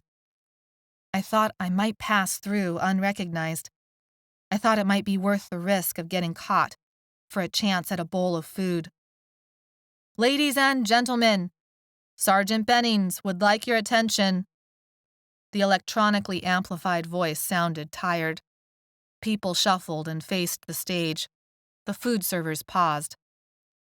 I walked on a curving asphalt ramp, lost sight of the stage and the crowd for a moment, and then suddenly became a part of the crowd. No one questioned me. No one seemed to notice me. People focused on eating or on the stage.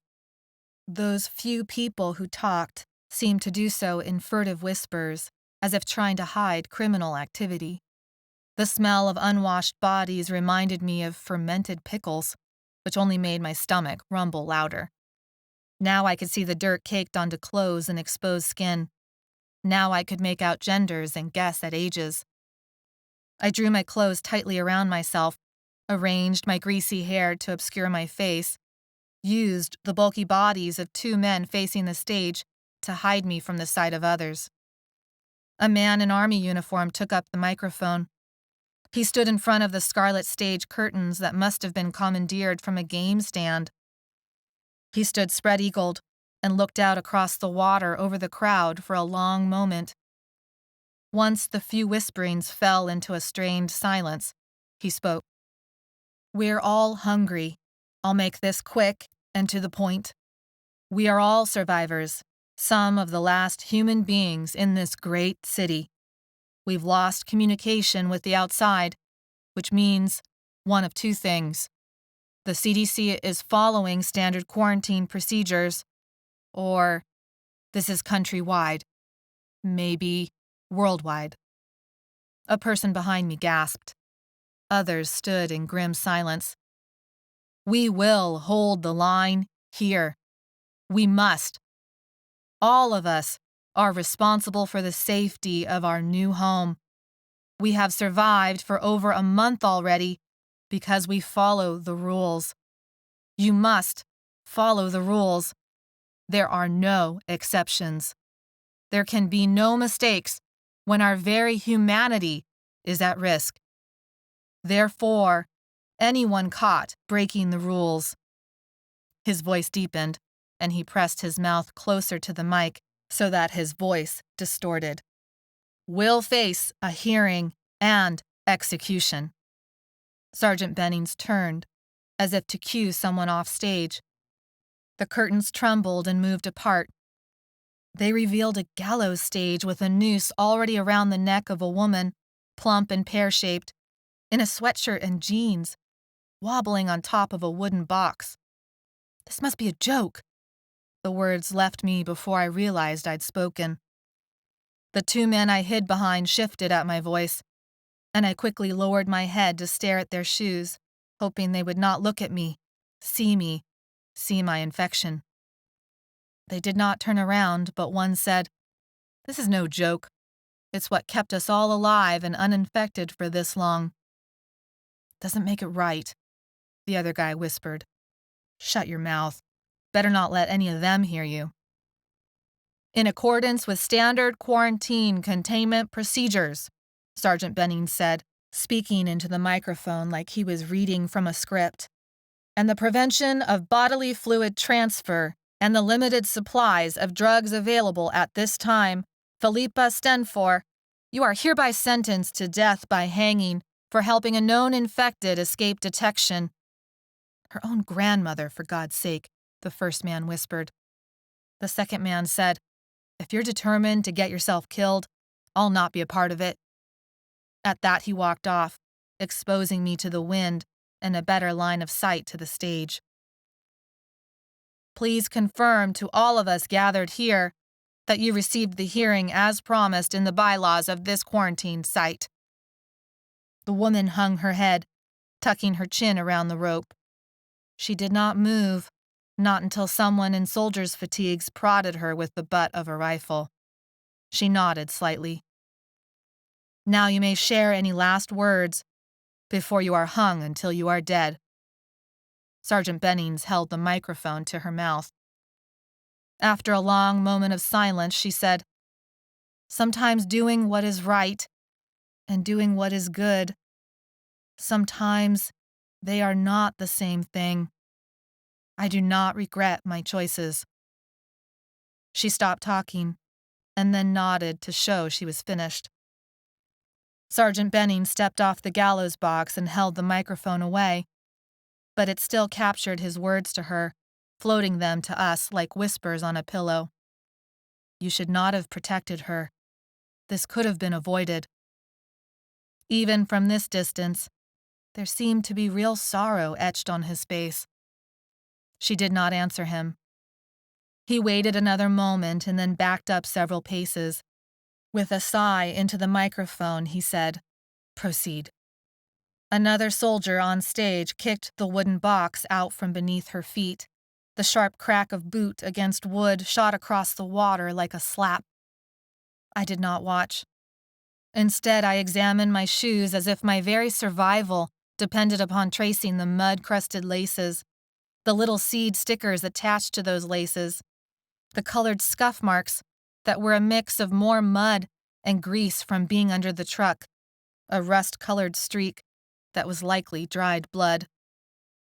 By then, they had hung her until she was dead and closed the stage curtains. Sergeant Bennings came out again to speak against that scarlet background. Shift change in 2 hours. Food served until 6 p.m. He left the stage. I tried to process what all of us had witnessed in silence, without protest, without chaos, as if normal life now included hanging a woman on a stage. But maybe it was normal now. People milled around, talked in close whispers, lined back up for food. No one seemed to notice that the curtains had opened again. The woman and her gallows were now missing, but 5 figures remained. 3 stood in a semicircle, talking and gesturing at each other on the side of the stage, almost hidden, but not quite. They wore army fatigues. The 4th and 5th figures wore regular layers of winter clothes and pulled electronic equipment off the stage. There was something familiar about the 5th man, something about his outline, the way he walked, the way he coiled wire, lifted a speaker off the stage floor. I squinted and my eyes swam, and my heart lurched. It could be Dylan. It could be. I stuffed my infected hands in my pockets and approached the moat. I ignored the pain that made me want to limp like an old person. Even with everything I knew, my heart felt glad to see him alive. Adrenaline made saliva flood into my mouth. I backed away from the moat's edge at the last moment. People would see me. They would stare. They would know I wasn't like them. They would know I was infected. They would show me no mercy. I veered to join the end of the soup line. Maybe I could lose myself in the commotion of people moving and eating while I figured out if that was really Dylan I had seen, or if it had only been a ghost playing tricks on me. I pulled my hair and hood over my face and shuffled along with the others to the pots of food. I made and then discarded a dozen frantic plans to bolt to the stage. "They lost control of the fence last night," a man in front of me whispered to his female companion. "Sergeant Bennings is stretched too thin. He says he's going to put civilians on the perimeter." "It won't do any good," she said. "This place is too big. Not enough of us came together. When you kill half the refugees because you suspect they're infected," he let his voice trail off. His companion grimaced. "It was the only thing to do. It's a quarantine." "You wouldn't say that if you'd had people. My father was. But he was infected. Went crazy, tried to kill me. I would do anything not to get infected," the woman said. "Sergeant Bennings is doing what has to be done. We'll worry about whether it was right, if we're still alive when all this is over." Her companion grunted, but otherwise kept his thoughts to himself. The 5th man, the one who could be Dylan, still had his back turned to me as he coiled another cable. Someone behind me cleared their throat. I shuffled to cover the space in the line. The stage guy turned to drop the coil in a pile with other cables. My heart lurched into my throat. Dylan. I'd imagined him dead, imprisoned, infected, wounded, yet he looked like none of those things. He walked with a strong gait, with a purpose. Only a few yards of water and asphalt separated us. He was breathing, and alive, and healthy and young. I had to get to him. It was my turn to pick up soup from the table. Without thinking, I grabbed a bowl and spoon and looked up, straight into the eyes of my soup server. Straight into Jane's, hazel eyes. Chapter 19. The plastic serving spoon froze in Jane's hand. The liquid half splashed back into the pot. My arms stopped halfway outstretched over the table. My wrinkled, infected hands held the bowl in front of me like a fool. I smelled the soup, a chicken, rice, and vegetable medley. The taste of ash sat on my tongue. "What are you doing here?" she hissed. My brain locked up except for one thought. She must not know I was infected, otherwise she would scream instead of whisper. And then another thought. Put your damn hands down before she notices. And then a third. But no, Jane wouldn't betray me. And then a fourth. But she already had, in more ways than I could ever have imagined. "You left," I said, because I would not talk about Dylan with her. "Shut up," she said.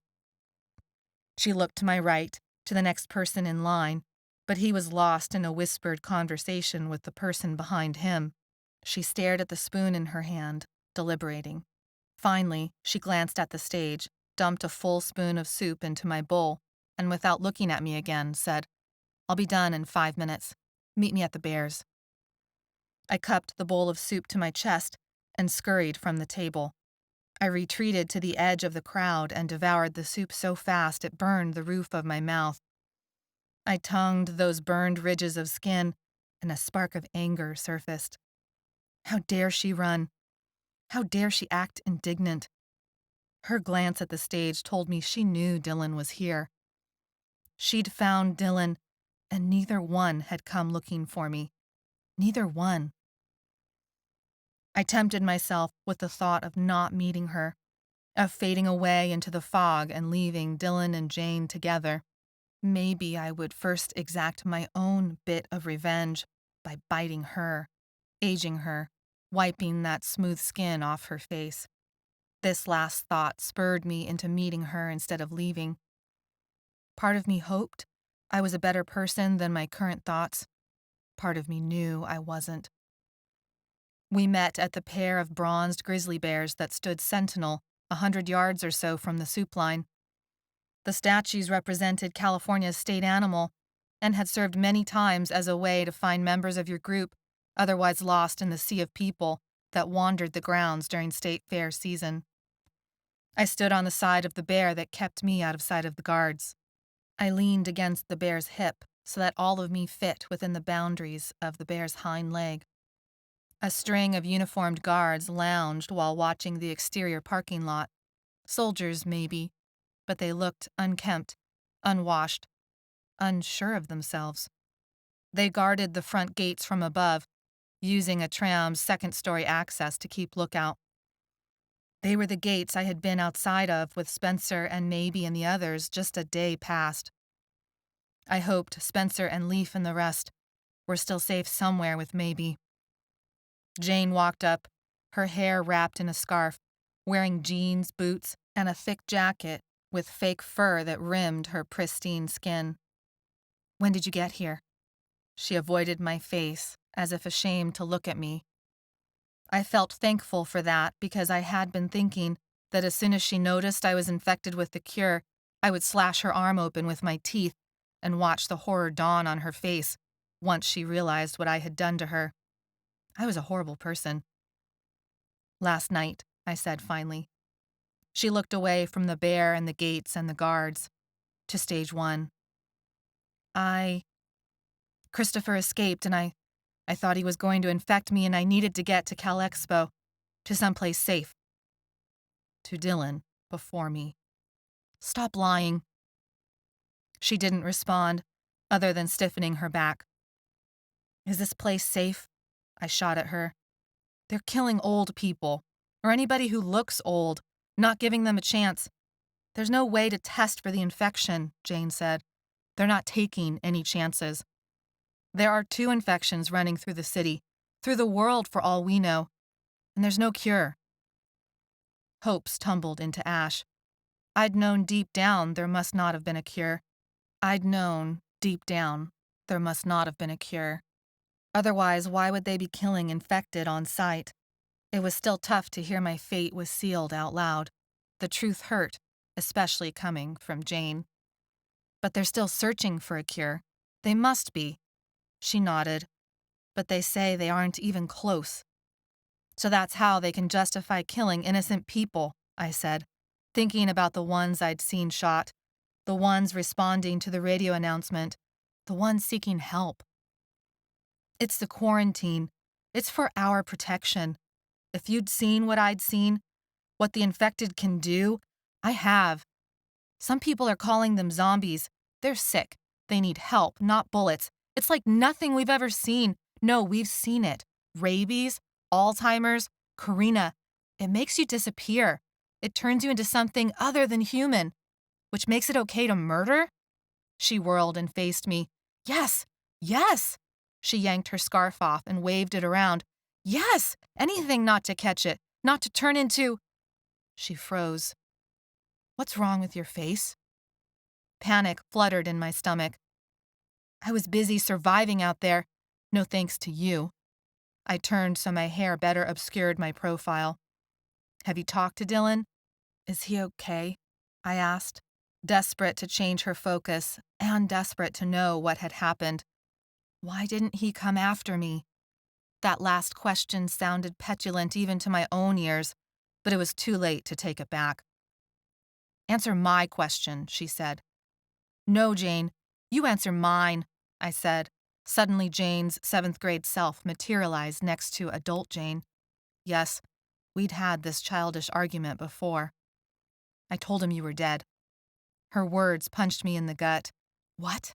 I asked in a strangled voice.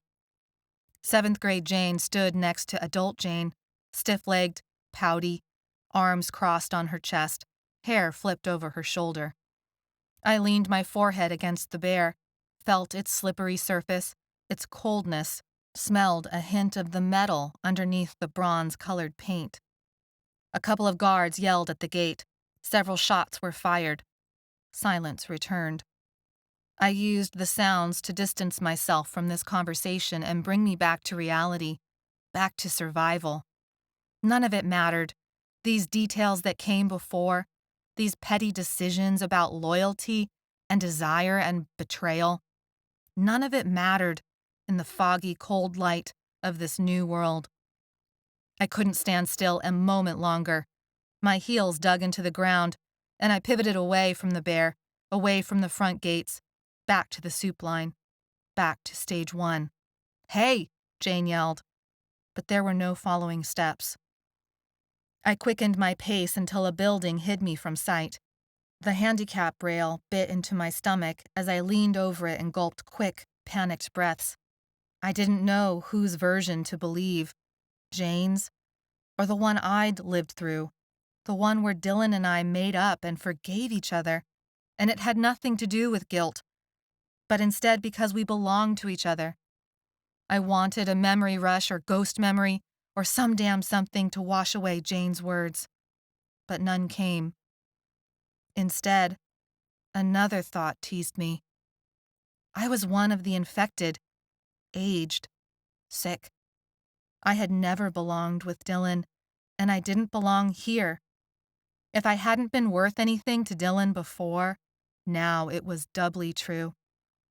And if I loved him, and in spite of everything I knew I did, by the wrenching emptiness I felt at thinking I might never see his smile again, or touch his shoulder, or feel his kiss on my neck, how could I make him take care of someone like me, now?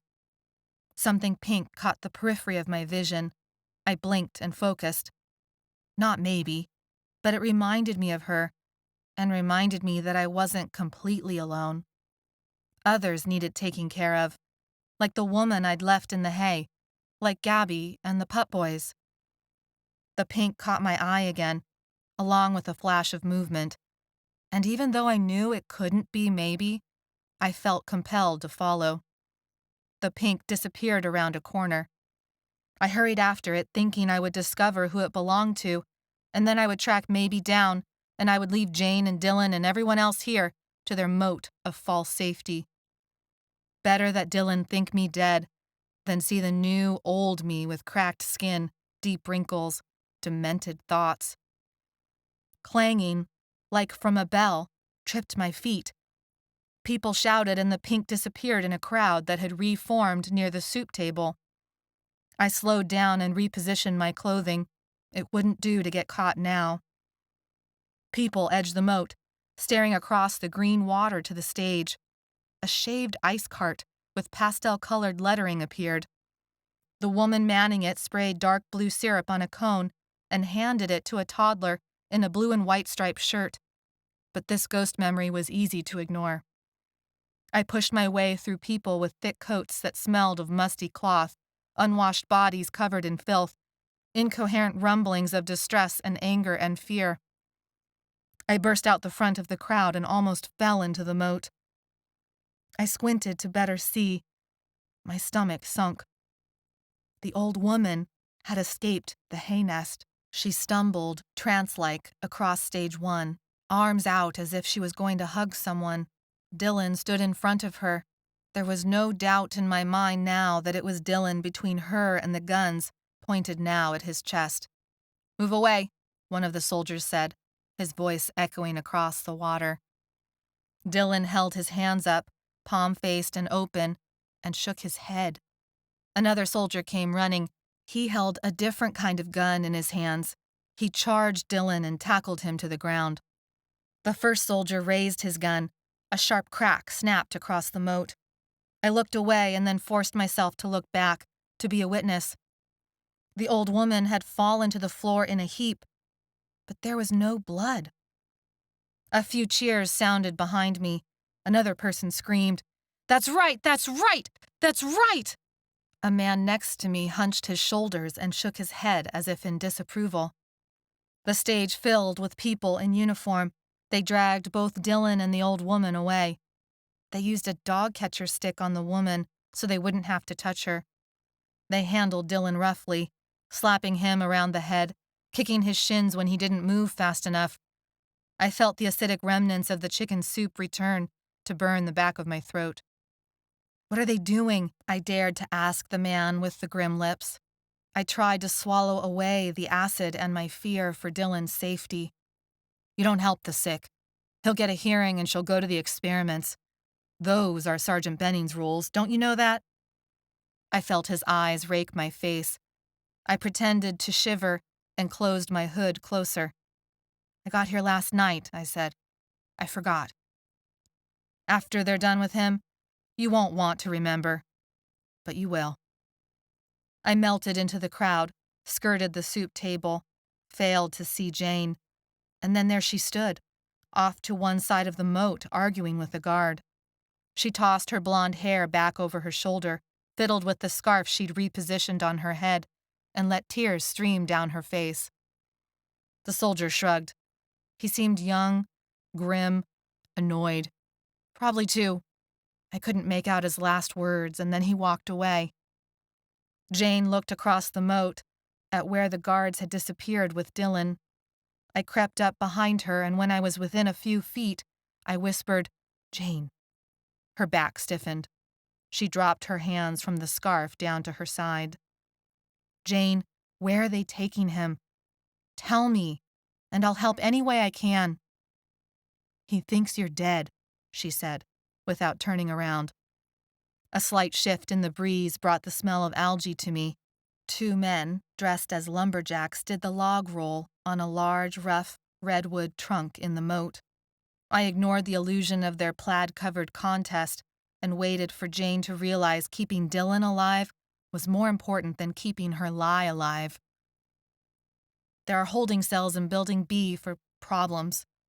For their experiments," Jane said. "I thought they killed anyone sick. We're not animals, you know. She was only tranquilized." "No, I don't know that. They were killing people at the gates for looking old." She shook her head. "No, that's not how we do things. He said he always checks first, just in case. You believe that? They tranquilized that woman, didn't you see? They didn't kill her." What I had seen was Dylan stepping in to hold back bullets until the tranquilizer gun arrived, but I bit back my words. There was no point in trying to reason with Jane. Plus, one of the men had fallen off the log and splashed into the moat, causing the winner to do a quick tap dance to stay afloat. "We've got a better chance of helping him if we work together," I said, even though I thought maybe my help might get me killed. But I couldn't leave. I accepted that now. I cared too much, even if the same wasn't true for him. "All right," Jane said. The men and their log disappeared, leaving only the empty stage someone had forgotten to draw the curtains on. I suddenly wanted water, anything to wash away the taste of the chicken soup that had burned my throat. However large a part of me hated her now, at least I knew she cared about Dylan. And maybe they belonged together. Neither sick, neither... I shook my head and told myself to stop. My plan hadn't changed, only taken a detour. I could feel despair later, but I would never live with myself if I didn't help Dylan now, no matter what he thought of me or of Jane. I wasn't that kind of person. People who break the rules always get a hearing, but what? I examined the skin on the back of my hands. I was disease-ridden, Jane betrayed, falling apart physically and mentally. It didn't matter whether Dylan had meant it when he said he loved me and wanted to work things out. That was before this new world. That was in the past now, before I became old and decrepit and ugly and infected. "Then they're executed," Jane said. "Sergeant Benning says it's the only way to make sure people follow the rules. He says it's the only way we can last long enough to find a cure." Chapter 20. Jane and I followed the group dragging Dylan and the old woman along. The few guards and refugees nodded at Jane as we passed. Working the soup table must have made her well known. By now the diffused light of winter had faded, signaling late afternoon. The fog rolled in more thickly, further blocking out the faint December sunlight. This was in my favor. I focused on working through the pain in my shoulder. An empty chip bag floated across our path, its shiny orange color in contrast to the dull gray sky and faded blue buildings. Sometimes my mind wandered with ghost memories, and I caught myself limping.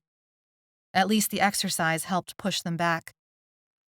Dylan and the soldiers crossed to the back side of Building B, a place once used for vendor exhibits. Even from this distance, I could see they had modified the concrete space into a series of human cages. There were more guards here, and we stopped before getting close enough for them to question us. I didn't have any sort of military background, but even I could see the prison wasn't well protected. In fact, everything about my entrance and movement around the CalExpo fairgrounds spoke of deep security problems. The men took Dylan and the old woman. The windowed walls showed them disappearing into an aisle of cages. We hid behind the wall of another building, out of sight of the guards and anyone who might decide to walk the route we'd just taken. "Why are there so few guards?" "This is where they keep the infected," Jane said. "The crazy violent ones are held somewhere sturdier, but the quiet ones, like the old woman, they don't climb or fight, so this is easier." "What do you do with them?" I asked. "I don't do anything," Jane said. "They're trying to find a cure or a vaccine, or anything that might help us figure out how to stay human." "What do you mean, stay human?" "The infection changes DNA. That's what they said, at least. It swaps out a bunch of our DNA with something else, making us less human." "That woman looks human enough to my eyes," I said. "The ones that attacked our street? They're more like rabid dogs that need to be put down," Jane said. "They say the same thing happens with the quiet ones, but they go quiet instead of violent." "They're lying," I said quietly. "You have no idea what you're talking about." Jane looked at me over her shoulder. Red rimmed her eyes, but not a speck of dirt marred her face. "How could you possibly know?" "I just do," I said. Jane turned back around. "Excuse me for taking their word over yours." I told myself to shut up. The infection had changed me, It had changed the old woman, too, but to my eyes she still looked human, just sick. And I definitely believed I was still human. I thought Spencer had a better sense of what the disease did to people than these scientists. 2 men in uniform ran up to the guard at the doors, yelling about an assault at the gate and V's getting inside. All 3 dashed away. A 3rd uniformed person limped up. He held his rifle low and loose at his side. His shoulders slumped, and he was missing his left boot. A half-dozen people in fatigues streamed out from the building. One of them spoke into a radio. It squawked back. The group ran back the way the first 3 had come. The remaining bloodied soldier slumped to the ground, using his rifle as a supporting cane. He stared at his bare foot. "It's Stan," Jane hissed. The guilt I felt over leaving him punched me in the gut. A part of me felt glad to see my old neighbor alive. A part of me knew he probably wouldn't feel the same way about seeing me now. I wasn't much better than Jane, abandoning someone when they needed you the most. "Does he know you're here?" I asked. "Yeah, he's part of the guard at the front gate now." I flinched at that information. He was one of the ones shooting and killing people, infected with the cure like me. "He makes sure he's always in my food line, brings me news," Jane said. "Shoots you like you would a dog too old to walk," I was tempted to add. "Talk to him then. Distract him. Anything. I'll go inside and find Dylan." She paused, bit her lip. She looked ready to disagree, but then nodded. "Dylan's going to be shocked to see you. I can't do anything about you lying to him," I said. She winced. I deserved that.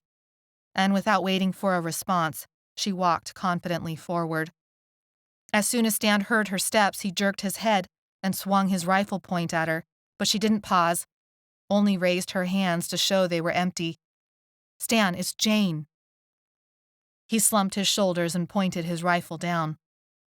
Jane stopped within a few steps of him. They talked too quietly for me to hear their conversation. After another minute, she helped Stan up and supported his weight. I didn't know what she said or how she managed it, but Stan didn't resist, just let her lead him away. I got to the doors and no one yelled out or shot at me. In their rush, the guards had not yet turned on the interior lights of the building. Only dim natural light filtered in. Even though I couldn't see what all filled the space, I could smell it. Unwashed bodies, the peculiar scent of sweat, fog, mud. Precise rectangular rows of cages created aisles to walk down. Each cage near me included a dark shadow, a person. They had filled this building with human prisoners. I walked the first aisle, the shuffle of my shoes against the linoleum floor a calming swish. I heard shallow, stuttered breathing, turned to find its source. A faint pressed himself against the bars on my right. I knew he must be a faint. In the dim light, his skin was clear of markings, his eyes were lost in a coma, but he didn't seem dangerous. Even though there were bars, they were probably unnecessary. The disease wrapped his mind in a prison thicker than the metal. He wore a brown suede coat that had seen better days and a red plaid cap with ear flaps. He stared unseeing at something behind me. I looked over my shoulder. Nothing there. Nothing except for the old woman in another cage, the same woman I had tried to keep warm with the hot water and hay so many hours ago in the barn building. A memory rush took hold. The building, the man, the woman, the bars, they all disappeared. I relived that hot water bath, the pleasure at being warm and clean. When it was over and my mind cleared, the building still felt unguarded. But if anyone had come upon us 3 just then, the man, the woman, and me, they wouldn't have found any difference. They could have taken me into a cage without a fight and left me to my coma of memories. I had one advantage over these 2. I could walk away from the memories. They did not hold me in a permanent state. Though I could not feel grateful for what Christopher did to me and Maybe, I did admit at that moment that he had provided me with an advantage to live in this new world. Without the double infection, I could turn into a V or a faint. Getting the hybrid virus was a poor vaccine I wouldn't wish on anyone, yet a voice startled my thoughts. I cocked my head, trying to better listen. It wasn't a whisper or a conversation, it was singing. I drifted in the sound's direction, took a few false turns before the singing became unmistakable. Corrina, Corrina. The words floated along the linoleum floors, past the sick people making no noise, past the animal corral bars turned into human cages. The words hit me like a knife in the stomach. I went after those words like I was starving and had found a Chapter 21. The breadcrumbs stopped at a cage with bars taller than the others. This cage had a roof. This cage was meant to hold people with minds intact enough to climb out. And there was a man. It seemed as if a spotlight shined on him. It highlighted his layers, the scarf and jacket and shirt, all some mottled brown. His dust-covered jeans. His brown hair was messed up, tousled, and I almost couldn't resist reaching out to smooth it all down, to touch him again. He sat, back against the bars, profiled to me, his hand resting casually on the metal, singing. Dylan. His singing cut off. He tensed his arm and closed his fist around the metal. He tilted his head. I held my breath. Of course I wanted to scream and shout and run to him, yet I was sick. The spotlight showed beyond a doubt that his skin was unlined, untouched, his face only rough with beard, not sickness. Who's there? I thought about running. The light made it easy for me to see him, and impossible for him. Maybe it would be best to keep things that way. Is someone there? I stepped forward to the edge of the light. Dylan. Corrina? In a flash, he stood up and pressed himself into the bars. Corrina? Is it really you? It's really me. Before I could think about what I was doing, I rushed into his outstretched arms and buried myself into the metal bars, into his clothes, his heat, his familiar smell, like how he'd smell after a long day of work in the yard. His hands explored my back, my shoulders, my head. His fingers ran through my hair, like he was afraid I was an illusion. Jane said, I froze. All the pleasure I felt at being together again died. I shouldn't have let myself touch him. I shouldn't have given in. My face pressed into his shirt between two bars, my breath hot and humid, my nose full of cotton and Dylan's earthy smell. Water filled my eyes. He was the most beautiful being I had ever known, and he was no longer mine. I thought I'd lost you, he said. He tightened his embrace and my shoulder burned where the fresh scab must have split open under my shirt. I remembered who I was now. I tried to back up, but his arms felt as if they were made of steel.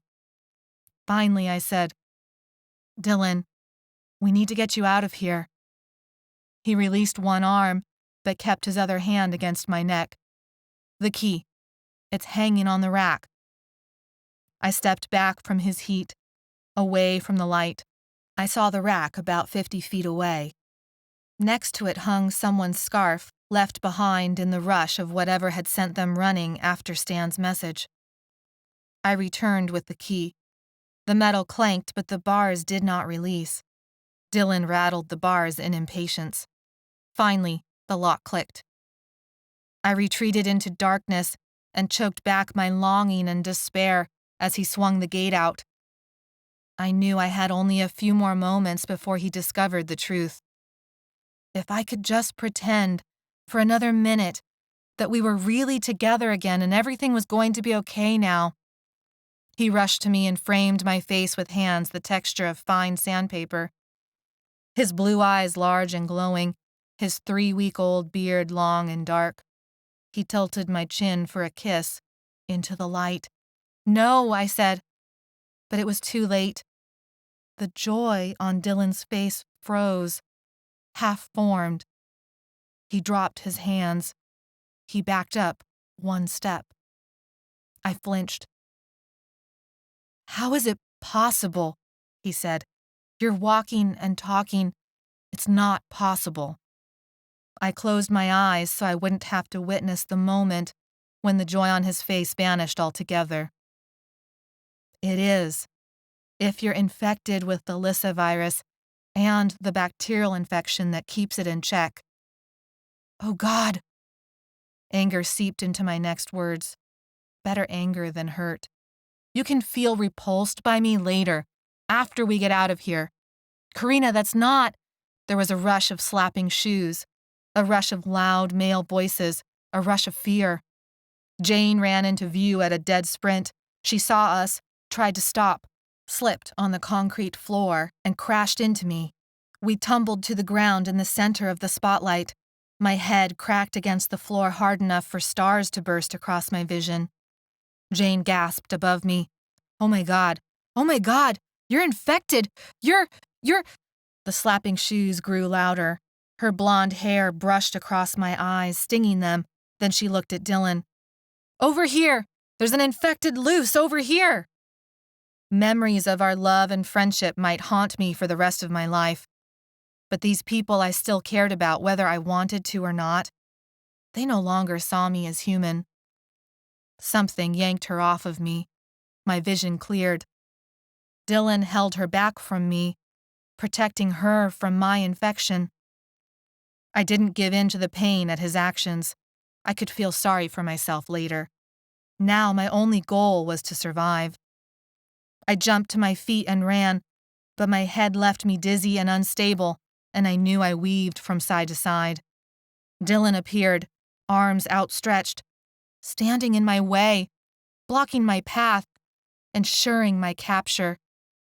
It felt too much like the embrace we had shared, and the ghost memory of a moment ago overlaid this moment, and I wanted to cry out at this last betrayal. I had expected revulsion, disgust, distance, but not this. Not this. And then I teetered too far in one direction and welcomed the familiar feeling of an oncoming memory rush. It took over as the guards rushed into view. It took over before I hit the ground, before Dylan caught and held me down for the guards. Chapter 22. I awoke with a desperate thirst for water, my tongue thick and dry, and with memories of all the deaths in my life crowded on top of each other, my parents, acquaintances, those I had murdered. When I became aware enough to notice my surroundings, I saw they had locked me in a cage, much like the one I had helped Dylan escape from. Exactly like that one. It was the same one. A guard held a rifle crooked in his arm and stood at attention a few feet away from the bars, in the shadows. The spotlight filled my cage, making it difficult to discern what lay beyond its edge. Ghost memories materialized in front of me. Dylan and Jane outside the cage, the looks they exchanged, as if they knew each other better than I knew either of them. I jumped up from where I'd lain in the grip of memories and startled the guard into an alert stance. I wanted to run and beat away their faces, those looks. I paced up and down that small cage with barely enough room for 4 steps together. Not enough room to hold back the memories. When I moved, I smelled my own mix of sweat and fear, as if my cleansing hot water bath had never happened. I shook the bars in frustration. The clanging metal echoed through the building. The guard lifted his rifle and pointed it at my feet, but I knew it would take less than a second for him to change his aim. He stared at me, unblinking. I sunk into myself almost instinctively and smelled the metallic residue of handling the bars. The light likely threw my papery infected skin into high relief for the guard. I raised the back of my hand to my cheek, wondering what he thought as he stared, wondering how old I looked now and whether the disease stalled its aging or if it continued to progress. His stare reminded me of my creaking joints, my fragile bones, my list of injuries. I shook the bars again. "Stop the noise," he said. As if by their own mind, my spindly-knuckled fingers grasped the bars for a third time. The metal clang took several long seconds to fade into the darkness. I never looked away from the guard's stare. He stood straighter, shifted his rifle position, took a step toward me, crossed the edge of the light. I still couldn't tell if he was a grizzled veteran or a young and cocky recruit. I shook the bars a fourth time. His outline became rigid, and the rifle moved. I bet the butt now lay against his shoulder. I silently dared him to kill me, and readied myself to shake the bars again, out of spite, out of despair, out of plain stubbornness. "Stand down," said a voice from outside the perimeter of light. I shielded my eyes. The guard stepped out of the way, rifle now at his side, a salute at his forehead. "Yes, sir," he said into the darkness. "You're Corrina." It wasn't a question, but a statement of fact. His voice sounded full of gravel and somehow familiar. I shivered. "I'm sorry we had to cage you like this, but you put up quite a fight. He never mentioned you were such a spitfire. Where's Dylan?" "Safe, for now. He's made some poor decisions, but he's still valuable to us. We've lost too many good people in the last few weeks. Too many to those animals. Dylan is one of the few here who knows how to work with the electronics. It's an interesting predicament." "Who are you?" "Apologies. We rarely have time for niceties these days, but it's still rude of me. I'm in charge here. You may call me Sergeant Bennings." I expected him to show himself, to step into the light and reinforce the authority he carried. He did not. It angered me. "Show yourself, Sergeant Bennings." The blobs engaged in whispered conversation, then, "No, that will not be necessary yet," Sergeant Bennings said. "The doctor still doesn't know how contagious your kind is." "My kind? Please do not interrupt me." Silence reigned. I thought I heard the creak of soft, aging bodies pressing against other cages. Finally, Sergeant Bennings continued. "The infected are dangerous, and our science staff was drastically reduced last week because of your kind. I did nothing."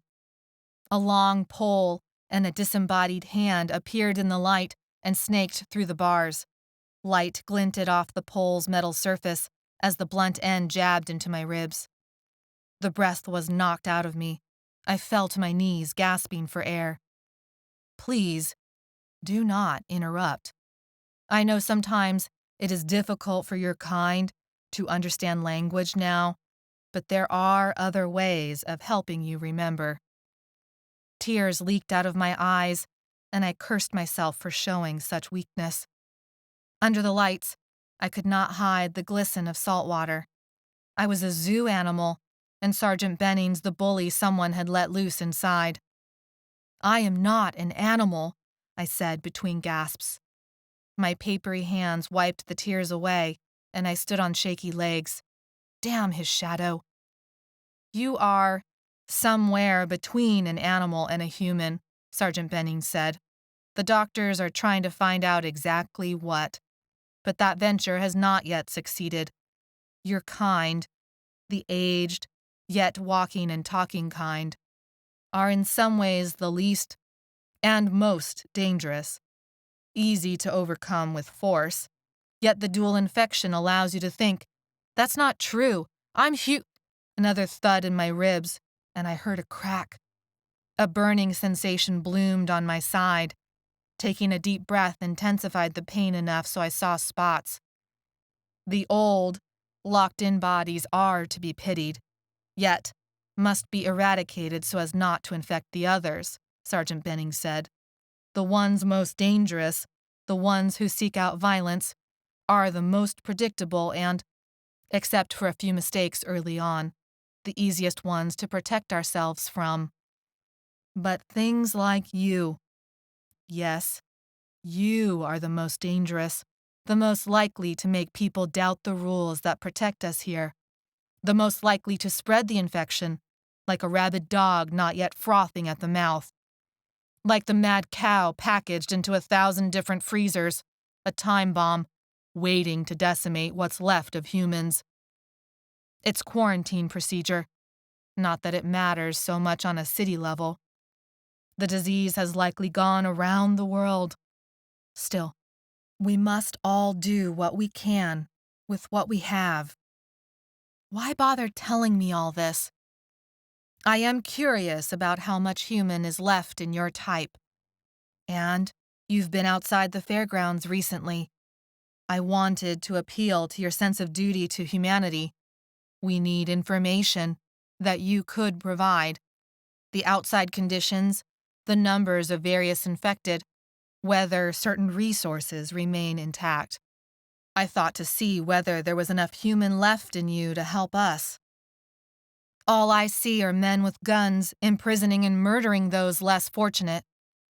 We're holding out, surviving, protecting the human bloodline, or DNA, or whatever the doctors call it, to keep humans human, as many of us as we can. I am still human, I said. If I could explain to him what it all felt like, tell him about Maybe and Spencer and Gabby. We might be sick, but that did not mean we could not feel or love or hate or remember. No, I'm sorry, that's not going to work. I can explain. A sharp prod made pain explode in my ribs and drove me back to my knees.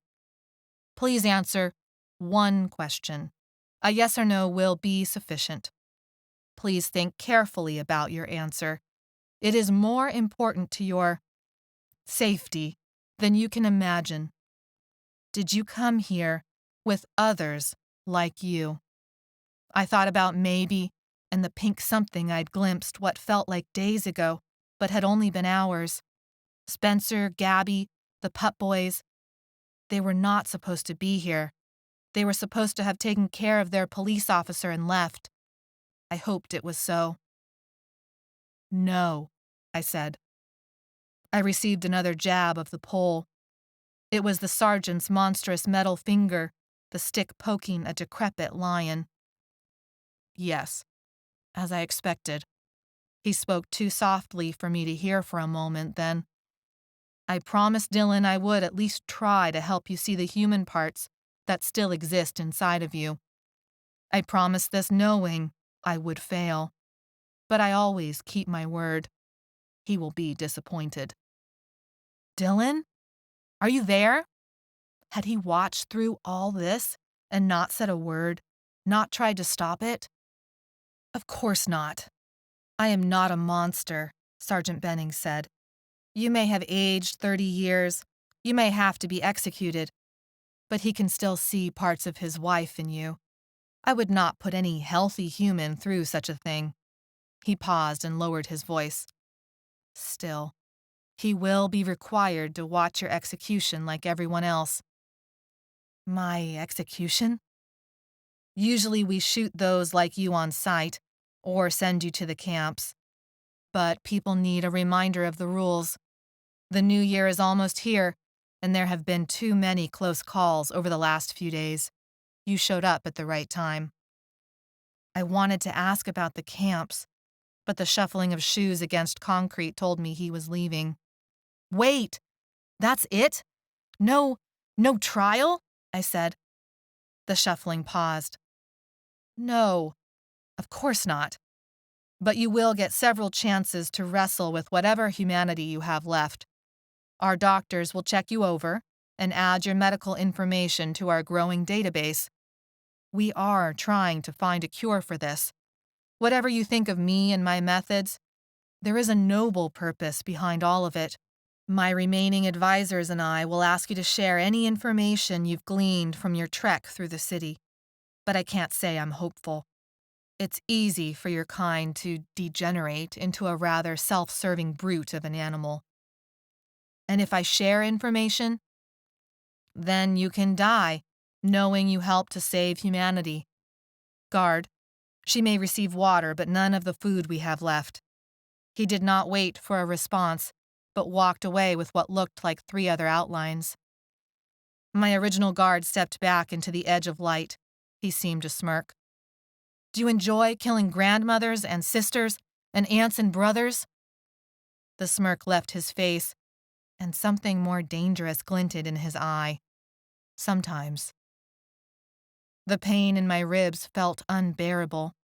I'd bet money that at least one had cracked. I still smelled the metallic odor of the bars on my hands. I still smelled me and all the mud and panic of the last hours. I wondered what Sergeant Bennings had meant about whether I'd broken in with others. I hoped Maybe and Spencer and the others had found safety. In an insane world, people like them made sense. People still willing to do right, regardless of the danger it put them in. Or maybe Sergeant Bennings was right. Maybe I deserved whatever came next. Maybe I deserved all the names at school, deserved losing my mother and father, deserved Jane's idea of friendship, deserved losing Dylan. But part of me rebelled at my cowardliness. It didn't want to give up. It didn't care whether Jane or Dylan cared. What mattered was I cared. What mattered was I believed the people who had shared my life, the people less fortunate than me, the people who couldn't take care of themselves anymore, deserved protecting. They did not deserve abandonment or death, and it didn't matter if they could not, or would not, return the favor. I slept fitfully. The spotlight never flickered in its intensity. They would not allow me any privacy, and I used the latrine bucket in full sight of the guard, though he gave me the decency of looking away. They provided me enough water only to drink, but I used some of it to wash my hands. Each action caused my shoulder wound to flare in sympathy with the pain in my ribs. In the morning, the dark gray interior of the warehouse lightened to medium gray from the bit of sunlight that entered through the bay of windows. There was no hiding my skin as I used the latrine bucket, but to hell with hiding anymore. In the dark, with the spotlight shining on me, I had felt isolated and alone and in a small place. Now I could see the cages I had first walked by in search of Dylan. Dozens of cages spanned several rows. Most of them contained at least one faint. I didn't want to believe that Sergeant Bennings really did kill every Phoebe he encountered, but the surrounding cages implied this was the truth. I tried to find the old woman both Dylan and I had ended up helping, but could not. I wondered why he'd tried to help her, or if I even remembered the situation rightly. When the guards came, 2 of them wore white latex suits with masks. I swore Stan was one of the guards, even with the mask making it impossible to be sure. If Stan was one of these pillowed-up freaks, he didn't say a word to me, didn't look me in the eye. Just as well. Any actions from him might otherwise tempt me to spit and share my vaccine. He did not deserve it. They brought the stick back, but I saw it wasn't only a stick. They'd found a dog catcher noose, maybe the same one they'd used on the old woman. They hooked that noose around my neck, forced me out of the cage. Each step woke up my nerves that had gone numb overnight, igniting my chest and shoulder with burning pain. My stomach grumbled because they had not wasted any of their resources by supplying me with breakfast, but my guards had eaten. I could smell the coffee at least one of them had drunk before coming for me. Chapter 23. We will be moving you now. It's best if you cooperate, a guard said. My muscles tensed, but I knew I was too weak to put up a fight. A part of me didn't care beyond thinking about Dylan's last betrayal. He had thrown me away, and yet I wasn't angry. I was sad. The nylon braiding of the noose tightened into my skin. This was their way of telling me to stop while one of them opened the doors. No warning, just the same pressure you might use to rein in an unruly horse. Sergeant Bennings waited on the other side of the door. He ushered me and my guards outside. "Follow me," he said. We left the warehouse, crossed under a cement pathway, and Sergeant Bennings opened the door to another building. I stumbled and anticipated a choking, but the man holding my noose accounted for my stumble and moved with me to keep me comfortable. I did not understand this kindness, but that's what it was. Sergeant Bennings held the door open. "This way, please." "And do you feel so sure of yourself? You don't wear a suit? How can you be so sure I can't infect you from here?" "I trust my men," he said. "Dad? Dad!" a young voice yelled out. A boy, maybe 14, wearing a black jacket and a dark beanie pulled low over his head, with little sprigs of brown hair escaping it, ran to us. "Alden, don't come over here," Sergeant Bennings said. He dropped his hand from the next door and allowed it to close. He nodded at the two men holding me. "Stay here." "Yes, sir." Sergeant Bennings loped a few yards away until Alden caught up to him. Even though Sergeant Bennings lowered his voice, I could clearly hear his conversation. I wondered if he knew that and spoke so loudly on purpose. The boy had lanky brown hair. A gray stripe circled his dark beanie and set off his dark eyes. He looked young, his features set in that typical angsty, almost sullen teenager frame, ready to demand something unreasonable and deprecate you for your response. But maybe I was being unfair. Maybe I only wanted to think so badly of him because he was the son, after all, the son of a man capable of hanging people and doing who knew what else to people like me. "I told you not to come over this way," Sergeant Bennings said. "There's trouble at the gate," Alden said. "Why didn't someone else come? Why did they send you and not one of my soldiers? And what were you doing at the gate? I told you not to go over there either." "I can't just sit and do nothing. Not with Mom. The guards needed me. They sent me because there was no one to spare, and I stayed safe. I stayed out of sight, just like you taught me. I didn't—" "Stop, Alden." I wondered what Sergeant Bennings' first name could be. I tried to picture the mother, the woman who could love someone like him. Alden bowed his head when Sergeant Bennings' hand touched his shoulder. Just tell me what's happening." "There's a rush of people, of the sick ones. The guards aren't sure what drew them in, but they're having a hard time. And it looks like something is organizing them." "What did you say?" Sergeant Bennings asked. "I don't know. That's what they said to tell you. It doesn't look random." I shifted my weight from one leg to the other. The cold was starting to sink into my legs, stiffening my knees. My animal handler did not move, other than to flick his eyes at me. Definitely Stan. Even with a mask covering most of his face, the lines around his washed-out blue eyes were instantly recognizable. "It must make you feel so good, knowing you've got the best of me now. I left you, and now this is payback," I said to him in a low voice. His eyes squinted in a pained expression. "I'm sorry, Corrina. This is not my choice. I'm sure.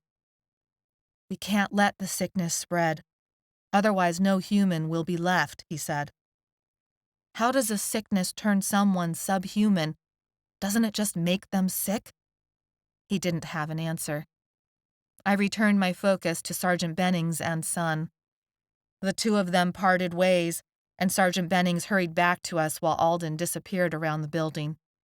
"Take her to the chair, strap her down, lock the door, then get to the gate." Without pausing for the "yes, sirs" that both men responded with, Sergeant Bennings pivoted and went the opposite direction, following Alden and disappearing around another building. I thought for half a second about escaping, but the men, even Stan, were good at their job. The warehouse was a dank, dark building with ceilings 3 stories tall. Skylights yellowed and fogged. They pushed me into a side section, down a makeshift hallway with a lowered ceiling that made it feel claustrophobic compared to before. Multiple doors on either side lined this hallway. Something moaned behind one of them. The men pushed open the 5th door down.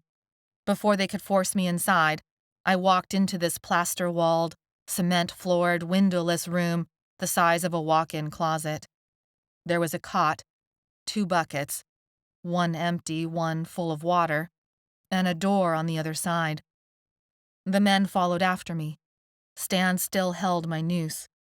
The other man opened the opposite door into a room that gleamed with sterile white light.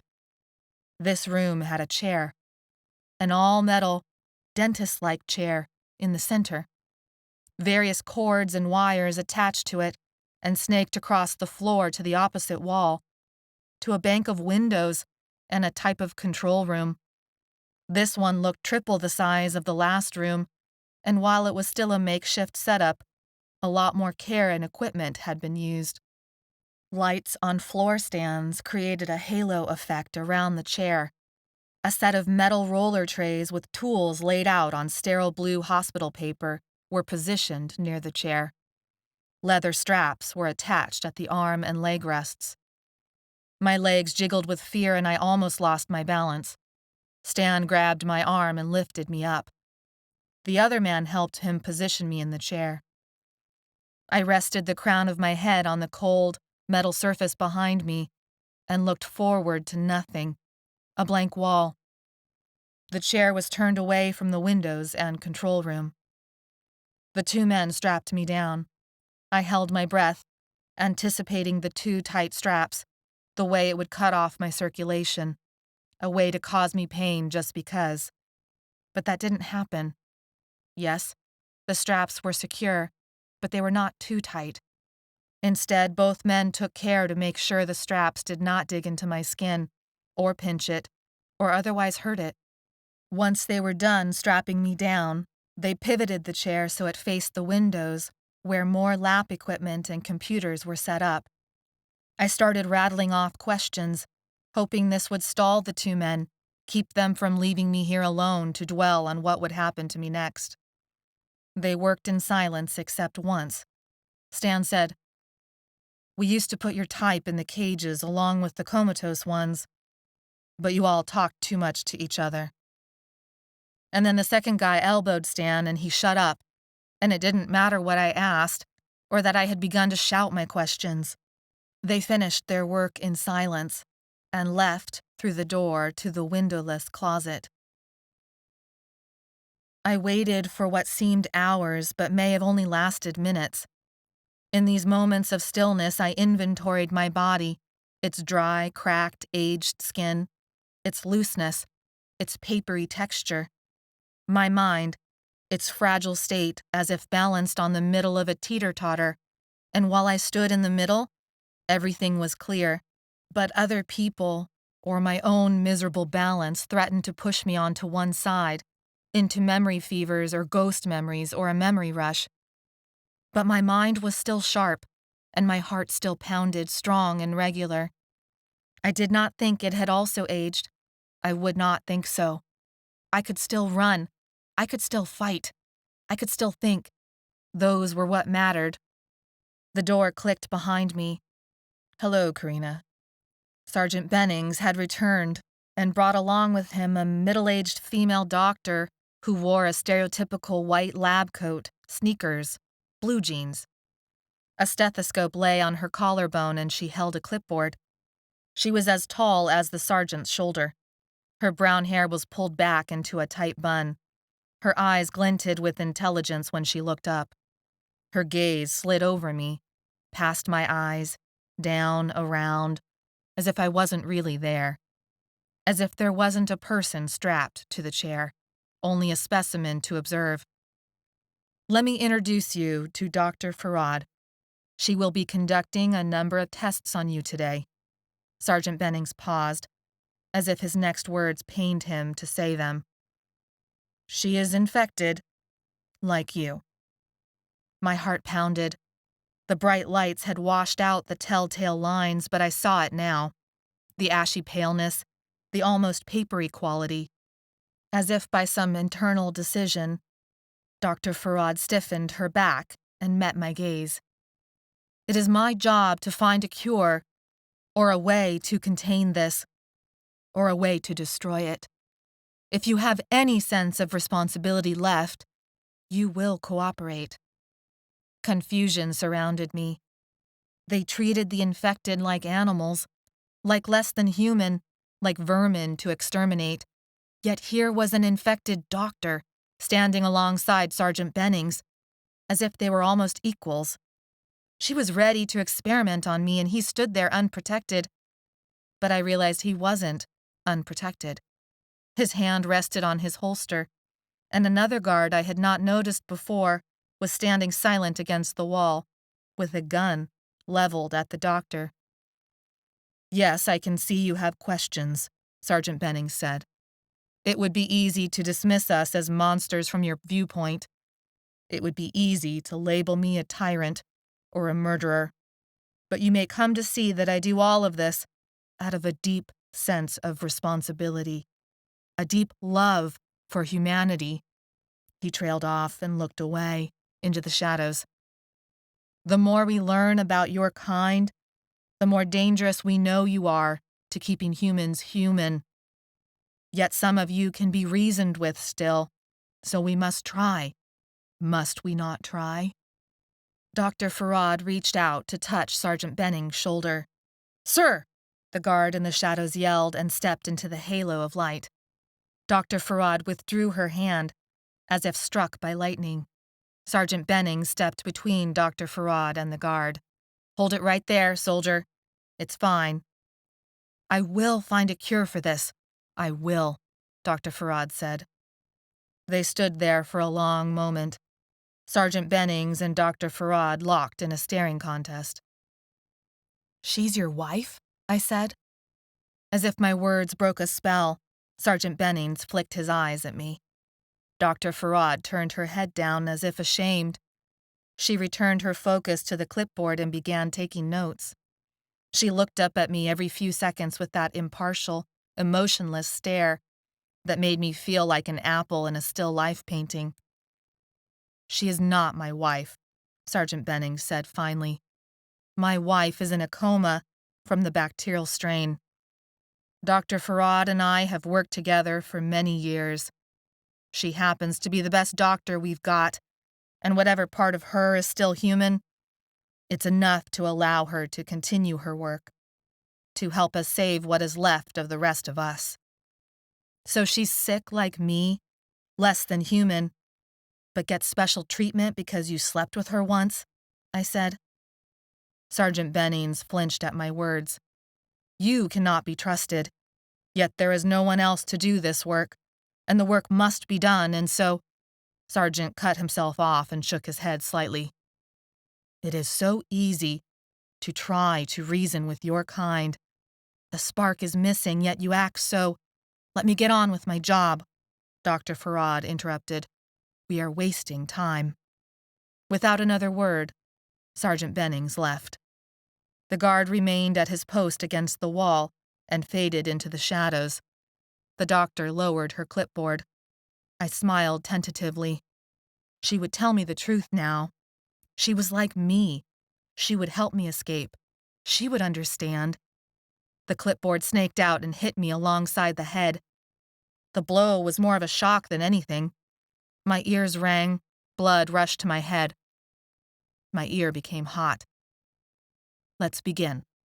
She set the clipboard down and grabbed a needle from the blue paper tray. She held the needle high over her head like a maniac before plunging it into my shoulder and drawing out what felt like a pint of blood. When she finished, she deposited the needle in a case and the case in a bag. She unwrapped the stethoscope from around her neck, listened to my lungs and heartbeat, cuffed my arm, took my blood pressure, poked and prodded me in a dozen other ways, all in silence. If I could convince her, reason with her, there might still be a way out. though the sting of her clipboard would say otherwise. "When did you get infected?" I asked quietly, so the guard could not hear. She froze for a moment, then continued her work. "Oh," I said, trying to connect the dots. "You were part of the vaccine program." A muscle in her cheek twitched. You were infected from the very beginning, even before they all started killing the old people, weren't you? How come Sergeant Bennings wasn't vaccinated? How come? Do you remember the numbers from your last checkup? Blood pressure, cholesterol?" "Maybe." She sighed. "I could ask the soldier over there to make you more cooperative, just like we would a dog." I glanced at the man staring woodenly at us from yards away. He gave no sign he heard either of us, but maybe he was trained to do that. "You don't have to threaten me," I said. "Answer some of my questions. Give me information and I'll tell you what I know." She set the medical equipment down on the blue paper, grabbed both sides of the tray with her hands, as if to steady herself. Anyone who knew anything about the co-infection could see she was fighting back a ghost memory right then. "Do they know you see the ghosts?" Her arm snaked out and she slapped me on the other side of my cheek. Anger lashed up in me. Only one other person had slapped me in my entire life, and I had punched her in the ear for it. Any thought about reasoning with her flew out of my mind. How dare she help them? How dare she act like she was better than me? How dare she? No questions about me. Otherwise, you have a deal. I stopped straining against the straps. My anger cooled, but my distrust remained. She was crazy and she was working for them. For the people who would as soon kill me as experiment on me. For the people Dylan was with now. I closed my eyes and forced that thought away. This was not a good time to think about him. "Why do you want to know my numbers?" I asked, my eyes still closed. "To compare them now that you're infected." "What do you think you'll find?" "If it matches the pattern, your numbers should be the same, even improved, from before you were infected." Dr. Farad said this matter-of-factly, as if this bit of information were rather inconsequential. "But I'm old now," I exploded. "How could it? How?" She looked up. Her eyes were brown, a hard brown. There was still no softness present. If anything, I swore I could see a crazy glint in them. "The co-infection changes many things about the body and mind," Dr. Farad said. "Most are detrimental, some are neutral, or may even be considered an improvement." I tried to digest this information. My skin might be old, my mind might fail me too many times to count, but the rest of me, my insides, my heart, my muscles, that all will still be normal like before? I asked. "If you fit the pattern we've seen so far, yes," she said. "I must always confirm, although I have yet to see an exception." But I tried to think this through. What about all the times my knee gave out? All the times I felt sore and stiff and old, just plain old? "You were likely out for a couple of weeks after being infected," she said. "Laid out somewhere, immobile, muscles atrophying, and then when you awoke, did you give yourself any rest? Did you build up your muscle strength and stamina slowly, or did you overdo it?" I opened my mouth. She held up her hand. "Don't bother. That was a rhetorical question. Of course you didn't.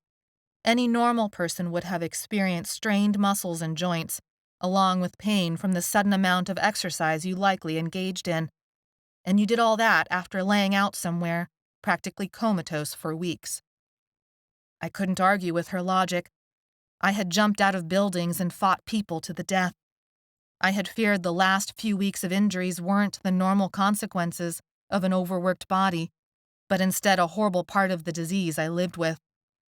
And here she was, smirking at my ignorance. She asked again for my numbers, and I rattled off what I could remember.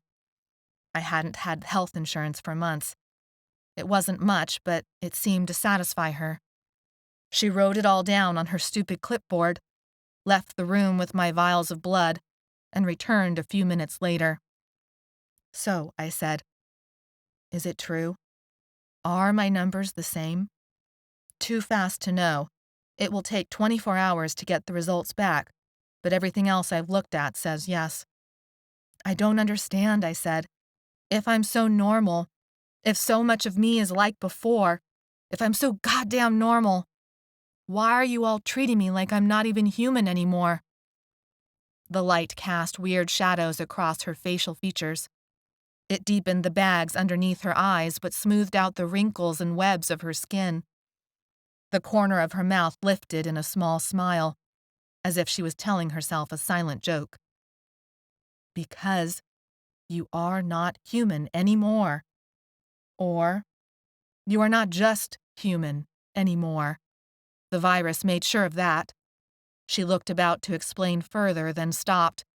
A coldness seemed to wash over her face. I wondered who or what she saw instead of me. It felt strange to see this happening so clearly in someone else.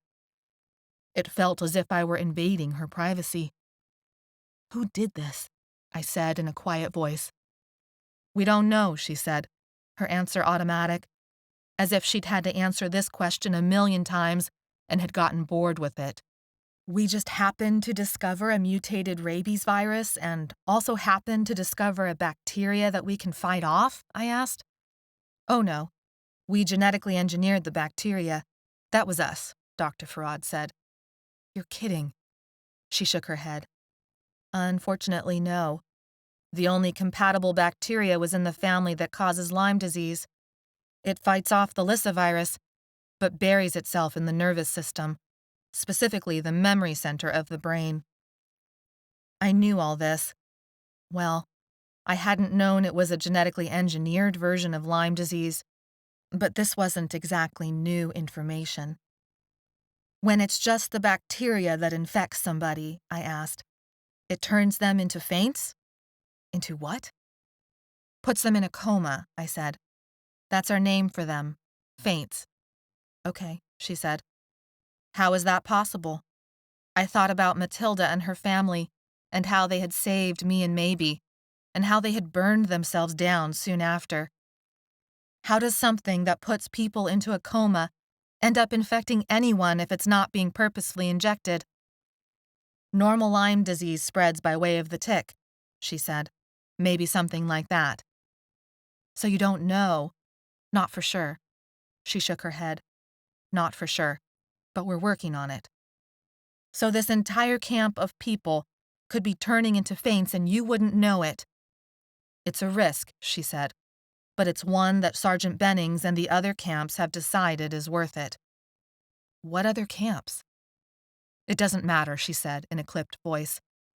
She collected her equipment, put away her notes, took off her gloves. "Wait," I said. I felt deflated. This woman was playing games with me somehow. She was getting a twisted satisfaction out of providing partial answers, half-truths, leading statements. But that didn't mean she wasn't telling the truth. That didn't mean she wasn't right. She acted so sure, and she was like me, infected. And she acted like it was this easy thing to just go ahead and judge herself now as something less than human. The straps being undone from my wrists wrenched me from my thoughts. She was going to help me after all, But it was the guard. Dr. Farad had left, and the guard was taking me back to my room, to my cage with a cot, 2 buckets, and 4 dingy white walls. I lay in the cot that night in total darkness. They'd turned off the single bulb that hung precariously rigged from the center of the room. Moans filtered, muffled, through the walls. My muscles ached, my joints ached. They always ached. But for once I did not assume it was a result of the infection. Maybe it was normal. What did it mean to be human? I could still think and talk and love. Yes, I lost myself sometimes, but I came back. I came back. Tears leaked, leaving cold trails down my cheeks. I did not make a sound. I would not give in to such weakness, but I could not keep back the tears. I balled up the rough blanket and tucked it under my chin. No one, not Dylan, not Maybe, not the pup boys, no one could get me out now. A part of me thought I deserved this. I turned my head to the side. Snot leaked out of my nose. Memories of past moments of despair threatened to rise up and take over, grieving for my parents, for Dylan, for not trying harder. A scratching noise broke through and allowed me the strength to push back the memories. I stopped breathing. I listened. Groans from some other prisoner in pain, the clomp-clomp of steps in the hallway outside my room. There. A scratch, and then another. Somewhere in the darkness, but very close. In the room with me. The scratching increased, became more insistent. I got out of the cot and followed it to the opposite corner of my cage. The wall felt smooth and cold to my hands as I searched down it until I almost hit the floor. There. An edge of something rough and uneven. It moved and I gasped and shrank back. Hello? Shh, someone said through the walls. I sat back on my heels and waited. I could not see a thing other than the faint outline of the walls. When the scratching stopped, I returned my hand to the wall. The slight lip I felt earlier was now more like an inch, big enough to grab and pull. I did so, and a small section of wall, just a couple of square inches, came away in my hands. My calf muscles tensed, and I waited for what would happen next. I thought it must be the prisoner next door, someone like me, someone I wasn't supposed to talk to, someone who may have found a way to escape. The scratching noise started again, different in timbre, an almost hesitant sound. Something white uncurled from the gap in the wall and fluttered to the floor. "Close it," said a female voice. "It's from Spencer. Say nothing." I quickly returned the piece of drywall to its hole and grabbed up the paper.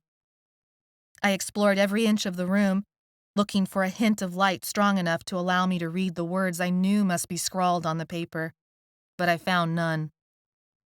My heart pounded with excitement and frustration. What good was a message if I couldn't read it? I scrambled back to where I thought the hole had been made and tried to find the lip, but I had returned it too neatly. My fingers grazed the wall a dozen times and found no purchase, and I couldn't be sure I was even in the right spot anymore. I thought about banging on the wall to get next door's attention and had raised my fist in the air when I scolded myself for such stupidity. I would bring the prisoner to the wall, along with who knew how many guards. I forced myself back to my cot and lay with the paper pressed between my hands and chest. I thought of a million things the message could say. Maybe it was warning me to get ready for an escape attempt. Maybe it was directions for escaping on my own. Maybe it revealed the secret for taking down this whole farce of a refugee center. I decided to force myself to stay awake until there was enough light to read the message. And I did manage to keep sleep at bay for several hours. At least, I think it was several hours. Something poked into my chest. I was walking alongside a faceless friend. It felt like this friend had just elbowed me in the ribs. "Look," the faceless friend said. "Look at that." I looked across the street, to where she pointed, but there was nothing except fog, even though on our side it was a bright, sunny day. My friend elbowed me again in the ribs, harder now. "Ow," I said. My eyes flew open. The one bulb still hung from the middle of the small room, swinging gleefully, as if on holiday. Dr. Farad loomed over me, not afraid to touch me, yet still treating me like a dog about to bite. She carried a stick, a short one, some broken-off handle from a broom or rake or something, but a stick all the same. This is what poked me. "Get up," she said. I thought about jumping her. There was no guard with her. But then I heard the faint crackle and sizzle and saw where the noise came from, a taser in her other hand. I pushed myself up on the elbows. The threadbare blanket fell away. Something white fluttered onto the cement floor. The note. "What's this?" Dr. Farad said. I jumped off the bed to grab it. My heart rocked in my chest. I had been so careless. She used the stick to poke me back, but I resisted. She held out the taser, its crackle of electricity clicking like an insect. I backed up a step. Dr. Farad took the paper, began to uncurl it. I bowled into her and the taser. The paper fluttered to the floor. The taser clicked like an insect. My body went rigid with pain. Everything turned red and then the pain vanished. The taser hit the ground next to my face. I didn't know when I had fallen to the floor, only that I was there, gasping for air alongside Dr. Farad's unconscious body. The paper tickled my nose. I snatched it up and read the words. "We have a plan." That was the message? That's what I had gotten tasered for? Another guard burst into my room. I stuffed the note into my mouth and mashed it into something swallowable. The paper edges scratched my throat on the way down. Without thinking it through, I tripped over Dr. Farad and charged the lone guard. He held a stick and taser and wore a white suit, one of the uninfected. I blocked his stick and smashed my fist into his temple. He fell like a rock, his head bouncing on the edge of my cot railing. Blood began to pool underneath his head, onto the cement. Light from the hallway cast ugly shadows across his still form. He looked dead. No. He was someone's brother, someone's father, someone's son. The guard groaned and twitched. His eyes fluttered. I thought about grabbing the taser and running, but he needed help. My hand itched for the weapon. My body demanded I run. My mind screamed at me to escape. I yelled for help. I backed into the opposite corner of the room as 3 men rushed in.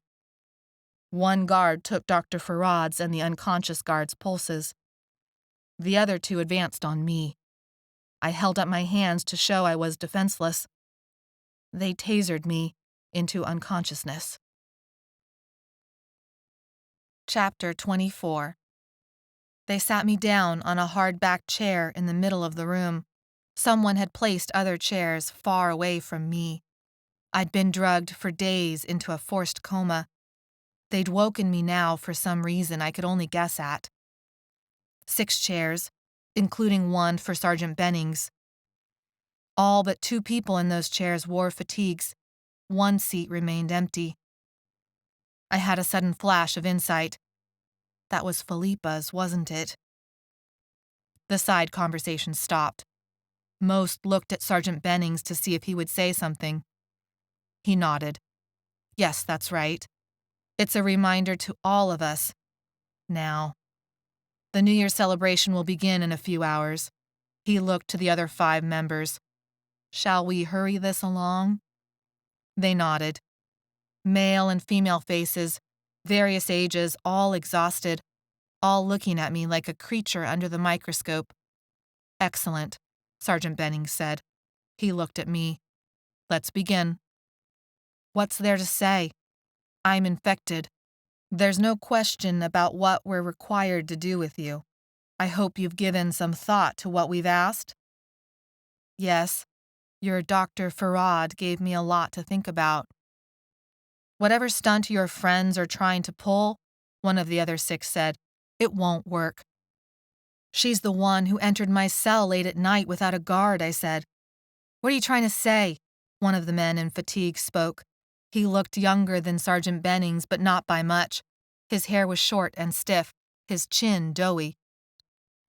I kept my face emotionless. I didn't know exactly what good this lie would do me, but any trouble I could bring Dr. Farad's way seemed justified, since she didn't seem to care how she experimented on us Phoebes. Anything to help throw them off the scent of whatever plan Spencer had cooked up couldn't hurt either. Maybe she was trying to help me escape, and we got unlucky when one of the guards caught us. This is becoming a circus, Sergeant Benning said. The two men glared at each other across their little semicircle. All other conversation and movement stopped to watch the power struggle between the two of them. If there are accusations against Dr. Farad's loyalties, we should hear them. She is casting dispersions on Dr. Farad to waste our time, Sergeant Benning said. You have a biased opinion on this matter, the other soldier said. I have killed plenty of infected, Sergeant Benning said. I have proved my loyalty. It's Dr. Farad's loyalty in question here. It is not, Sergeant Benning said. This is a hearing to follow standard procedure, nothing more. Why was she in the room with this infected? Sergeant Benning sighed. I ordered her to do so. It was under my orders. Is that sufficient? It breaks protocol. So it probably would, if there were any protocols for this. He stroked his chin. Camp Mendocino gave me full authority in this situation.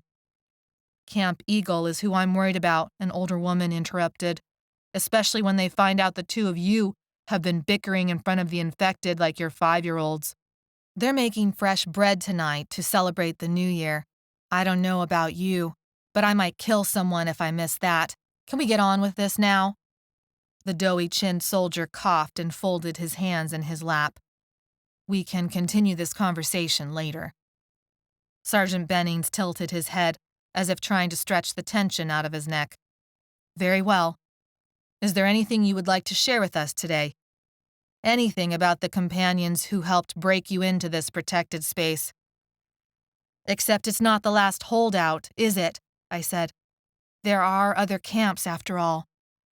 The old woman sighed and threw up her hands. One of our guards died in that attack, Sergeant Benning said.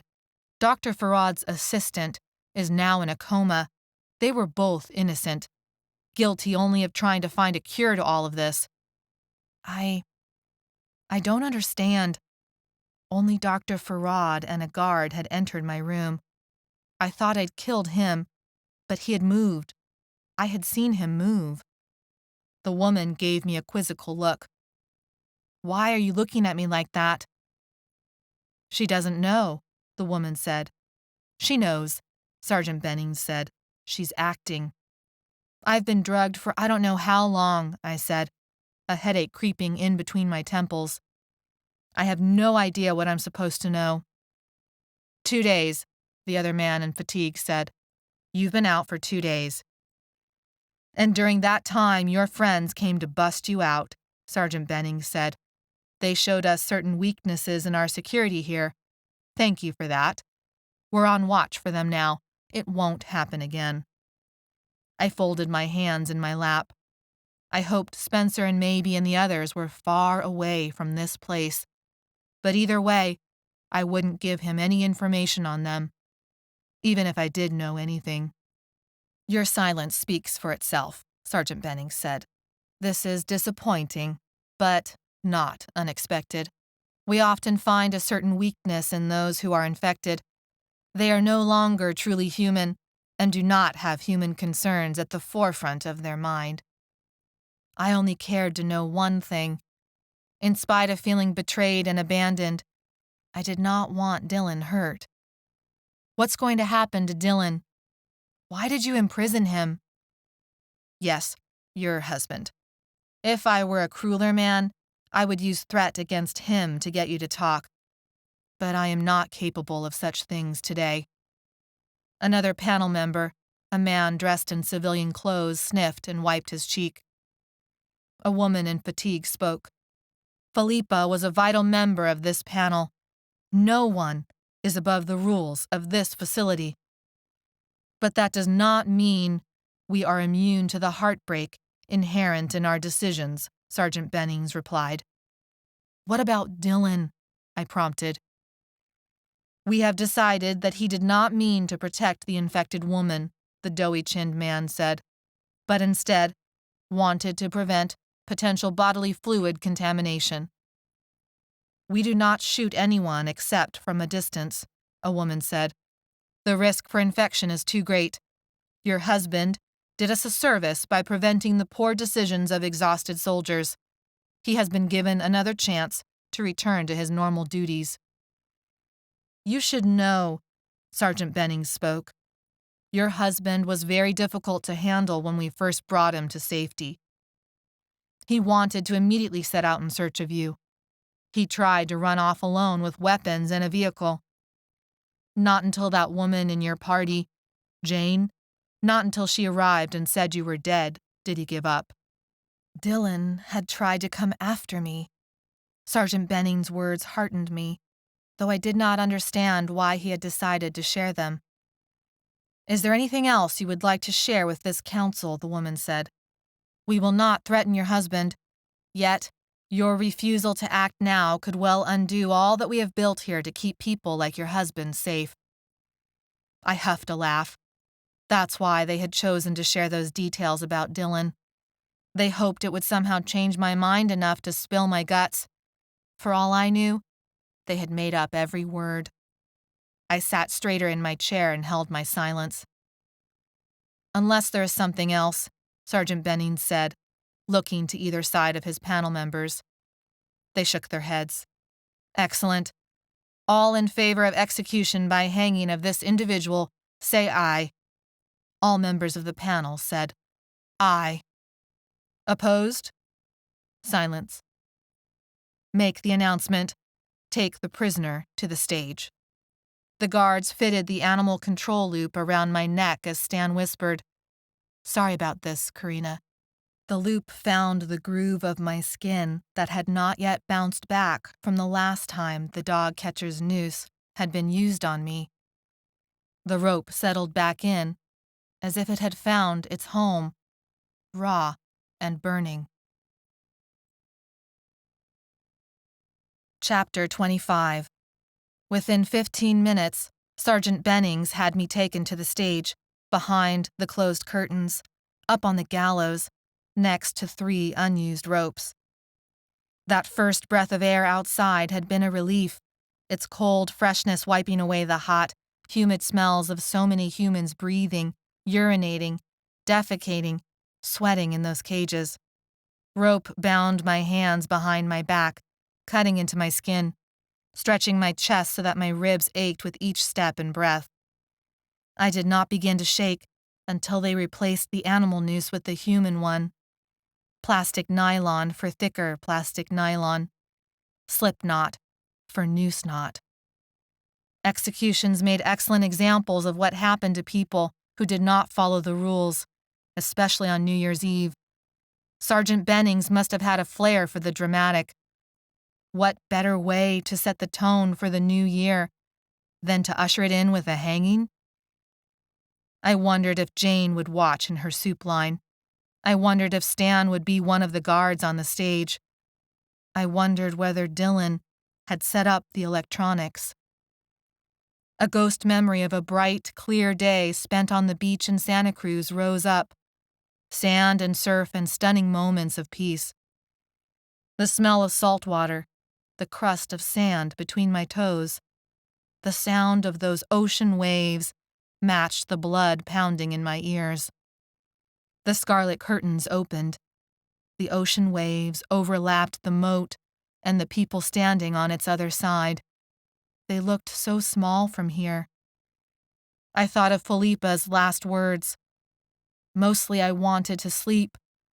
Mostly I wanted to curl up in Dylan's arms. Something wet tickled my cheek. I tasted salt water and knew it must be tears. I turned my head and wiped the water off my shoulder. They would not see me cry. At least that. Jane and Dylan belonged together now. This was their world. The world of the uninfected. The remaining humans. But even as I played the pity game, my mind rebelled. Being infected changed nothing about who I really was. It changed nothing about Maybe and Leaf and the others. We were still people. People with problems like memory fevers and ghost memories and memory rushes to deal with now. Sergeant Bennings stepped onto the stage next to me. He began speaking, but I did not hear the words. Instead, my eye caught on movement, a figure in dark clothing, a dark mask over his face creeping onto the stage, unnoticed by the 2 guards standing on either side of Sergeant Bennings. He rushed at me, but I could not make out the face. It was Spencer or one of the pup boys making an impulsive decision. He must know he would get caught. Why would one of them take the chance? Someone from across the moat shouted and pointed. Sergeant Bennings and the guards turned. The figure crashed into me and the noose tightened, and the pressure made me gag. He steadied me and I took in a ragged, shallow breath, the sharp pain in my ribs at the crash keeping me on the edge of suffocation. As if in slow motion, the guards raised their guns. But Sergeant Bennings waved them off. He held out hands to me, as if in supplication. I saw the glint of a knife and understood my rescuer meant to cut away the bonds. The rope loosened and fell away. Sergeant Bennings yelled something, but the ocean roared louder than ever in my ears, and I could not make out any words. I raised my hands to loosen the noose around my neck, not sure what the next move would be. I decided to trust that Spencer would have a plan for this, even if I couldn't think of any way out. Before I reached for the rope around my neck, before I barely moved, he yanked my arm back down. I felt a sharp slash on my left hand. My hand was pressed palm to palm with my rescuer's. He tore off the mask. Dylan's blue eyes looked at me, wide and sorrowful. His hair was wild, the look on his face even wilder. He held his bloody knife in one hand, and his other hand pressed against my cut. "What did you do?" I tried to take my hand away, but he wouldn't let me go. "What was necessary," Dylan said. Chapter 26. "I tried to look for you," Dylan said. "When Jane told me you had been killed, it felt as if it was my sister all over again. They wouldn't let me leave." The fog rose like steam from the moat. A soldier dressed in one of those white pillow suits adjusted the noose around my neck. The blood on Dylan and me had required the suit. I couldn't look at him. It made me sick to think of him infected and executed alongside me. "You shouldn't have done it," I said. Dylan stood a few feet away from me, a noose now around his neck. Both our hands were tied behind our backs. "I can't stop them from doing this, but I can make sure I go with you. I'm not your sister." "I don't want to live without you," Dylan said. People gathered around the food tables on the opposite side of the water as Sergeant Bennings lectured everyone on the importance of the rules. The bread the woman at the hearing had wanted was laid out in trays. I could almost taste the fresh bread, the way it would tear apart in my hands, the way it would smell warm and yeasty and like home. "You held me down for the guards," I whispered, remembering the look of horror on his face when he'd seen I was infected. "Corrina!" Shock washed away the feverish glow on his face. I pushed Jane away. She was yelling. She had called the guards. "They were coming and you were falling. You were falling, and I caught you." I shook my head, feeling the rope scratch my skin. I remembered being held down. I remembered thinking Dylan was holding me down, and I deserved it. My mother had left me. My father had died rather than live with me. My foster parents had asked me to leave to make room for someone else. Dylan and Jane. "I was going to make you run, but you blacked out." "I carried you," Dylan said. "We made it all the way outside. You don't remember? They caught us outside." I remembered waking up in the cage. I remembered feeling abandoned. I had believed for so long that no one could love me like I loved them. Had I wanted to believe in the lie so completely that I could see his act of courage as a betrayal? My brain roared with these thoughts. I lost the feeling in my hands. The noose around his neck and the blood on his hands told me the answer was yes. He had infected himself, and he was going to die. Because of me. Because in spite of the mistakes we both made, he loved me too much to let me go. Candlelight lit the tables across the moat and made the people around them look ghoulish. Sergeant held the microphone to Dylan. Any last words before the new year? I love you.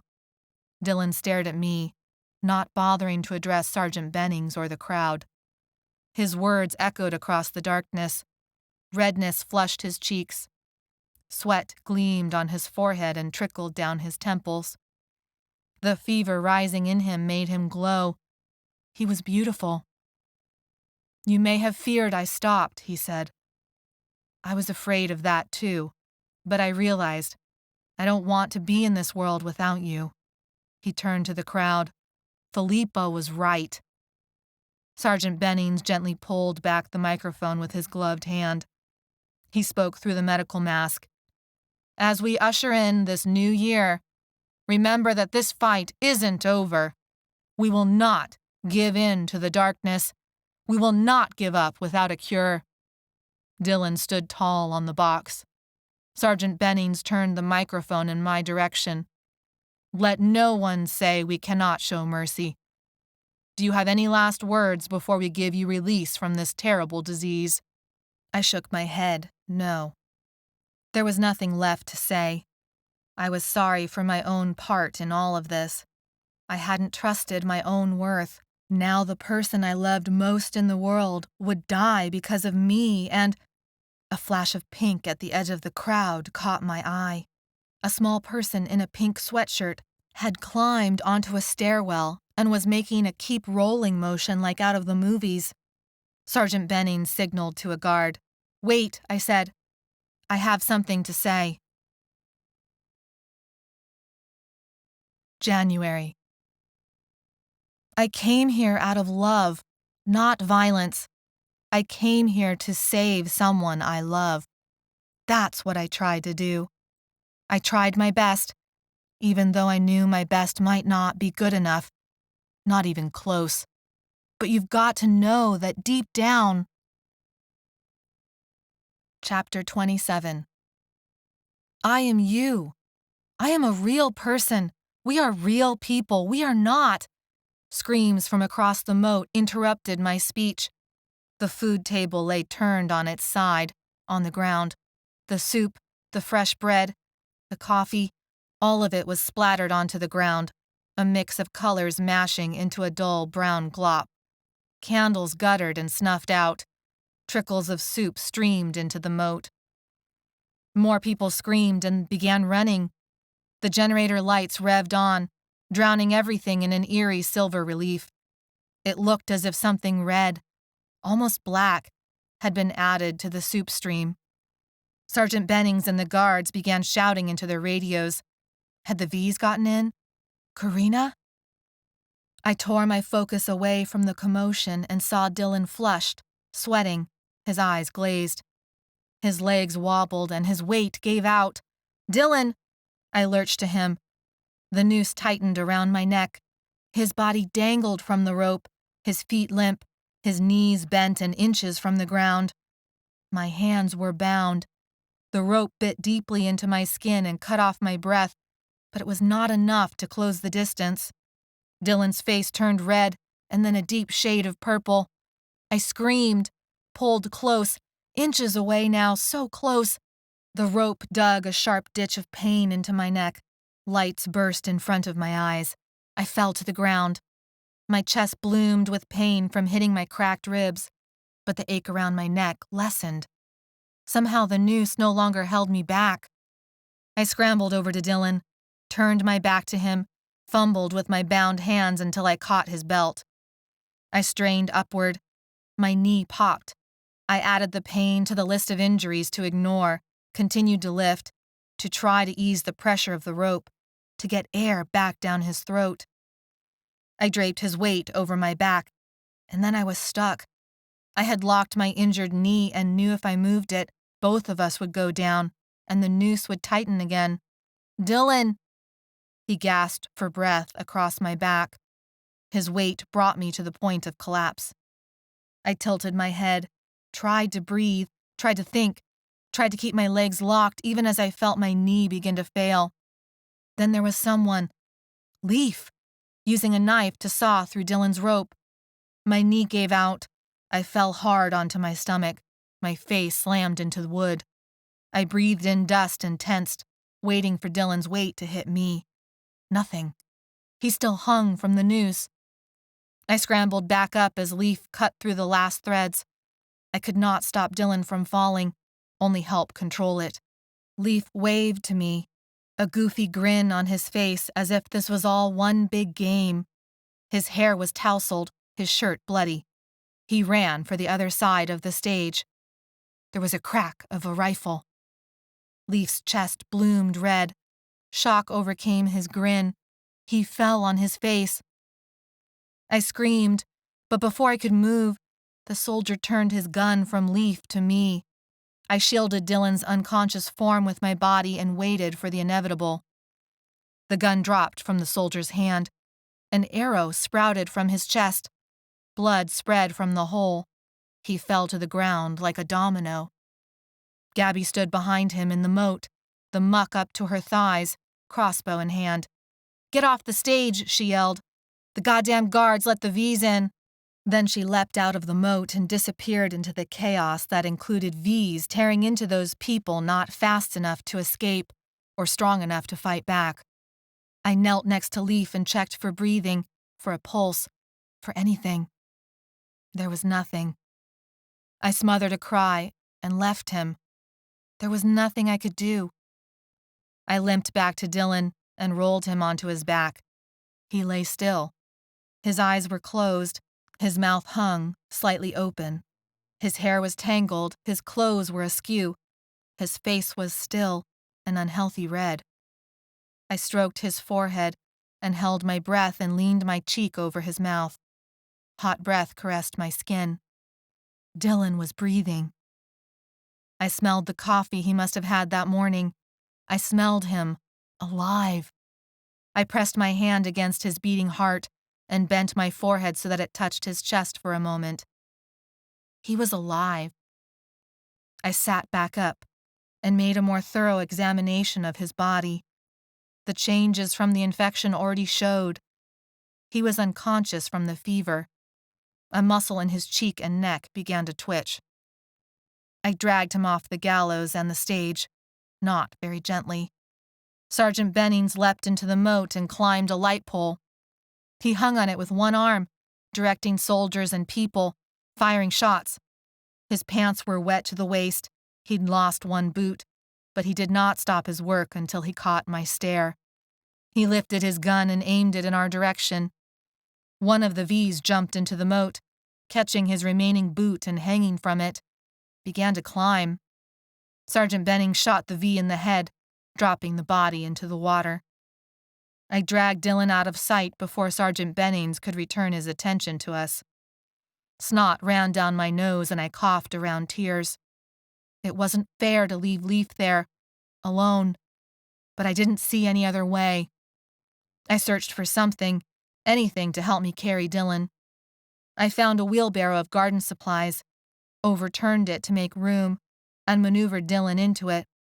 For a moment, I swore an almost dead blueberry plant rested in the wheelbarrow, between Dylan's knees. The fog hung thick in the air.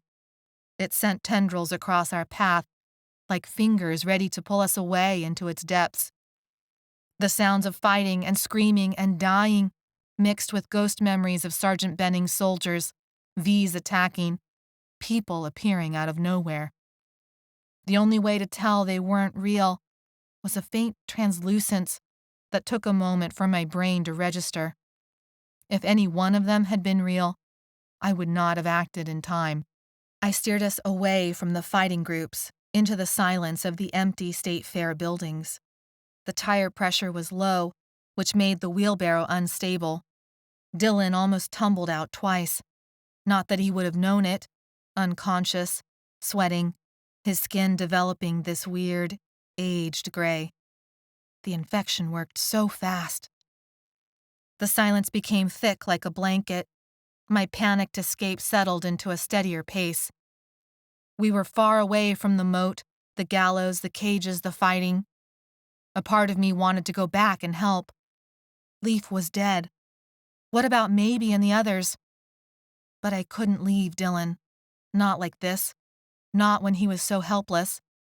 If anyone found him, V or uninfected, he'd be dead within seconds. I focused on slowing down my breathing, on pushing us onward, on not looking at Dylan's sick form. I could do nothing for him until we reached the safety of the only place I could think to take him, the barn. Dylan's weight shifted and caught me off guard. I lost my grip on the handles. The wheelbarrow screeched to a halt. I waited for someone to hear it and come running. No one came. No one other than the ghosts. When I picked up his weight again, I pushed myself into a slow jog, ignoring the pain in my knee and ribs and chest. I used the momentum to steer us around another building's corner. The barn came into sight, its rectangular form appearing out of the fog like a dark brush of paint. It took precious seconds to register that someone real stood between us and the building. The wheelbarrow slowed to a stop. There was no way to know from this distance if it was a Phoebe, V faint, or an uninfected. So many labels for people. I didn't like any of them. I decided I had to leave Dylan and check out the situation. I hated to leave him. But Dylan's unconscious body would only hinder my ability to deal with whoever was ahead. I kissed Dylan's fevered forehead.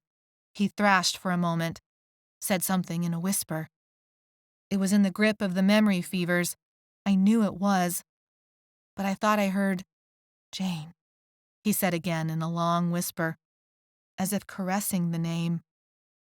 I stumbled back. I feared.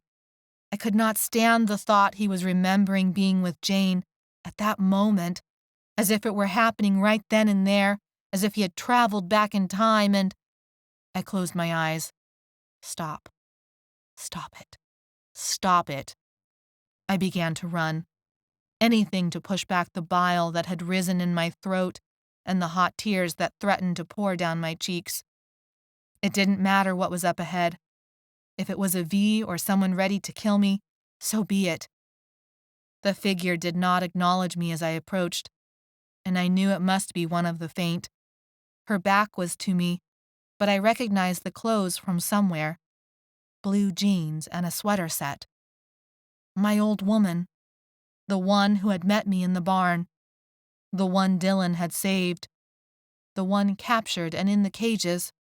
She might as well have had 9 lives, though she looked the worse for wear now. Dirt covered her previously pristine clothes. Holes dotted her jeans. Something dark and crusty smeared her face. Blood, most likely. She stared out into the nothingness of space, at the river and bike trail, but really nothing at all. Some noise I couldn't place whipped me around. It was off in the distance, as if a puff of breeze had moved the sound in just the right direction. Groans and screams and the pop-pop of gunfire. I hurried back to Dylan. His eyes were closed, his body feverish, his neck bent at an awkward angle, resting on the edge of the wheelbarrow. The building was right there.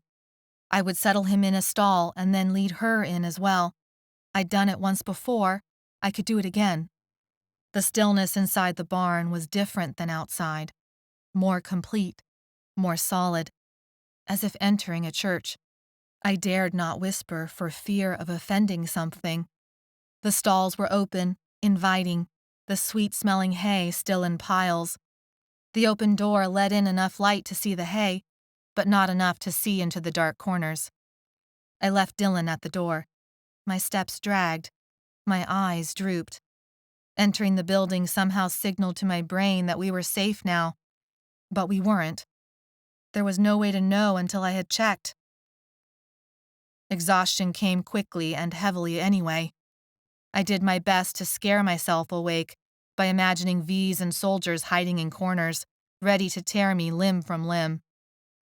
After I checked, I dumped Dylan rather unceremoniously onto the hay, stretched him out, and then I went back for the woman. I would bring her in. Then I would care for Dylan until he was well enough to walk. We would all go back to the bike shop. If the pup boys and Mavie weren't there, we'd go to the boxcar. I decided not to think about what would happen if they weren't at one of those two places. I allowed myself a moment of grief for Leaf's death. He had been the nicest one of them all. Without him, we would be hanging from the gallows. I stepped out of the barn. Someone yelled. I dropped to all fours, sleepiness gone. Was it maybe? No, it had been a male's voice. One of the pup boys? There was nothing in my field of view except for the truck I had spent so many hours under when I first broke into CalExpo. I pressed my back against the exterior wall of the barn and crept to the corner. Slowly, like a snail, I edged around it. Two men stood a few feet back from the woman in the sweater set. Sergeant Benning's soldiers. They seemed about to shoot her down. I held my breath and waited. Instead, one of the men, bloodied and stoop-shouldered from exhaustion, pulled out a dog noose. I turned away from the sight of her being led away, back to whatever experiments they did. I should not have left her. My mind whirled with all the things I could have done to stop her from being taken. I returned to the dark barn. When I didn't see Dylan, my breath quickened and my heart pounded. There. The hay covered him almost completely. I settled in to watch. It was in our best interests for me to stay awake and stand guard. The fatigue I had pushed back until now washed over me like an ocean wave. It pulled my eyelids down, forced me into a crouch, a sit, and I leaned back and tried to force open my eyes again. Failed. I remembered the hydrophobia. Dylan needed water. I forced myself back up from the weight of sleep that wanted to keep me in place. I searched for the cup I'd used once before. I filled it with water and propped Dylan up to drink. His eyes were closed, but when the water touched his lips, he grimaced in pain. I kept the water at his lips, and he finally took a little of it. He flashed open his eyes for a second. I wasn't sure if he saw me or an illusion. I always wanted, his voice cracked, to grow old with you. He smiled to make his joke clear. I guess you'll get your wish sooner than you thought. A half smile formed on my lips. His hand wrapped around my head and pulled me deep into a kiss. He smelled like home, and my skin electrified at his touch. Corrina, he breathed out when he released me. I'm here. I'm here, Dylan. I pressed myself against his side and felt his fever burn like a fire against my body. Chapter 28. The wheelbarrow was made of metal, the paint the color of a banana peel, chipped and flaked. I noticed this when I woke in the morning. The wheelbarrow was inches from the stall, right where I had abandoned it after dumping Dylan out of it. I sat up, felt for Dylan. There, still under the hay, still breathing. He needed to drink, and maybe eat if I could get food into his mouth. I had no idea how long I'd slept, or how the situation outside the barn might have changed. I decided not to beat myself up for falling asleep. What was the point? I would have to sleep while Dylan went through the memory fevers. If it was anything like mine, it would last for weeks. I didn't think the wheelbarrow or my muscles were in a state to carry Dylan miles away to safety. At least not today. I scouted the buildings near the barn.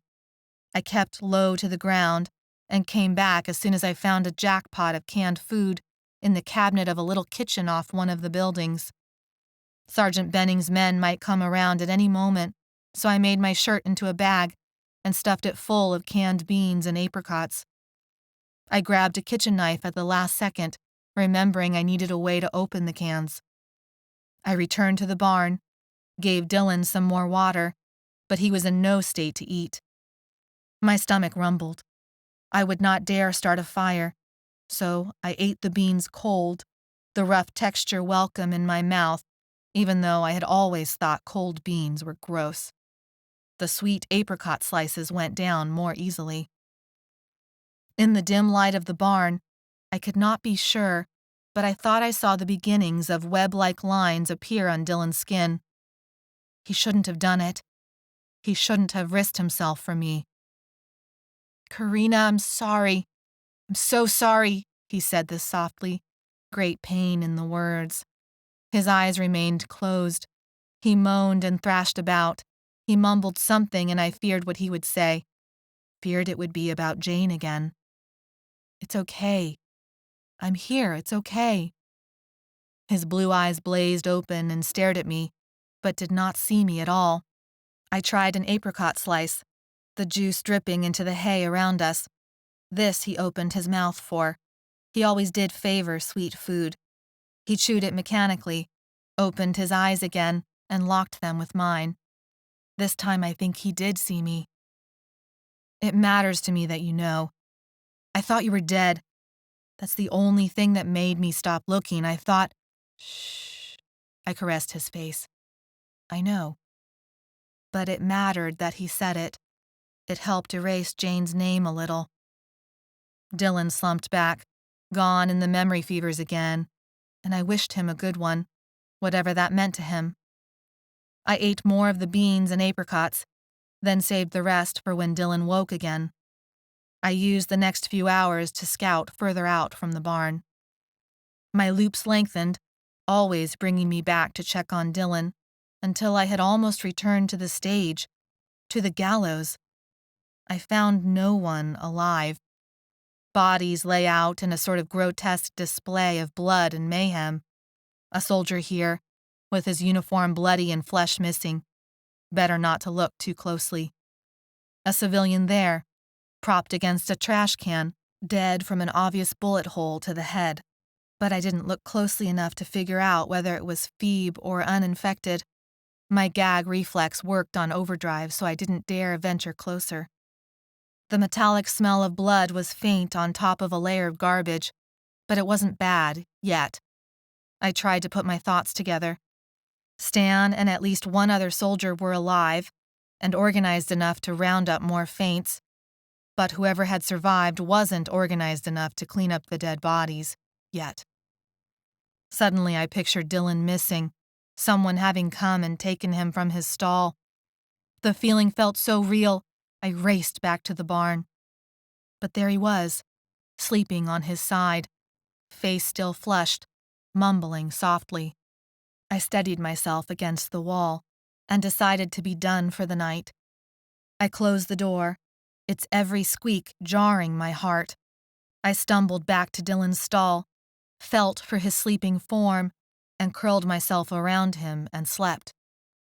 When I awoke next, Dylan's arm draped across me. The hay and his fever made me warm. Light filtered in. Another day had passed. More prominent webbing showed up on Dylan's skin now. My fingers traced some of the lines along his cheek. He opened his blue eyes. Our faces were inches apart. His eyes looked clear, coherent, calm. "Hi," he said. "Hi," I said.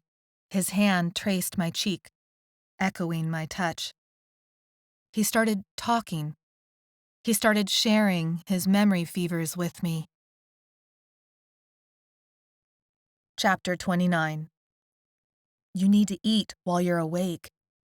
He took the opened can I handed him and dug into the beans. When he had finished, I passed him a can of apricots. I opened up more cans of food and he ate those too. I didn't bother rationing the cans. Who knew when he'd feel well enough to eat again, or how long the next memory fever would last. "They feel so real," he said, once he polished off the second can of beans. "Did yours feel so real?" "Yes," I said. What did you relive? I told him briefly, quickly, without emotion, about his parents. His face became sad. They should never have acted like that. They are your parents, I said. No, it's not right. It is what it is.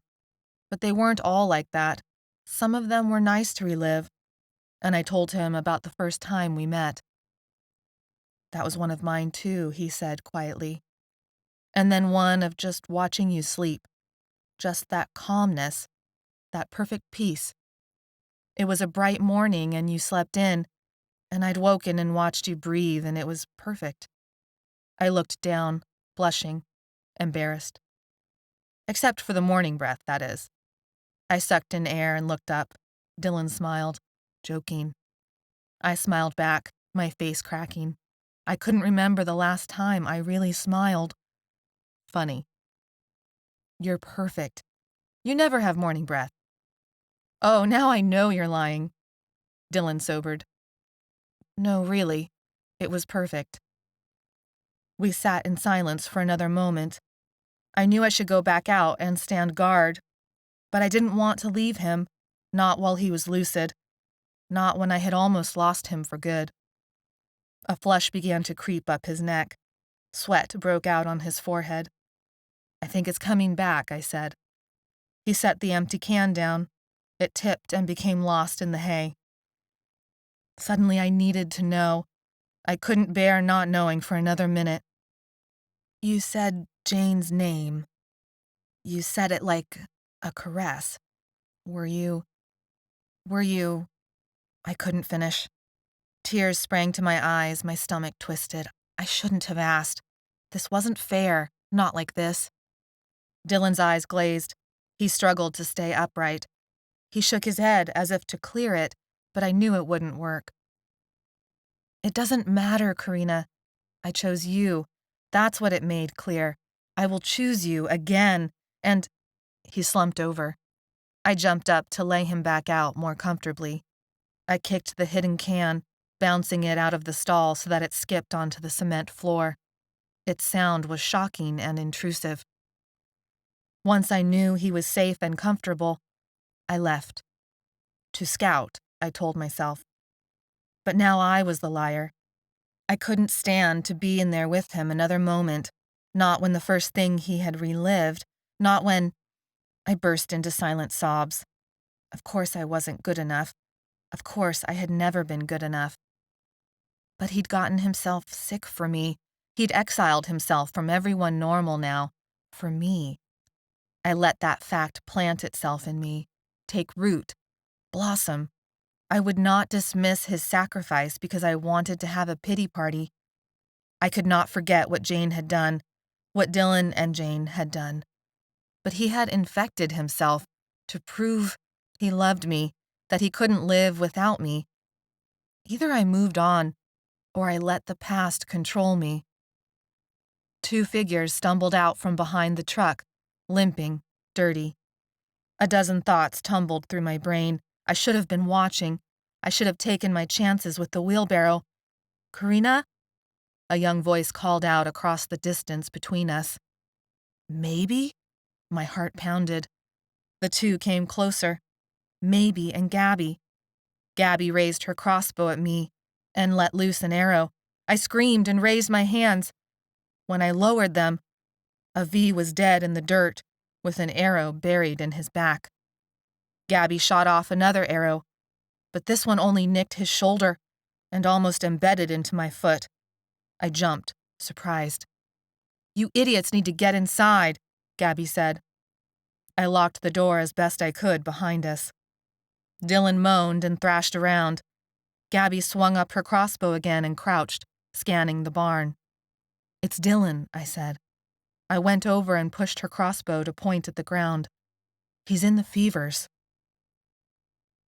I had so many questions. They tied my tongue in knots. Where had they been? What had they done? Who was still alive?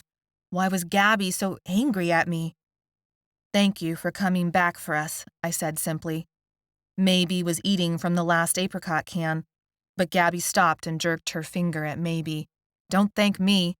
It's this one who made it happen. She was ready to get herself killed for you. I couldn't have cared less. I reached over and hugged Maybe. Thank you. You're welcome, she said, smiling. But what kind of idiot intentionally gets himself infected and hung from the gallows and Maybe stared at Gabby. Sorry, Gabby said, not looking at me. That's okay, I said. I kind of thought the same thing when it happened. All that trouble I went to trying to find him and keep him alive, and I laughed, and it wasn't a fake laugh. Gabby and Maybe were here now. Dylan was here. We can't stay, Maybe said. I think things are going to get much worse, very soon. But I can't move him, not when he's in the fevers, I said. But they're waking up, Maybe said. The V's wake up first, and then the rest. Those who survive the fevers, anyway, Gabby said.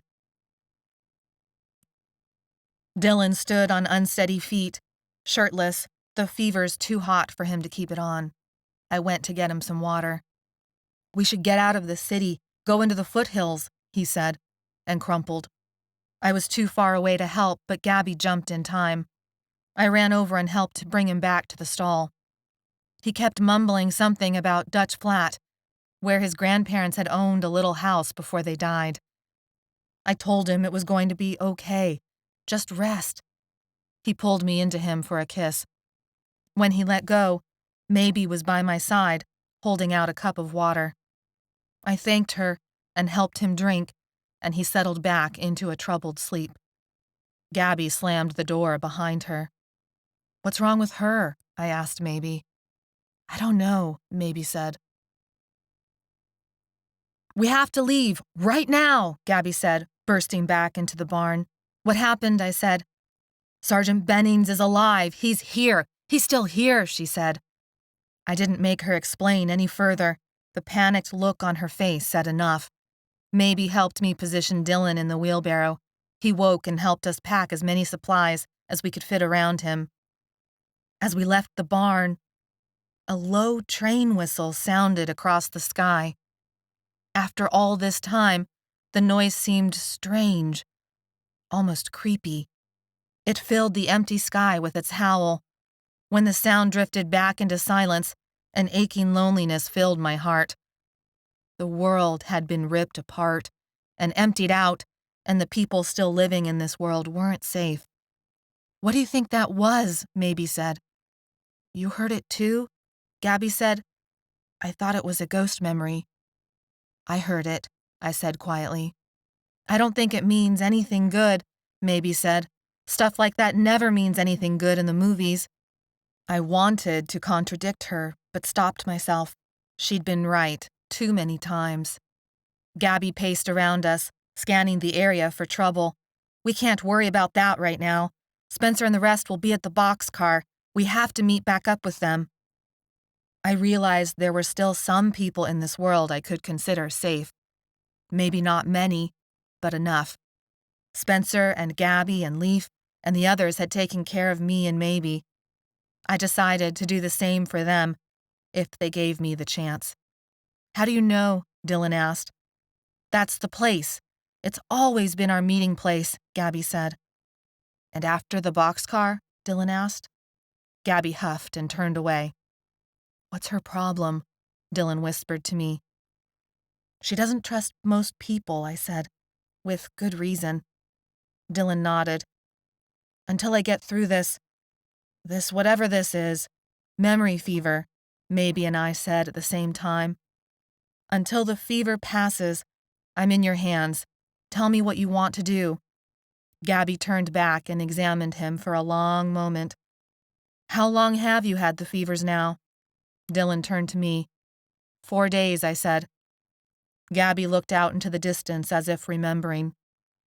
Sometimes the fevers pass in as little as a week. Sometimes as long as 3 weeks. He's already been awake for longer stretches than I remember when I went through it. I shuddered, remembering the army surplus store and how Christopher had died. So maybe you get lucky and have the fevers for only a week, Maybe said. But that's still 3 days of hauling around someone who could go comatose at any minute, Gabby said. There are still V's on the trail. More of them than before, Maybe said. We'll get through it, I said, resting a hand on Dylan's shoulder and looking Maybe and Gabby in the eye. Dylan clasped his hand over mine. We'll figure it out together. We did figure it out, and it ended up being the beginning of something much bigger and darker than we could have imagined. But all of that is a story for Gabby and Maybe to tell. Mine ends here. We made it to the boxcar, to Spencer and the Pup Boys, and we headed for the foothills. We are all of us together. Dylan and I are caring for each other, and it is more than enough. And whether you believe we are human or not, we are surviving. And we are not going away. Why did the train whistle? Thanks for reading Contamination, Zombies Are Human, Book 1. This marks the end of the book, but not the end of Corrina, Gabby, or Maybe's post-apocalyptic adventures.